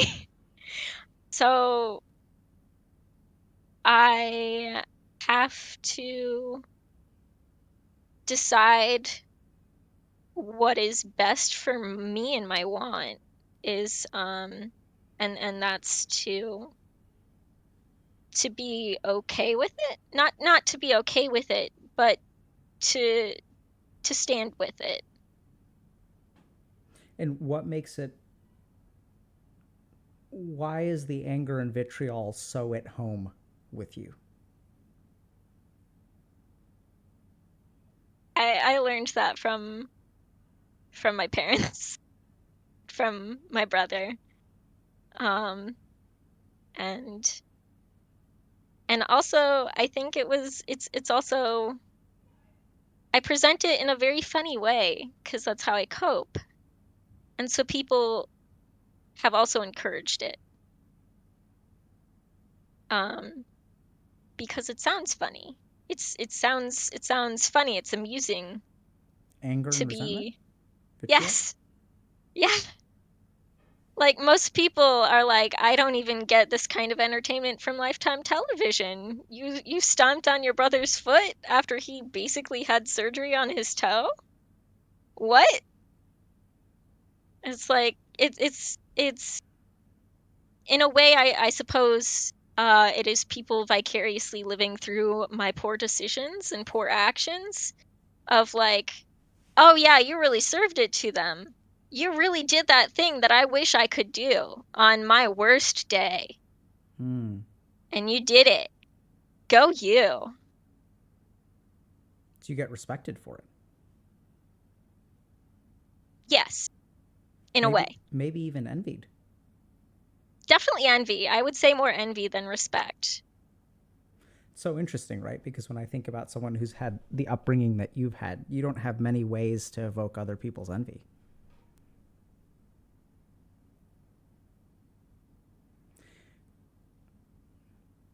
Go ahead. Sorry. Oh, I was just thinking. I mean, what do you think that the anger does for you? You say it's exhausting, but you know there's got to be something. It takes up a lot of energy, but it also produces a lot. So I can use that to like clean my apartment or do my chores. Make sure I'm bathed and clean, and Anger helps you do that. it Fuck gives this me a lot of apartment. energy.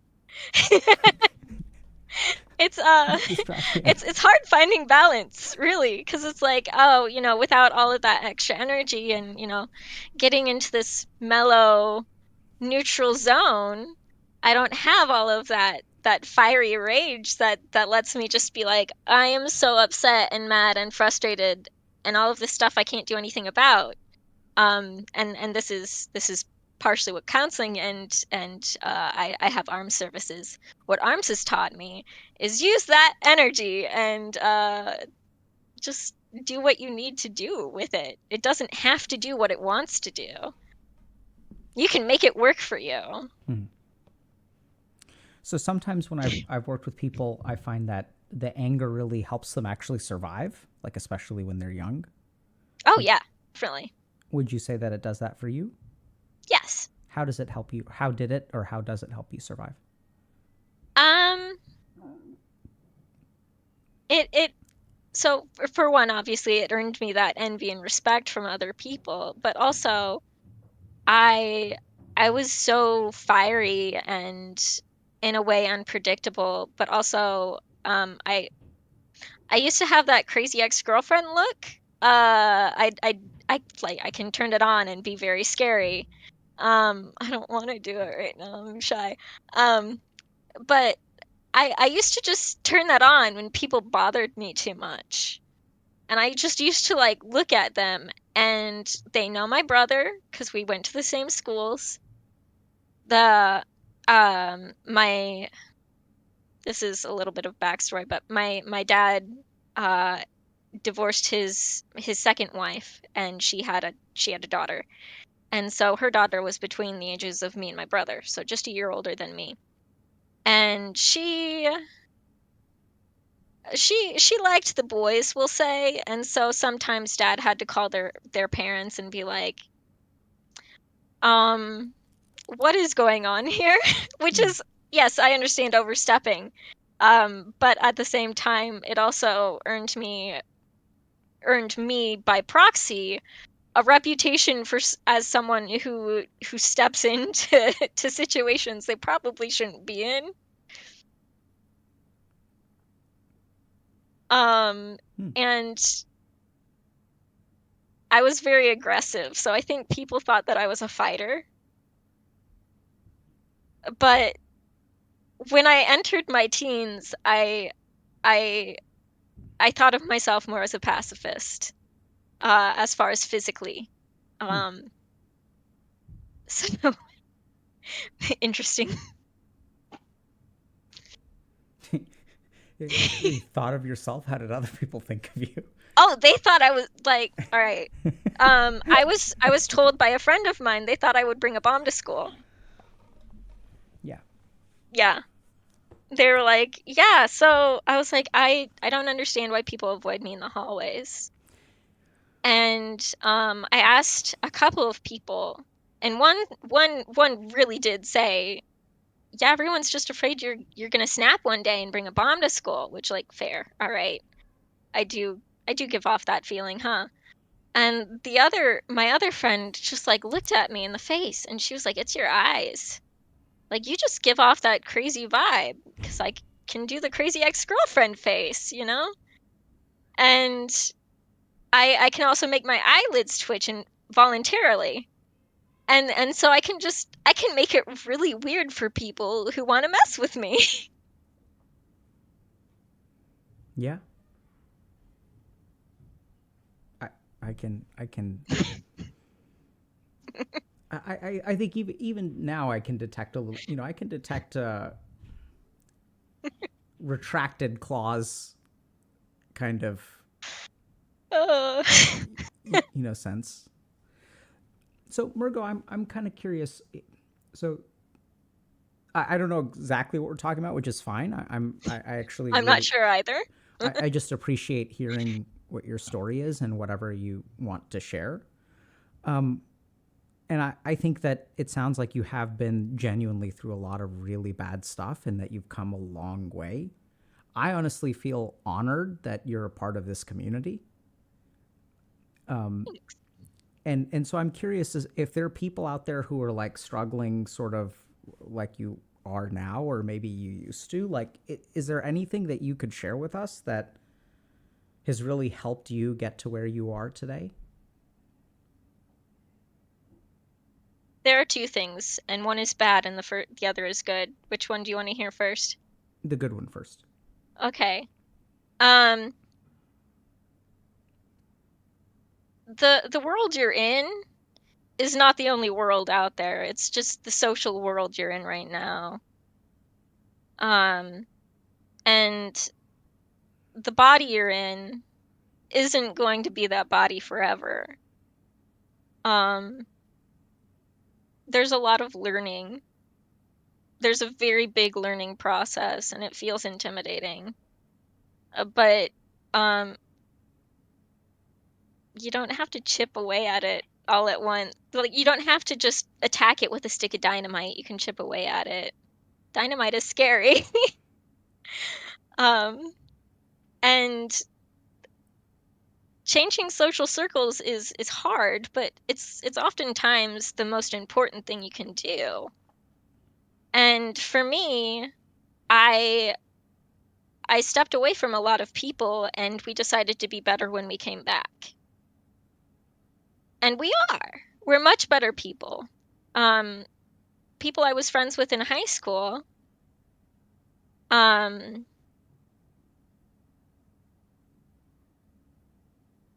long story short, she was my ex-girlfriend and she's my best friend now. And we had to take a break from our friendship. Obviously, we're not dating anymore. And because we weren't enabling a better future for ourselves. We were doing that thing that where where it's like, I envy the bad things you did. At least that's how it felt from my end. She may feel differently, but How do you step away from something that is not really building the best life? I mean, because there's something powerful keeping y'all together, right? People don't Right, want to step away. right. And I think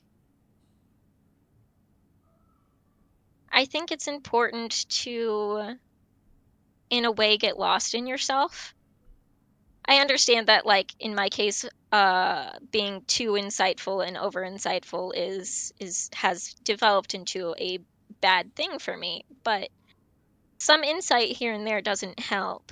But also, we when I believe when I last messaged her, I was doing this very back and forth thing where I was like, I'm absolutely hurt and I'm spewing vitriol at you and I'm spewing hate, and then the next day I would, love bomb essentially. And I was when I was coming down from a love bomb, I was like, I'm not this isn't good for either of us. Like, I'm going to keep doing this for a while because I've done this for the last 3 days. I'm going to keep doing this for a while, and I need you to agree with me not to talk to me because I don't want to hurt you. I don't want to hurt myself. And we both want to get better. We both want to do better. We don't want to be in the situation that brought us to this point. Yeah. Thank you for sharing that. And you said there was a bad thing too? Yeah. And I'm gonna preface this with, like, I'm not suicidal. I am healthy. I am okay. You don't need to worry about me. I'm in a good headspace. All that disclaimer stuff. If I am so unhappy with where I am, then at least someday I will die and nourish the earth. Um I'm like, it's also what I tell myself when I do deal with suicide ideation. It's so that way I don't chase the ideation into plans or anything. It's like, I don't have to rush into things. Someday I'm not going to be here anymore, and it's all not going to matter anymore. And it'll, at the very most, I'll just be a story that great grandma tells her grandchildren about this one very strange person they met at this early in their life or something. I'm not going to last forever.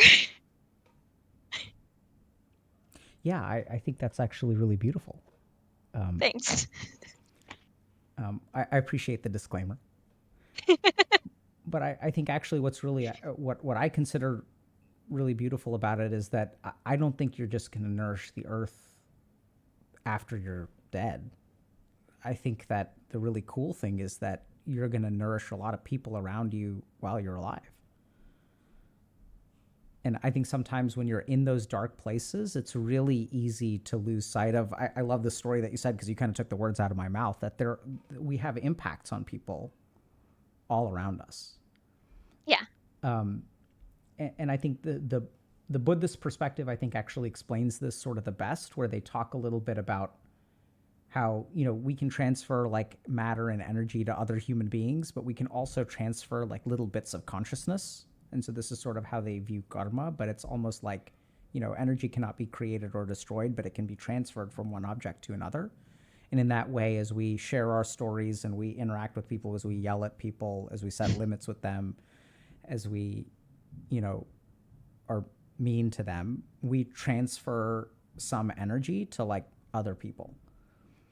And that even when things seem dark, I've seen a lot of people who have been very, very hopeless really do a lot of good in the world. It's hard to see it in those moments, but I think that, you're going to be nourishing things around you long before you're dead. Yeah. And any last thoughts or questions before we wrap up? I think we've got one more caller. I think that sums it up pretty well. Okay. So Well, I'm happy with that. Thank you. Thank you so much for coming on today, Margot. Yeah, thanks for having me. It was good. Good luck. Thanks. All right. Okay, we're gonna take I gotta pee. We're gonna take a 2-minute break. Okay, chat. So we're gonna do chair stream, and then let's move on. Ionize. Do we still have? I think we may have one more. So let's. If they're Yes, one still more. around, but they've been patient, so we're gonna stick with it. I'm just gonna go pee.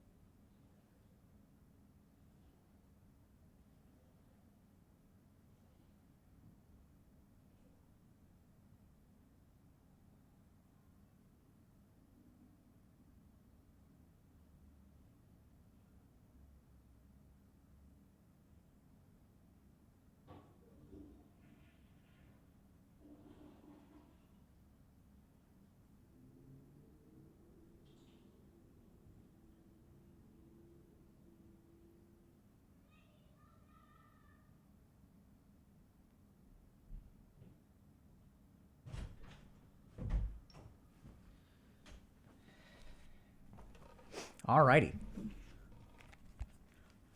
Let's go, chat. Wash hands? Hell yeah, dude. Smells so good. My biggest problem is I didn't dry them properly. Ionize, we got one more? Yup. Let's do it. All right. Hello. Hold on. Holding on. Okay, can you hear me? Hey, how are you? Okay, just 1 second. Hi, I'm in my car. This is gonna be scuffed as hell, but It's all hi. good. Welcome. What do you Yeah, go just by? how what? What do you go by? Oh, I go by Carmen. Sorry. Carmen? It's a pleasure to meet you, Carmen. Yeah, just super anxious to be here. Yeah, that seems to be the common sentiment. I was like, I'm super excited to be here. It's such a privilege. It's anxious. Yeah. So thank you very much for coming on despite your anxiety. And what are we talking about today? So, I believe we're talking about toxicity, abuse, and manipulation, something like that. Okay. And And I was gonna talk specifically about some of the people I've heard in the past, and they might be in the audience. I have no idea.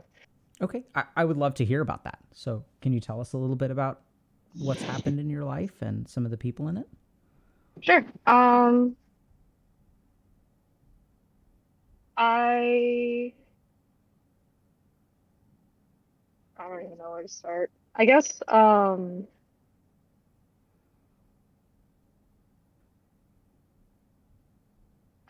guess it started out when I was in like high school because I had really bad hormonal problems and mood problems, and Mm-hmm. that was a time where I was like in and out of the hospital, like mental hospital, and Oh my goodness. yeah, one of the while I was going through all of that, I had like this school project, and I basically flaked out on it because I had all this shit going on, and I kept lying to my group mates, like, yeah, I'm totally gonna get this done. I just wouldn't. And like, I have a screenshot of this like text saved in my phone somewhere of like one of the classmates saying like, oh, like the teacher already knows that you're such a piece of shit, and like she'll let me pass by, oh, she'll let me do the project without you. There's no need for you anymore. And I'm like, oh, okay, that sucks. But I didn't tell anyone what was going on, obviously, but that was kind of like the start of like me avoiding situations that felt really uncomfortable to me. So like one of the main things that I do is I talk to people like through dating apps or like through like friendships, and just to them it seems like I just disappeared off the face of the earth, but to me like there's like all this reasoning behind it, but can't really explain that because like I'm ghosting them. Okay. So it sounds like sometimes you end up avoiding people or ghosting them without much of an explanation. Yeah. One of the main reasons is I have problems with uh, rejection. I'm super sensitive to rejection. Like, I think it's a symptom of ADHD, which I was diagnosed with. And I basically do everything in my power to try and like avoid conflict or any situations like that. So rejection is definitely something I avoid. And what was the question again? Yeah, I just want when you were talking about, so this is a stream where people are sort of sharing their experiences of potentially hurting other people or being toxic. And so I'm hearing a lot of like avoidance and ghosting behavior. Was there other stuff that you wanted to talk about? Because I think that's a great thing to try to understand, like your experience of, and dig into. You Yeah. said there's 1,000 reasons why, and we'd love to hear them. Um, But if there's other one of stuff you the other, wanted to talk about, I wanted to just map everything out kind of first before we dive in. yeah, you're good. One of the other behaviors that I have done in the past is cheating in Okay. relationships specifically. And my first boyfriend, I cheated on by, it wasn't like a one-time thing. It was like months on just having another relationship. In my mind, I was like 14, so my first boyfriend, I didn't really consider like my boyfriend because we never really talked, and it was just kind of like, oh, well, we call each other boyfriend and girlfriend, so I guess we are boyfriend and girlfriend, even though we didn't really do anything to like Hmm. merit that kind of relationship. But I don't really feel bad about it, honestly, because he was a piece of shit. I'm not saying that cheating is good under any Sure. circumstances. I'm just acknowledging the fact that he was, I was 14, he was 17 to 18, like going on 18, and yeah, that wasn't a great relationship for me, but I funnily enough, I cheated on him with someone much worse, which also maybe in the audience, I'm not sure. I think he's a juvie or something. Okay. And what's so would you like to talk about both of those things or primarily ghosting, or what do you feel comfortable sharing, or what would you want to talk about today? Probably ghosting. It's the thing I do more often, and the Sure. cheating thing was more of a one-time-ish thing. Yeah. Sounds like there was a lot of complicating stuff going on there, but Yeah. yeah, so you said that to other people it seems like you kind of disappeared off the face of the earth, but you have a lot of uh, you have a lot of stuff going on in your head. Can you help us understand that? I think it'd be really useful for everyone to hear from, because I don't think ghosting is as simple as people who are on the receiving end feel it is. Oh no, yeah. Um, I guess my with friends, I'll meet people on like online friends like Bumble and stuff like that, and unless they're like unless they are really initiating and like basically carrying the friendship, I just I just wasn't interested at the time because friends to me are kind of really high maintenance. What Um, does that mean? Well, I have friends, like, I do have friends, but I'm not like super close to them.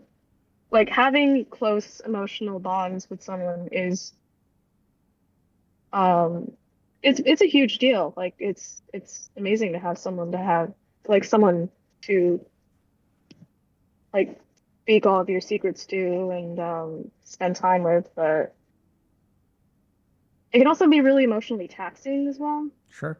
So, at the time, I just felt like I wasn't really just like emotionally responsible enough to handle even friends. Hmm. So, I just broke it off immediately and was like, nope, yep, can't do this. Sorry. Do you feel like you're almost protecting other people from yourself? Oh, yeah. I suck to be around sometimes, a lot of the time. Help us understand that. I wasn't formally diagnosed with anything mood related to my knowledge. I do experience hypomania and depression primarily, but like the ghosting sometimes starts out with not responding to someone for days on end, and it's still possible to like rekindle a relationship when you don't talk to them for like 3 days, but then a week passes by.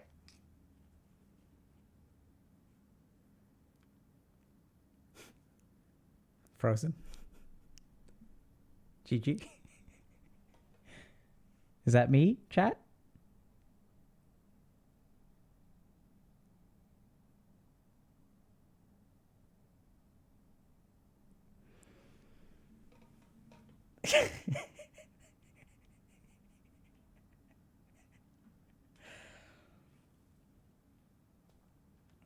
Okay.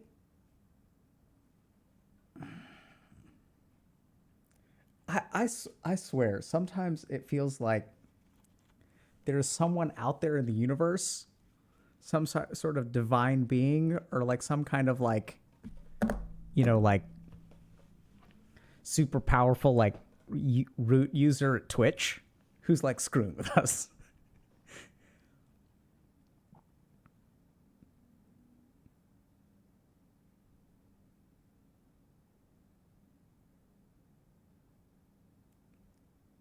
Right?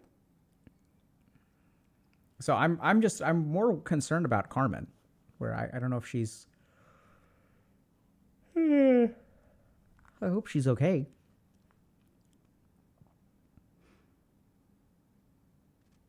Let's give it a couple minutes.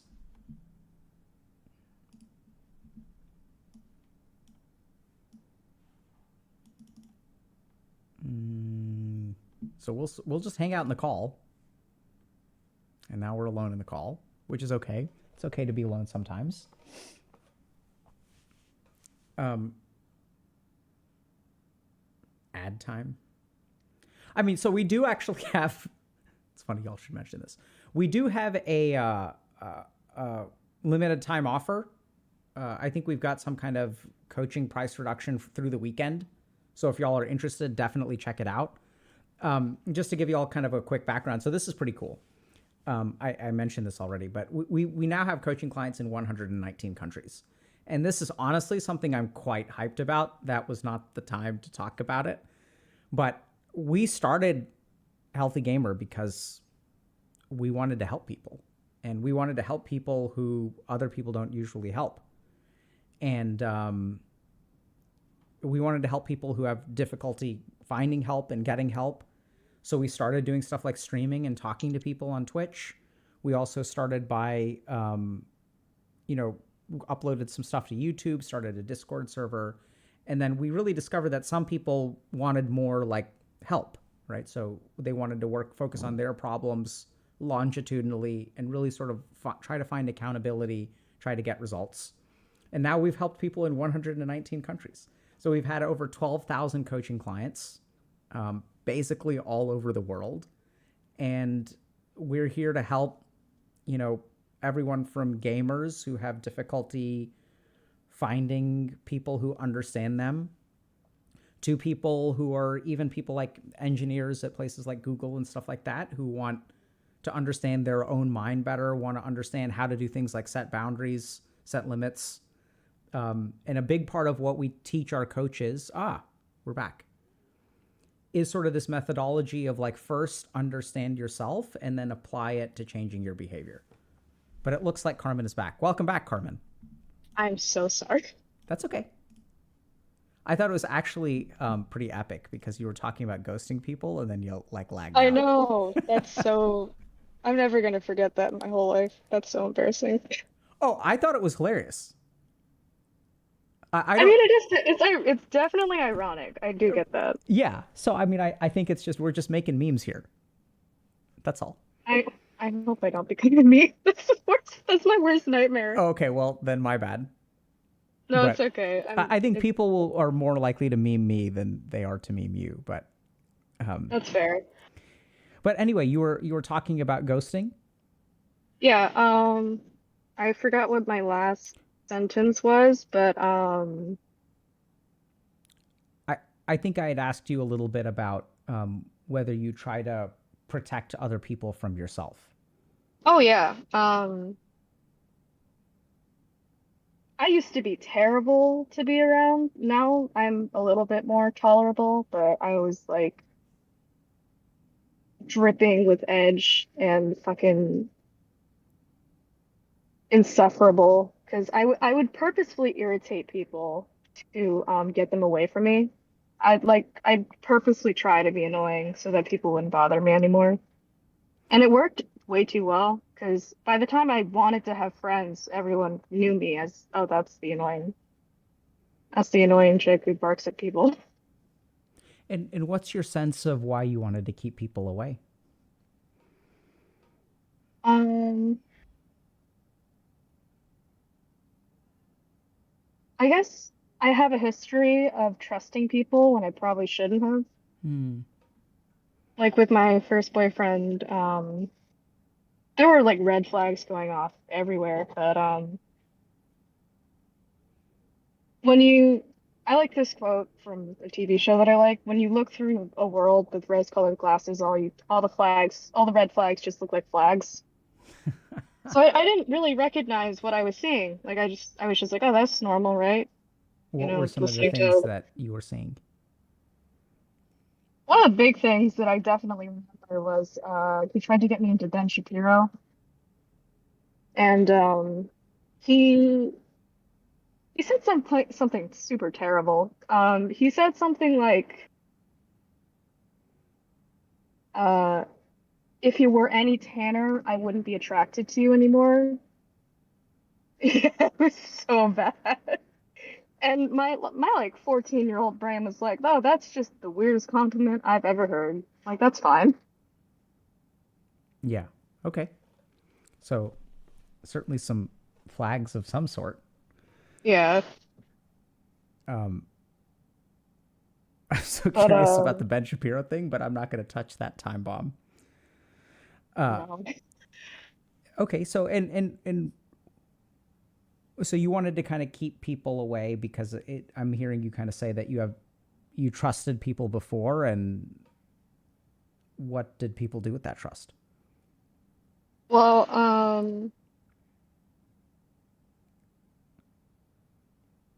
I just want to like give some context as to like why I was trusting. So like I'm autistic, so like especially as a kid, I just took anything at face value, and Hmm.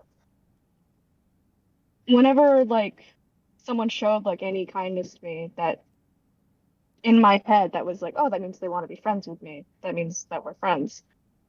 So when people would like be friends with me, um, they would like, let's say this. One of my first friends was in elementary to middle school, and she had this plan to go to a convention, like an anime convention. And at the time, I had all these school supplies from my parents because, like, uh, we went to the dollar store all the time and had a bunch of school supplies and money. So I gave her like $200, which was like a lot. in like kid money and all of my school supplies and was like, here, let me put this in the LAX anime convention fund. And she's like, okay, I'll keep this really safe. And then like a month later, she's like, oh, my little sister stole it. And her little sister's like 7. Like, I don't know where she could hide that. But at the time, I believed it, even though my parents were like, no, she's manipulating you. Hmm. But I wanted so badly to believe that this was my friend that I didn't want to even comprehend the possibility that she could be mean to me. Yeah. So so it sounds like people have just really, maybe you were a little bit too trusting, and then people sort of took advantage of that trust. And so Yeah. can you help me understand a little bit about what goes on as you're thinking about ghosting someone? Uh, I guess one of the things that I think about is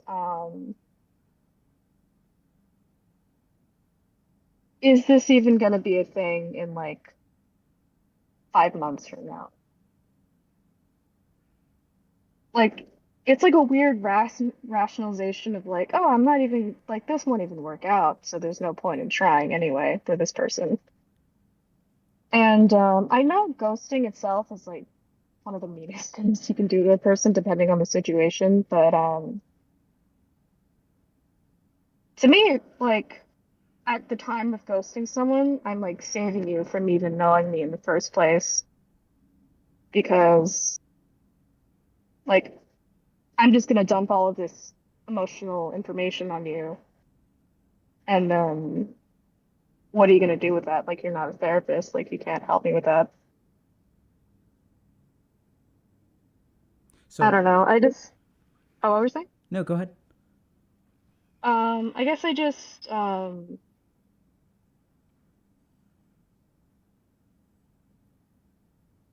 I I avoid things when I feel like I'm not going to be inherently good at them. It's kind of the same with people, where if I don't feel like I have an immediate connection with them, I just don't really bother. And Like and I'm not willing to put in the work. can you help me understand this aspect of like I avoid things that I'm not going to be inherently good at? That's something that I relate to a lot. Yeah. So I grew up being like a perfectionist. My parents kind of encouraged that aspect of me, being like tiger parents and all. But when you're a perfectionist, even though you could try something and it might be fun and beneficial, there's a chance that you could fail at it. Whereas if you stick with something that you're good at and you're familiar with, but don't try anything new, like you're bound to never fail. So I stuck with what I was good at and what I was familiar with rather than trying to test the waters with something that may be uncomfortable. And how has that impacted your life? Um, Pretty harshly. I'm no longer in school. I'm 20 years old and I dropped out. I'm planning to go back, but I don't know when because I'm completely dysfunctional. But yeah, that's something I try not to talk to my parents about. Like as far as they know, I'm going to school still, but like I'm not really. Okay. You sound pretty stuck to me, Carmen. Yeah. Like last night I kind of thought about like going on the stream and I'm like, I'm in a hell of my own making while I was like in a spiral. Like I kind of did this to myself, really. How do you come to that conclusion? Well, the no friends thing, that's probably my fault because like if I'm not willing to put in the work, then no one has anything to work with being friends with me. Um, School-wise, I could probably try and What like make force myself to do something, but I it feels uncomfortable to me. What makes it hard to try with school? Um,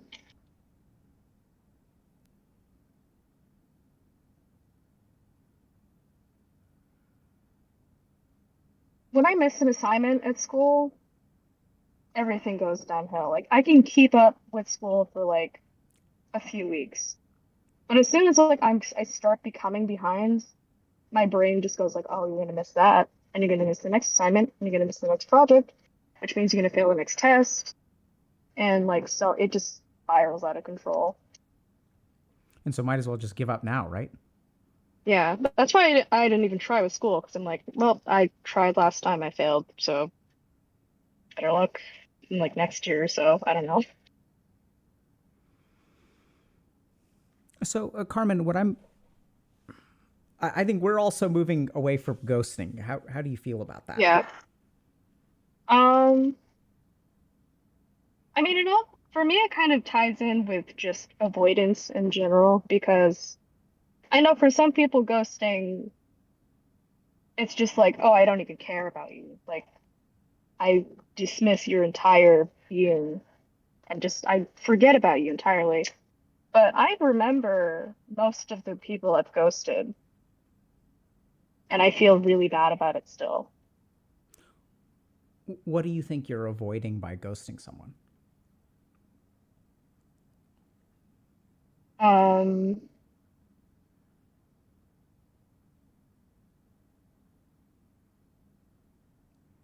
Social situations have always been really hard for me, so just the anxiety of like meeting someone new and having to like create like a whole personality around that new person so that they like me is kind of tiring. I think that sounds tiring. Yeah. How did you learn that you can't afford to be yourself? Um,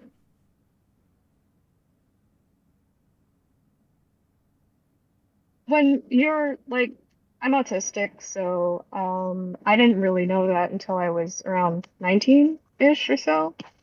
And what I did was I masked a lot, which means I put up a front of like a normal person, and I try to, for at least the superficial people around me, I try to put the mask up and make them think that like, oh, you're just a regular person who has regular beliefs and ideals, and yep, normal person.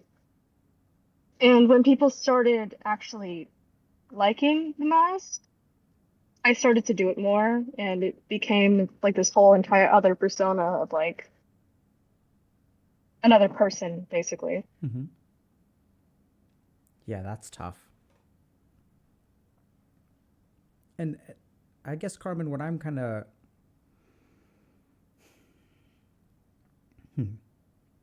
I mean, so I sort of hear a lot of self blame. I'm Yeah. sure you recognize it too. Yeah, I'm I actually read this. I watched half the video. I didn't finish it, but the video was about how self-hatred is a form of narcissism, and I don't believe that it's like a just because you're self-hating doesn't mean you're a narcissist, but like there's some form of self-obsession when it comes to self-hatred and self-reflection. Yeah, I mean, what I'm kind of hearing is that you have a lot of reasons to blame yourself, and I think those are actually pretty valid. Like, if you ghost people a lot, like, can you really blame yourself for being lonely? But Yeah. but I think that what I usually hear with self blame is not that people are wrong, but that they're incomplete. Mm. So, I mean, can you blame someone for not trusting after giving someone $200 and a set of art supplies or whatever for like an anime convention and then like being taken advantage of? Like, you could even argue that, oh, like you were a little bit too naive, but can you blame that person for like having difficulty trusting after that? Yeah, I like looking at it from like a second perspective, it kind of makes a bit more sense. Yeah, so I mean, I can see, and what I'm really hearing, I'm hearing a lot of this kind of aspect of loneliness, which is like, if you really kind of think about it, I don't think you're callous. It sounds like it kind of bothers you, but it sounds like the reason you ghost people is because you're looking out for them. Yeah. That's like my main motivation anyway. For ghosting. Yeah. Yeah. And what do you think about that? Um,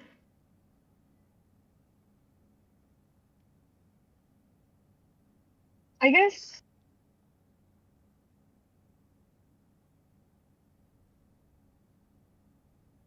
I read this kind of sounds off topic, but I read in the chat that earlier that I read in the chat that people were looking for like a super villain at the end of the chat because everyone seems so nice. And I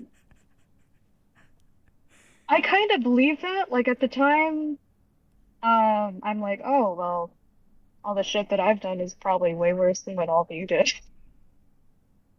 Like not being like trying to be all high and mighty, like, yes, I'm the worst person, but Sounds like you feel like the worst person.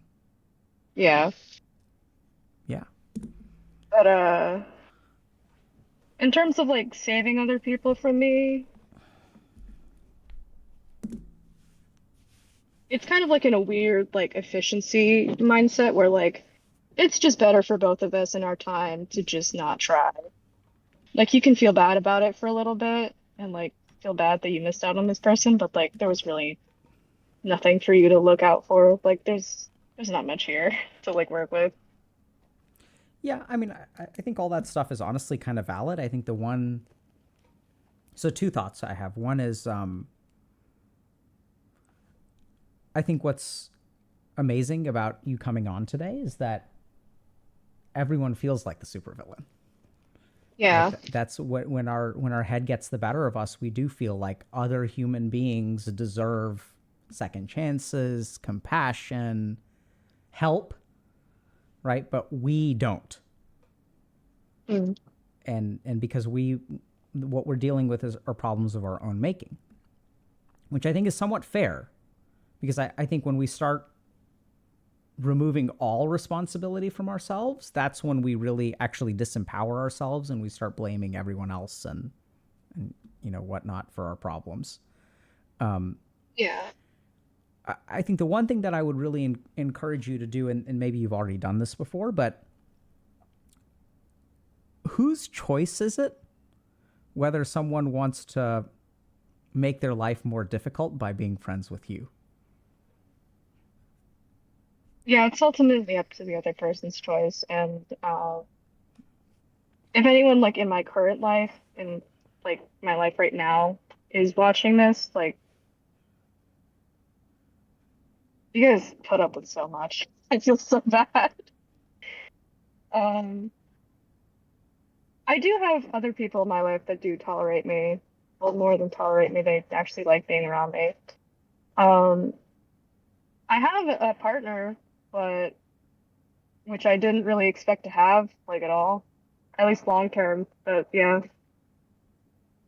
I do get. Um, Yeah, sorry, go ahead. oh no, you go ahead. I Carmen, I do get the sense that you're almost talking to specific people today. kind of, because I honestly expect someone in my life that has interacted with me once to like see this. What I know this sounds kind of weird, but I almost hear you offering an explanation and an apology, taking accountability for your actions to the people that you hurt on the internet. Yeah. Like, I recently downloaded TikTok and I try to avoid it like the plague for like most of the time it's been alive. But I finally downloaded it and I'm like, oh shit, you can actually reach a lot of people by just talking to a camera. And are you hoping that someone is listening today that you've hurt or that knows you?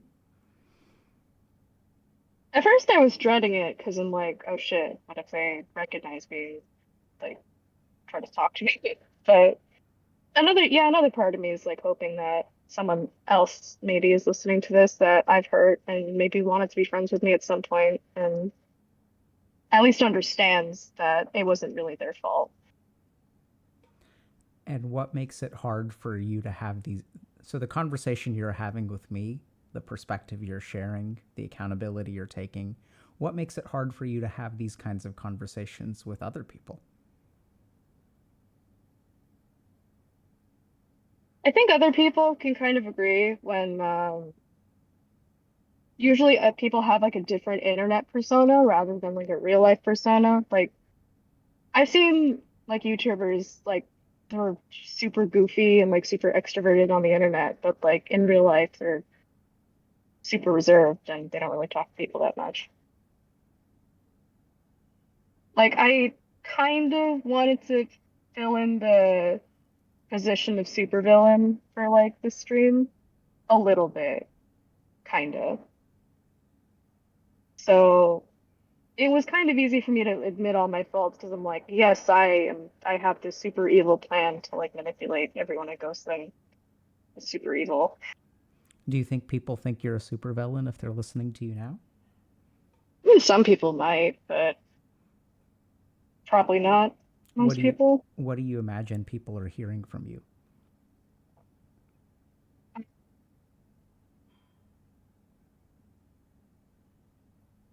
Probably someone who's just really lonely and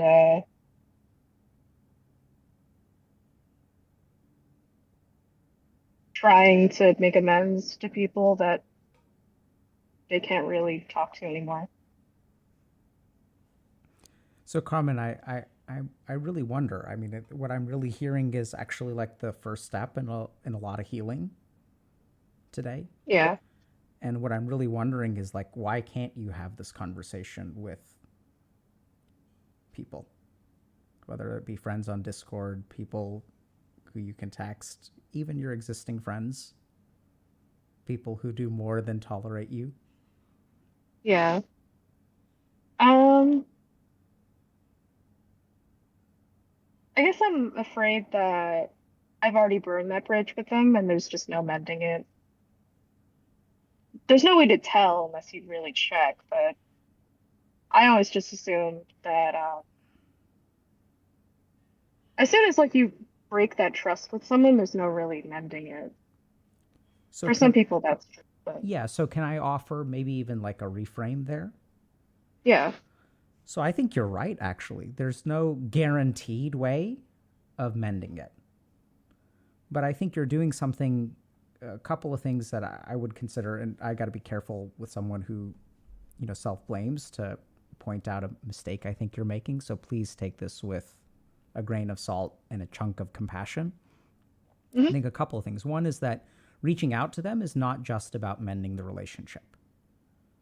Reaching out to them is, as you mentioned, you think about those people that you've hurt, and at least giving them the benefit of like a little bit of understanding, giving them, hey, it's like there's nothing really wrong with you. Because I think the real challenge that we've heard from a lot of people in our community is that when you get ghosted, you start to think, what is wrong with me?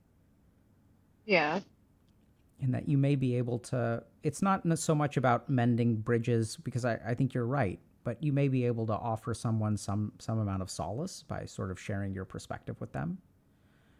And the second thing, which we mentioned earlier, which was, I think you're taking that choice away from them. mm, Right? You're right that you can't guarantee to build a bridge, but I think it's honestly, it feels unfair to me for you to take, if unfair to you and unfair to them.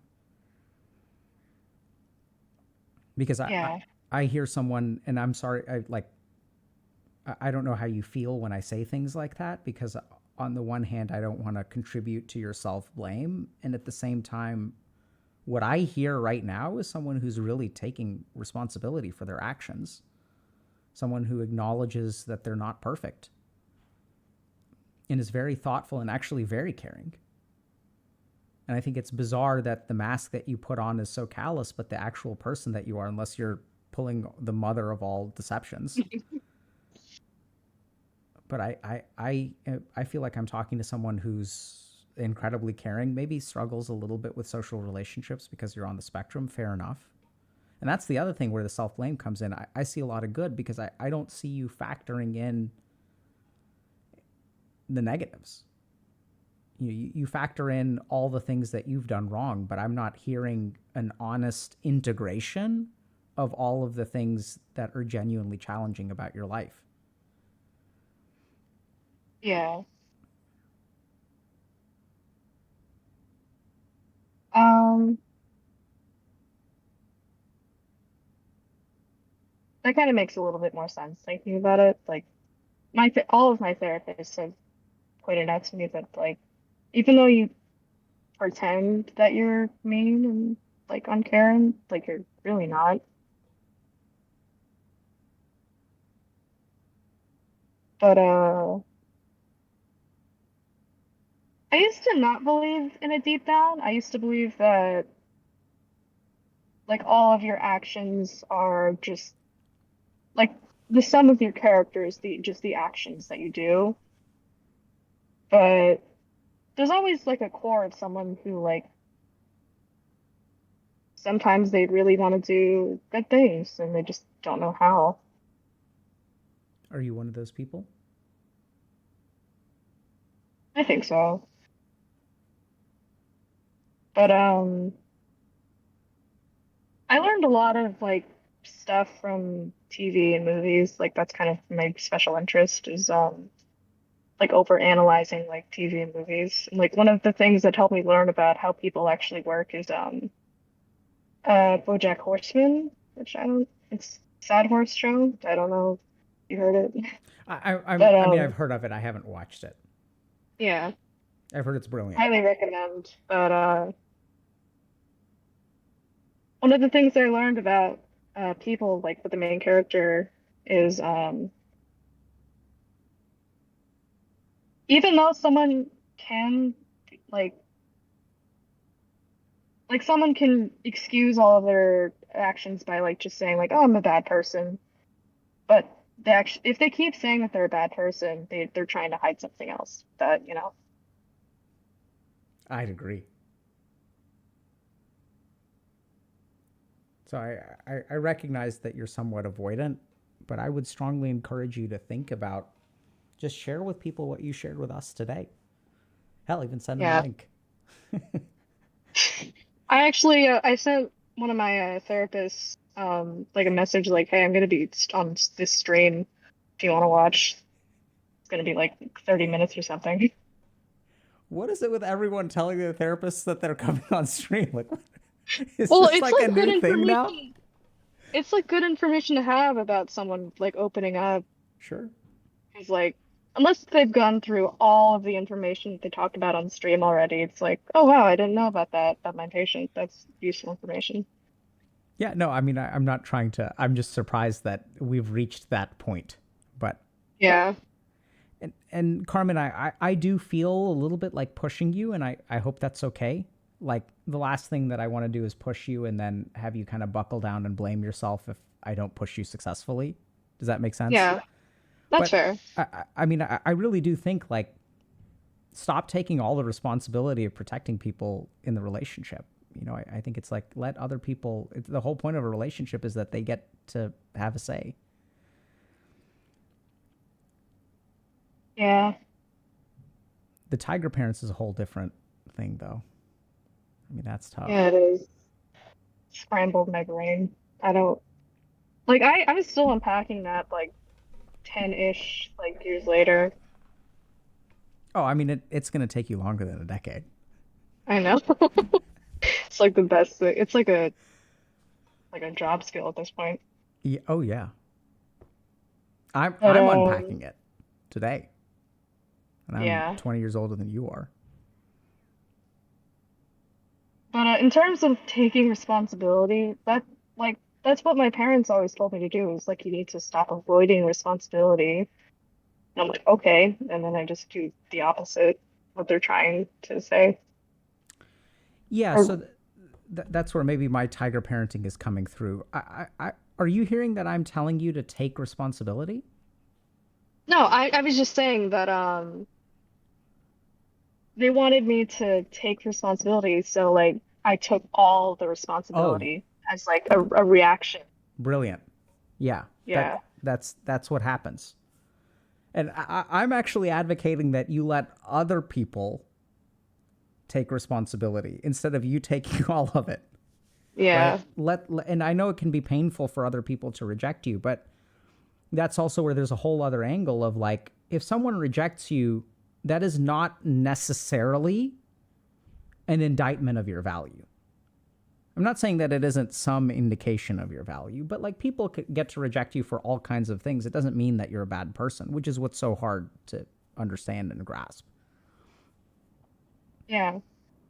Like I used to believe that like if someone rejected me, that means they thought I was like a bad person or something. But that just means that it just didn't work out. Do you really believe that today? I don't believe that anymore, but Don't believe that it didn't work out or that you're a bad person? that I'm a bad person. How did you not believe? How did you learn a different belief there? Um,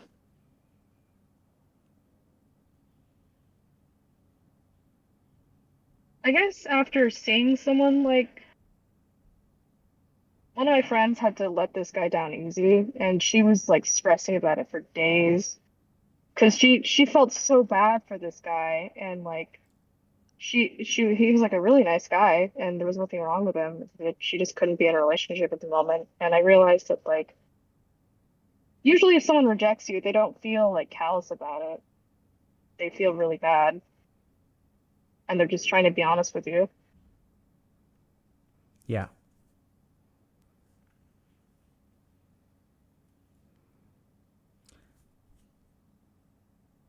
I feel Entire like, stream. Oh, huh? what? What? Oh, this entire stream, I feel like I've been talking out of my ass. If you asked me what I said 10 minutes ago, I could not tell you. Yeah, I think that may have just as much to do. Oh, by the way, actually, before I get into it, let's do a quiz because you're a tiger child. Whose fault is Yeah, it that you've been talking out of your ass this whole time?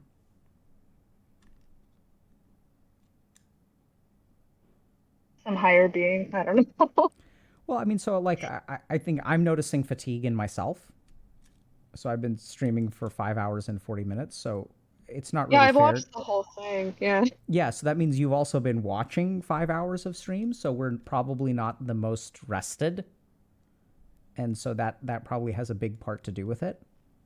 And I think really what I heard from you is that I do think it's like it's an appropriate thing for the topic in terms of like hurting other people's feelings through ghosting. But I really am sort of hearing in a meandering way, but that there's a lot about, why people ghost. And I think that there's a lot that you carry with you and a lot that you try to protect people from. And it's really sad, but I hear this all the time where it's like, yeah, the best thing I can do for that person is like never be a part of their life. And Yeah. but what I'm really hearing is, depending on what we're getting today, if we're getting the mask, then well played, supervillain. But I think if we're getting what we think we're getting, I think that a lot of people would enjoy having you as a part of their life.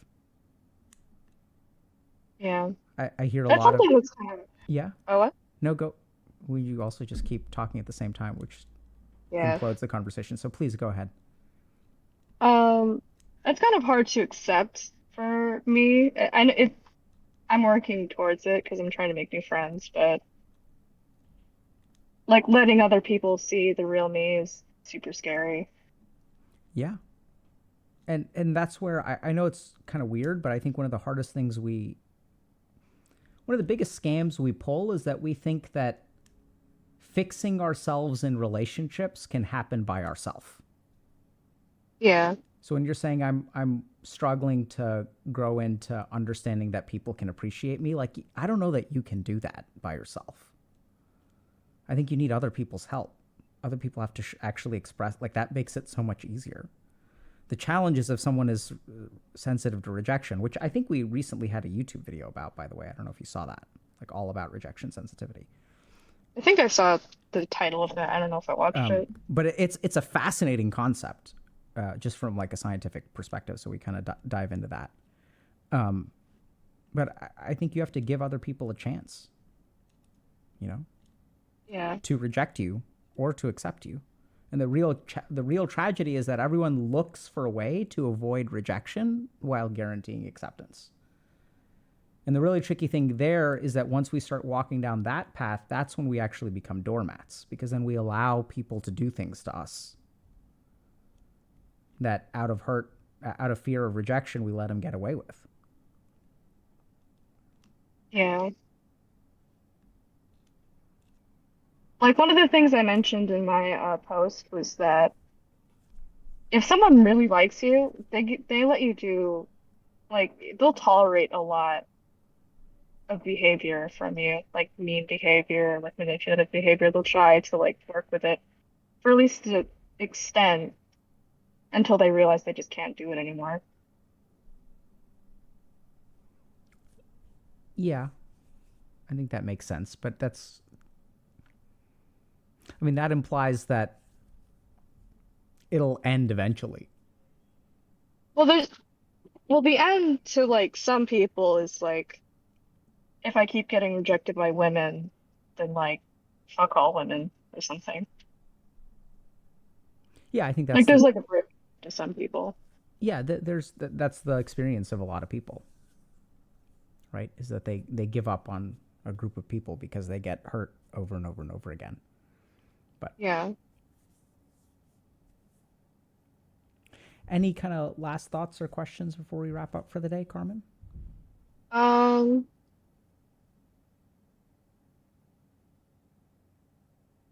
You're like a better Dr. Phil. I don't know. I'm sorry? I was gonna say you're a better Dr. Phil, but like I don't think I could even compare you to that guy. He's the best. Well, I appreciate the positive sentiment, and I'm really grateful, and I mean it. Like I don't think, I can sometimes lecture, but I think what we share with people here has honestly more to do with y'all than it does to me. I'm really more of a mirror than anything else, or a canvas. Yeah. And I think y'all are the ones that do all the painting. And so I think it's really helpful to hear. I think there are thousands of millions of people who have been ghosted, and I don't know that. I think it's easy to be angry and resentful, but I think you've actually offered something really substantial and sort of offering an insight into what is going on in the mind of someone who's ghosting other people. Yeah. And so thank you for being you. Thank you. Good luck with everything. And seriously, with the parent stuff, good luck with that. I think you're going to need it. Oh hell yeah. If they watch this stream, I'm gone. Well, hopefully they'll see what we see, which is someone who's trying really hard and it just has some stuff working against them, and sometimes takes a little bit of time to like figure out, you mentioned something about lacking skills as opposed to like lacking effort. And what I see is someone who's just trying to figure out how to do it. Yeah. And it literally took me, 5.5 years to finish undergrad. And then like, I decided to go to med school, but that took like 3-4 years to do. So Only like a tenth of your life. That's okay. yeah, and honestly, it is. I think sometimes it takes time to figure things out.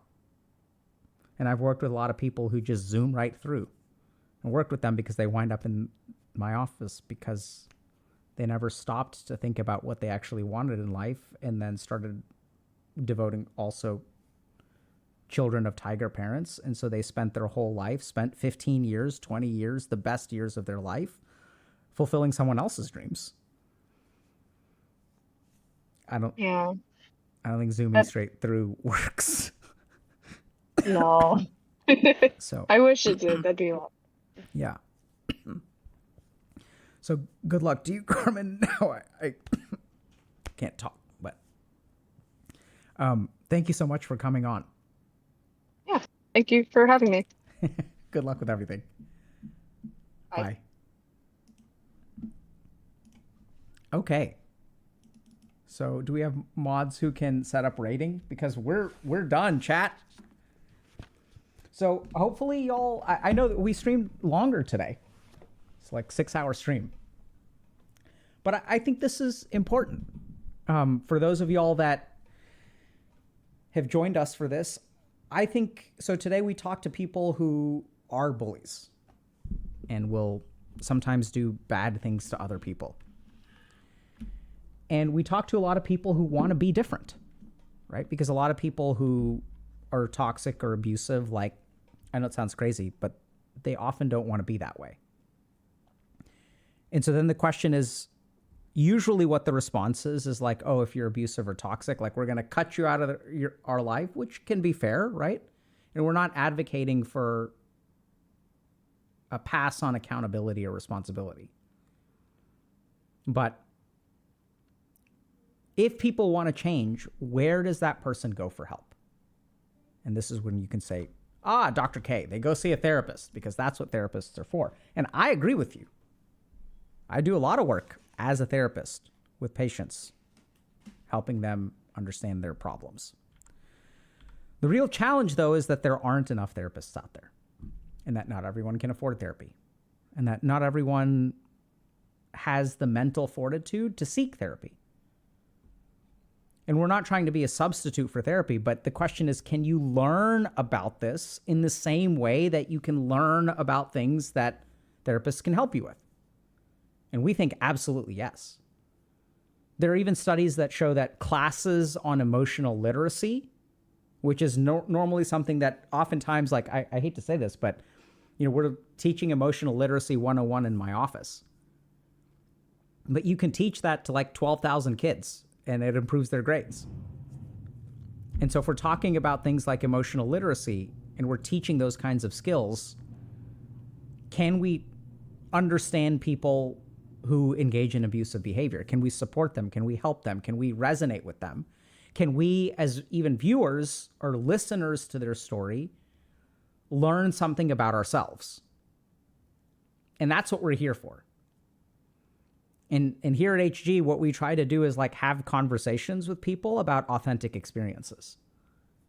And not just the good ones. Like everyone's like all for like feel good conversations about the triumph of the human spirit. And like that's great for the movies, but that ends up in the movies, and then there's real life. Where sometimes you're 20 years old and on the spectrum and skipping classes and afraid that people are going to reject you and got taken advantage of. And I don't know if y'all caught this, but like we heard from a lot of people who have engaged in abusive behavior today. And like pretty much everybody was like abused, and pretty bad too. And so that's the other thing that I think we sometimes don't grasp, is that a lot of times people who engage in abusive behavior do so because they were taught that this is how you relate to people. This is how you manage your emotions. And one of the things that really terrifies me about the lack of conversation with people who engage in abusive behavior is like, who's going to teach them a different way? I've worked with people who are convicted felons and like spent time in jail. And when someone, do they deserve to go to jail? Sure. I'm not trying to advocate that they should not bear the responsibility for their actions. But when someone can't control their emotions and engages in abusive behavior, and I'm not saying that you should give them a pass because they can't control their emotions, but then they go to prison, what do you think they're going to learn there? Do you think their cellmates and other people like the prison guards are going to teach them how to regulate their emotions and how to emotionally process? And so what is that person going to do when they leave prison? How are they going to be conditioned? And so I think this is the cool thing that I've had the privilege of learning as a doctor, is like sometimes when people make mistakes, you try to help them understand and you try to help them. And like you help them be better human beings. And I think part of the problem that we see in the world today is there is no shortage. Actually, that's not true. I was going to say there's no shortage. I think a lot of the progress that we've made is that we are holding people increasingly accountable. And a big mistake that we've made for a long time and still continue to make is that we don't hold people accountable. It's a huge problem. In the financial services industry, when it comes to sexual harassment in various industries, this is actually a huge problem. And at the same time, holding people accountable is really, in my opinion, like half of what we need to do, because we need to prevent that kind of behavior. We need to teach people a different way. And so if you've engaged in behavior that you're not proud of, I certainly have engaged in behavior that I'm not proud of. And I'm grateful to people who have like gone out of their way to like help me with that behavior. Like that's what we hope you find too. And that's what we're trying to be.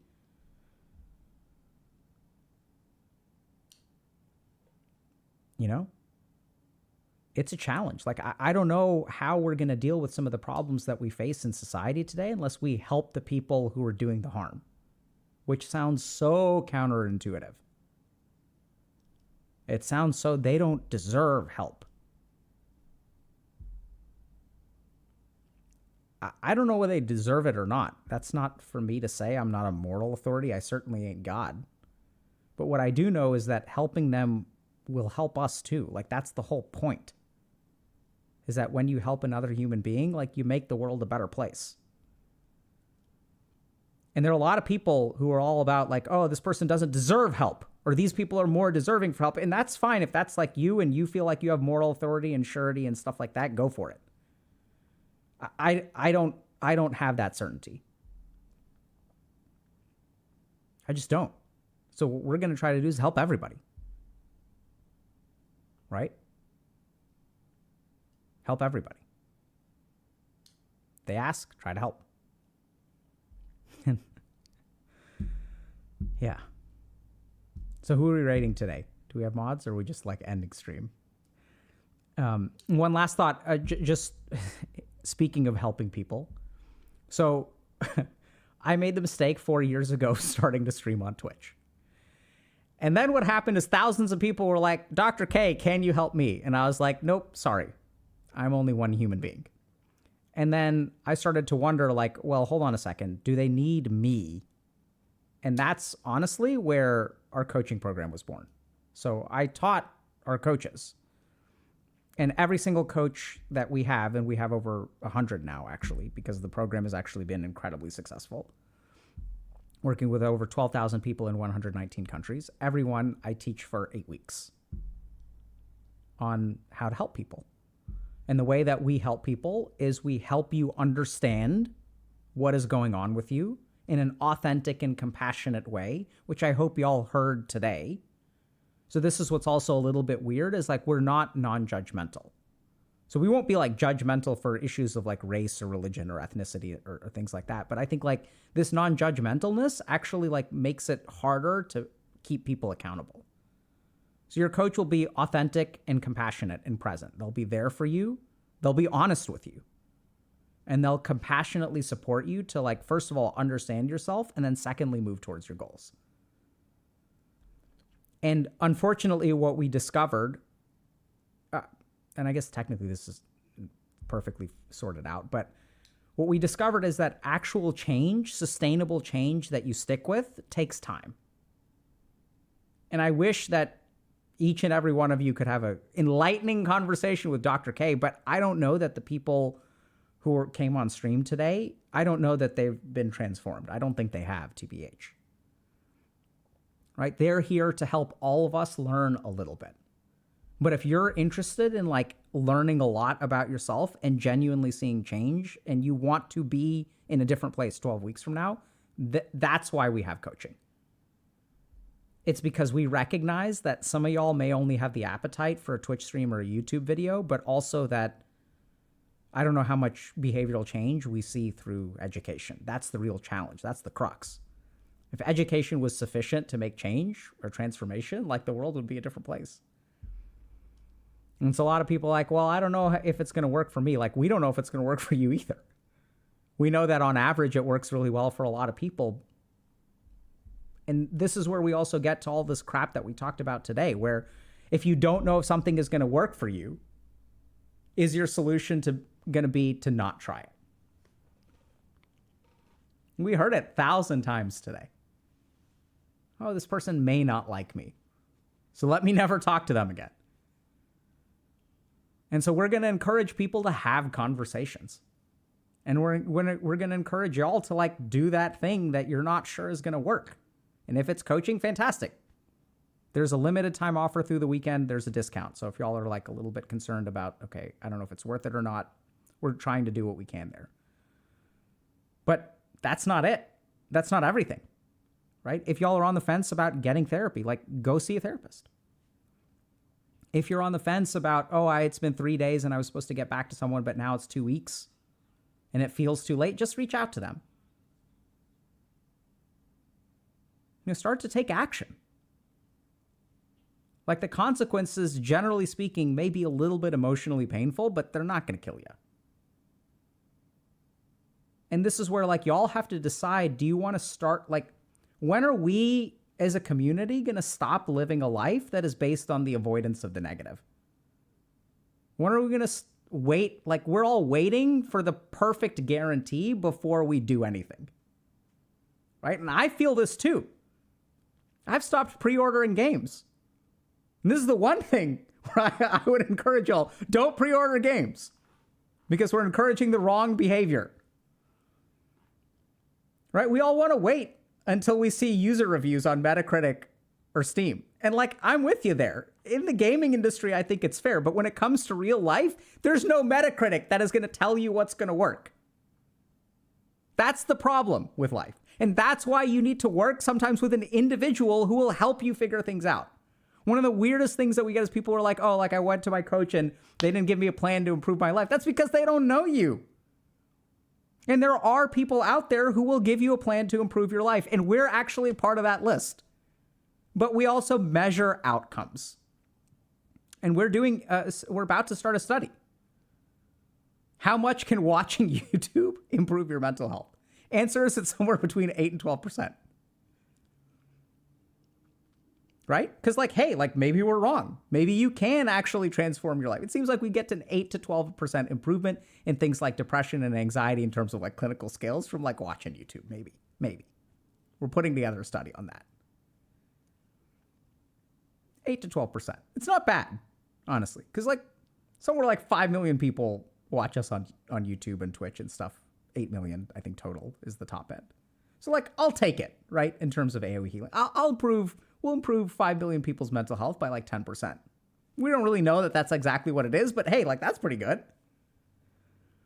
But there are some people who want 35 to 58% improvement in stuff. And that's what coaching is for. We'll try to figure out how to make Twitch streaming more effective. Don't get me wrong. But I think sometimes like we can't hold all y'all accountable, chat, week after week after week.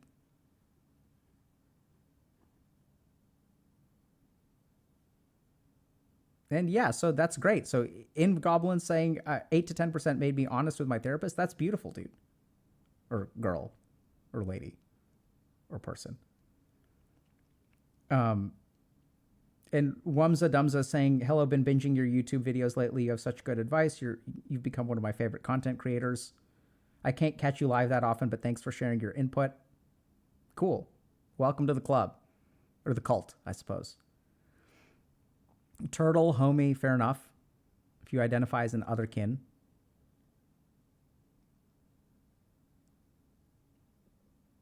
Yeah. So, thanks for coming, chat. It's been fun. Sorry I was out last week. So here's the other... Yeah, there's all kinds of cool stuff going on.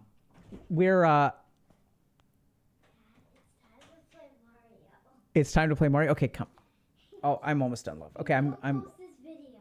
Don't post what video? What are you talking about? One. What are you talking about? Is this what's gonna be a video? Why can't I post? Practicing. I'm not. I came in here. Okay, then go. Okay, we'll go play Mario. Okay. All right, next stream is probably going to be next Friday. Okay, maybe earlier. I don't know. But generally speaking, Friday. And then we've got YouTube uploads. I guess we can't go. No, it's okay. Okay, Vera, I'll be right there. Love you, sweetie. All right, so it's Friday at 6 p.m. I guess I'm going to go play Mario with my kids. Y'all have a good time. Take care, everybody. Can I raid? I can't log in. Let me try. I would love to raid Jen the Human.